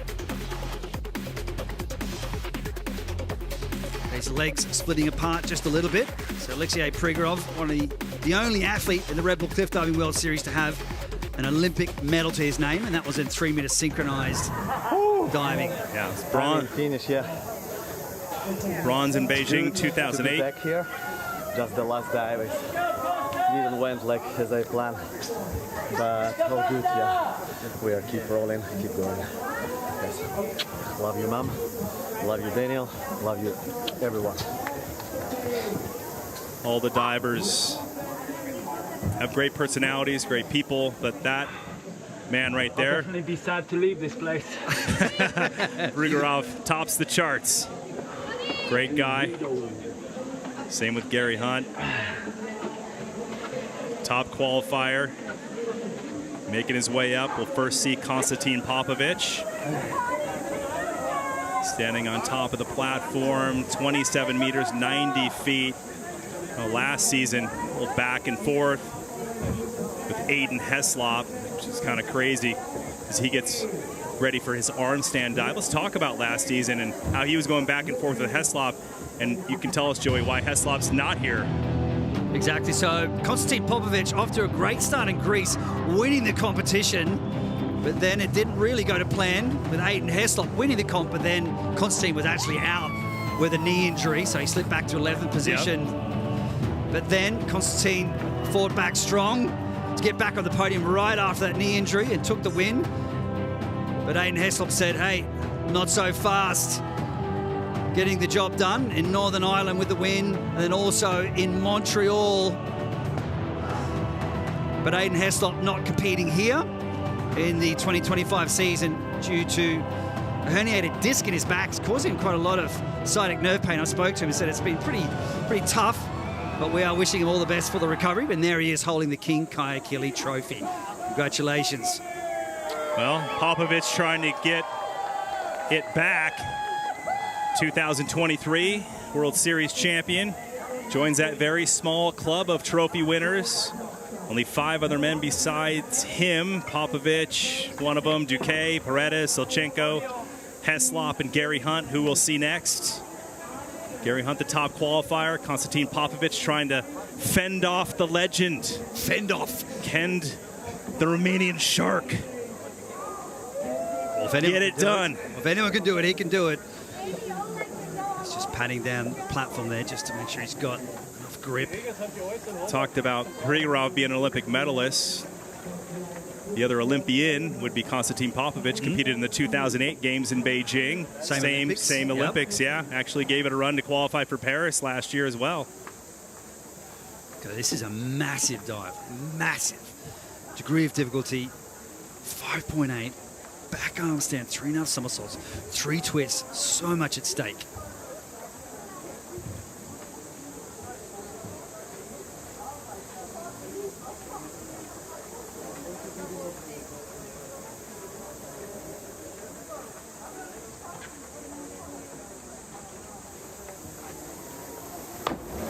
Oh, uh-oh.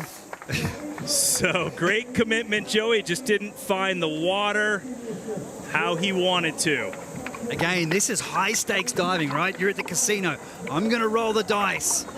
Yeah? And I'm going to put my big dive down and I hope it pays off. Do you know when you when you go in, do you know if you had a big splash? I mean, sometimes you can get fooled and sometimes you actually think, man, I stuffed up the entry, and you come out and you see big scores.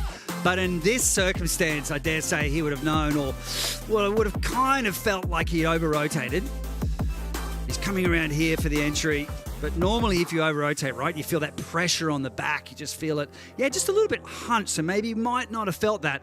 But obviously that water displacing and pushing back was there. Not ideal, not what he wanted for the 4th and final round, especially when you've got someone like Gary Hunt, who will be the last man standing on the platform. And he's been in that pressure situation many, many, many times.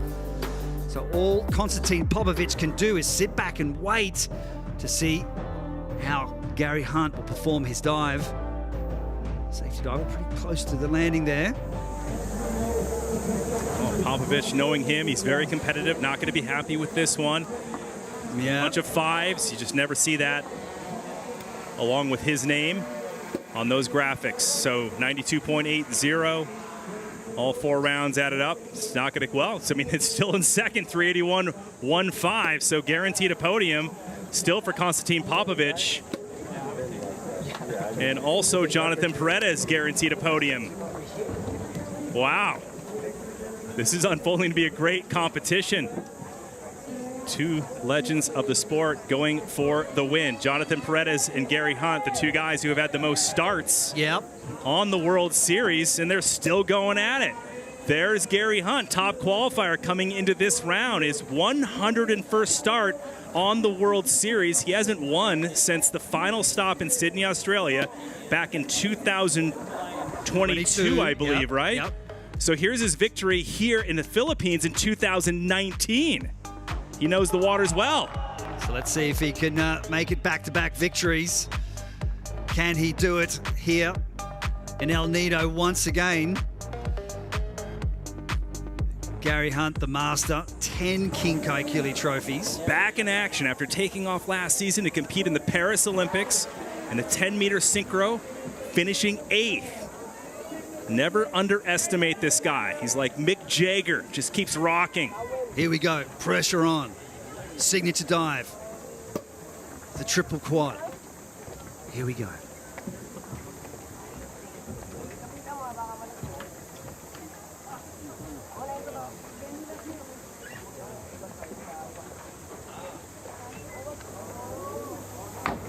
What? Wow. What? No way! Gary Hunt is back! Oh, the legend of Gary Hunt rises again. He said, not so fast, everybody. Watch this. I've got something to prove. Come on. Get out of town. Get out of the water. Gary Hunt. Look how smooth and precise that twist is. He was the first person in the world to perform the triple quad. I mean, he just looks so relaxed, so calm. Here in El Nido from start to finish, playing on the cliffs every day.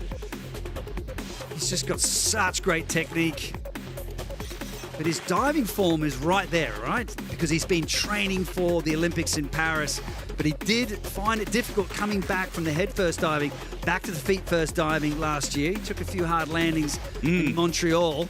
But here he is, the first stop. He's got it dialed back in. Judge is coming in. That ought to do it for Gary Hunt. Wow. 132 on that dive. Rolling up 422.10. The king returns. Gary Hunt. In his 101st World Series start. And here's how it all went down from A to Z. And down it went with style with every single dive. On Lagan Island, round 1 from that 27-meter stalactite. He was going to do his intermediate dive, and he was saying to me, he's like, nah, I think I'm going to do an easy dive from that one, just to make sure I can get that nice clean entry. Such majestic diving against that incredibly picturesque backdrop. How about the quad half from that precipice? I mean, just standing right on top of it. There's no platform, directly from the rock face. 40 years old. Guy looks like he's 17 flipping right there. And this was the dive where he was late getting on top of the cliff. Oh, yeah, that's the sports right. director was like, dude, you're like next, but you're at the bottom. Ran his way up to the top, and I don't know how he dove that well. And this is round 3. Whoa. I have to say that dive in round 3, I mean, that was a smoking entry, even better than the round that we saw in round 4. But like we said, it takes 4 rounds to become a champion. And a champion is, and here it is, the triple quad. So fast that twist, zipping straight way through the water. Gary Hunt, congratulations. Yet another podium in the Red Bull Cliff Diving World Series. You don't bet against a legend like Gary Hunt. Not now, not ever. Let's check in with him and talk about it. Gary, wow, congratulations. The legend is back. Yeah, it's a crazy story. Yeah, it's mad to have done it. Let's not forget there's one high diver not here, Aiden Heslop. Get well soon, buddy. But for now, Gary Hunt is back. And El Nido seems to be like your place. Yeah, 2 for 2. It's this is the cliff diving mecca. I mean, obviously Polignano, they have the crowd, but here it's just so beautiful. You have so many wins under your belt, but how big is this one for you?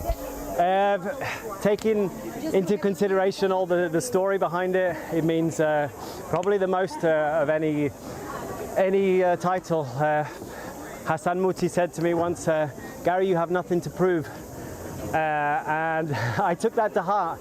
Every time you enter one of these competitions, you've got something to prove. And today I proved it. Gary, enjoy the evening. Cheers. Thanks. Guadalajara, that came into, it worked.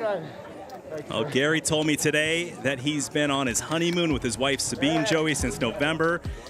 He had to get in shape by running on the beach and swimming in the ocean. He said he's only had 9 training sessions since the Olympics, and he said, good thing this sport is a mental game. Gary Hunt gets it done, wins it. Jonathan Paredes on the podium, Konstantin Popovic. What a great start to the first 4 competitions of the season.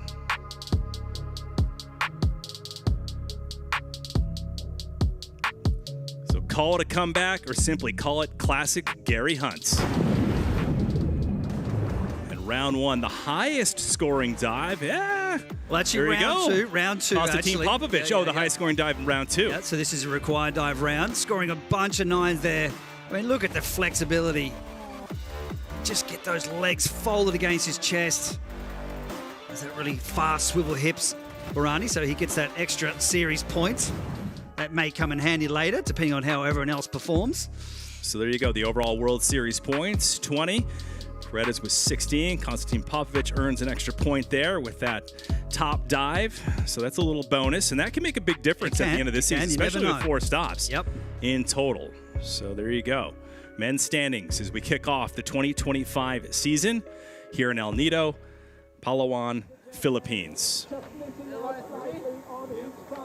Although it's great with Gary Hunt giving kudos and props to Aiden Heslop and saying, yep. Yeah, that's cool. We wish you well, but now it's all about Konstantin Popovic.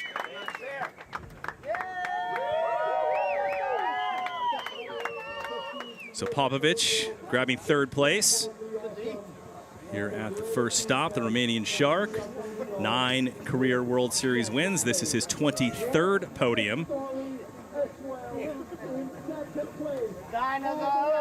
Becoming one of the all-time greats. Jonathan Paredes. He'll be psyched about this. Trying to earn more stops this season to earn his permanent diver spot back for 2026. He's had that up and down career. Out of that permanent diver spot into the wildcard spot, and then he's been in this situation quite a few times. Been in the wildcard and pushed back into the permanent series position.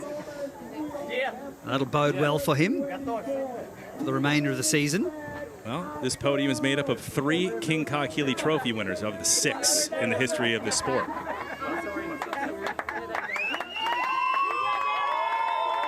And there you have it, the great one, Gary Hunt. The legend rises again to the top of the podium. In chill Gary Hunt, unassuming style. I mean, he was just in such a good mood when he got here into El Nido. I mean, he was just, like we were saying before, playing and enjoying his experience in this wonderful location. And there is the overall leader, Chamois, new to this season, so he'll hold on to that puppy until the next event in Polignano Amate, Italy. Much like the yellow jersey in cycling, so he'll want to hold on to that as long as he can. Knowing Gary, he'll get to the next stop. He says, anybody see my chamois? He is known for losing things. We said, hey, how many King Kahili trophies do you have? He's like, I don't know, like 8. I lost a couple of them somewhere along the way. I've had to drag him to a few shuttle buses in the morning after the after party too.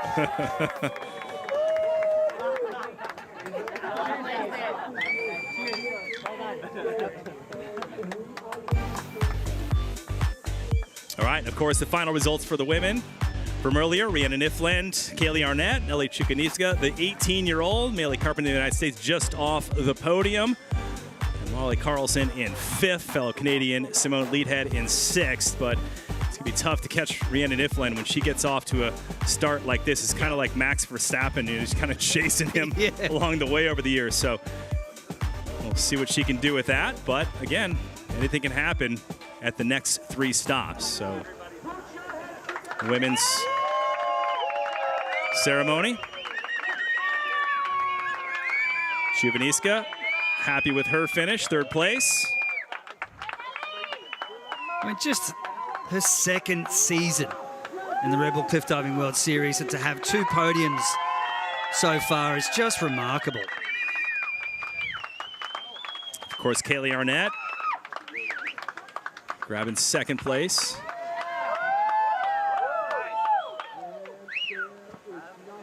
Turns 32 years old next week.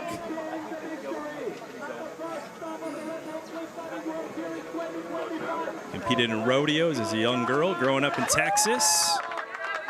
And somebody who's grown up surfing. A lot of talent on this podium. Absolutely. I mean, Rhiannon, she is a great surfer. She really does shred. An all-round athlete. 50th podium, Joey. Out of 52 starts. It's a 96% podium strike ratio. And 42 wins. A little over 80% on wins. Good betting odds. Thank you. You're welcome.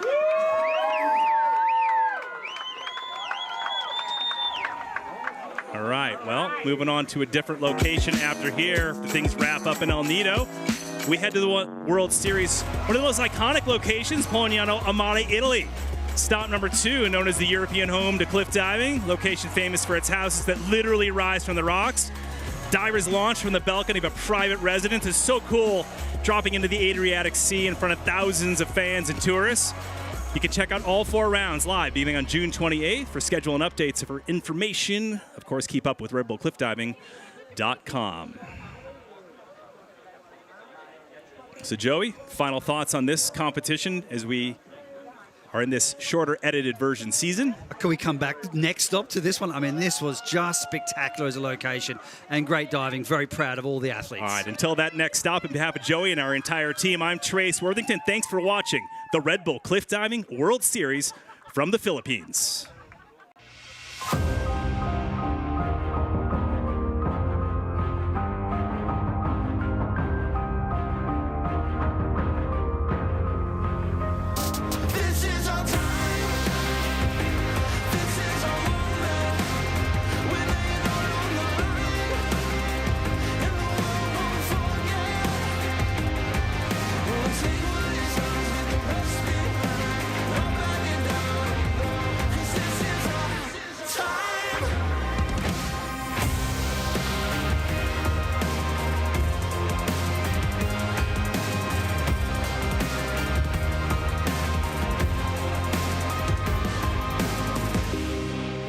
It's all coming down to right now. This is our time, and it's all coming down.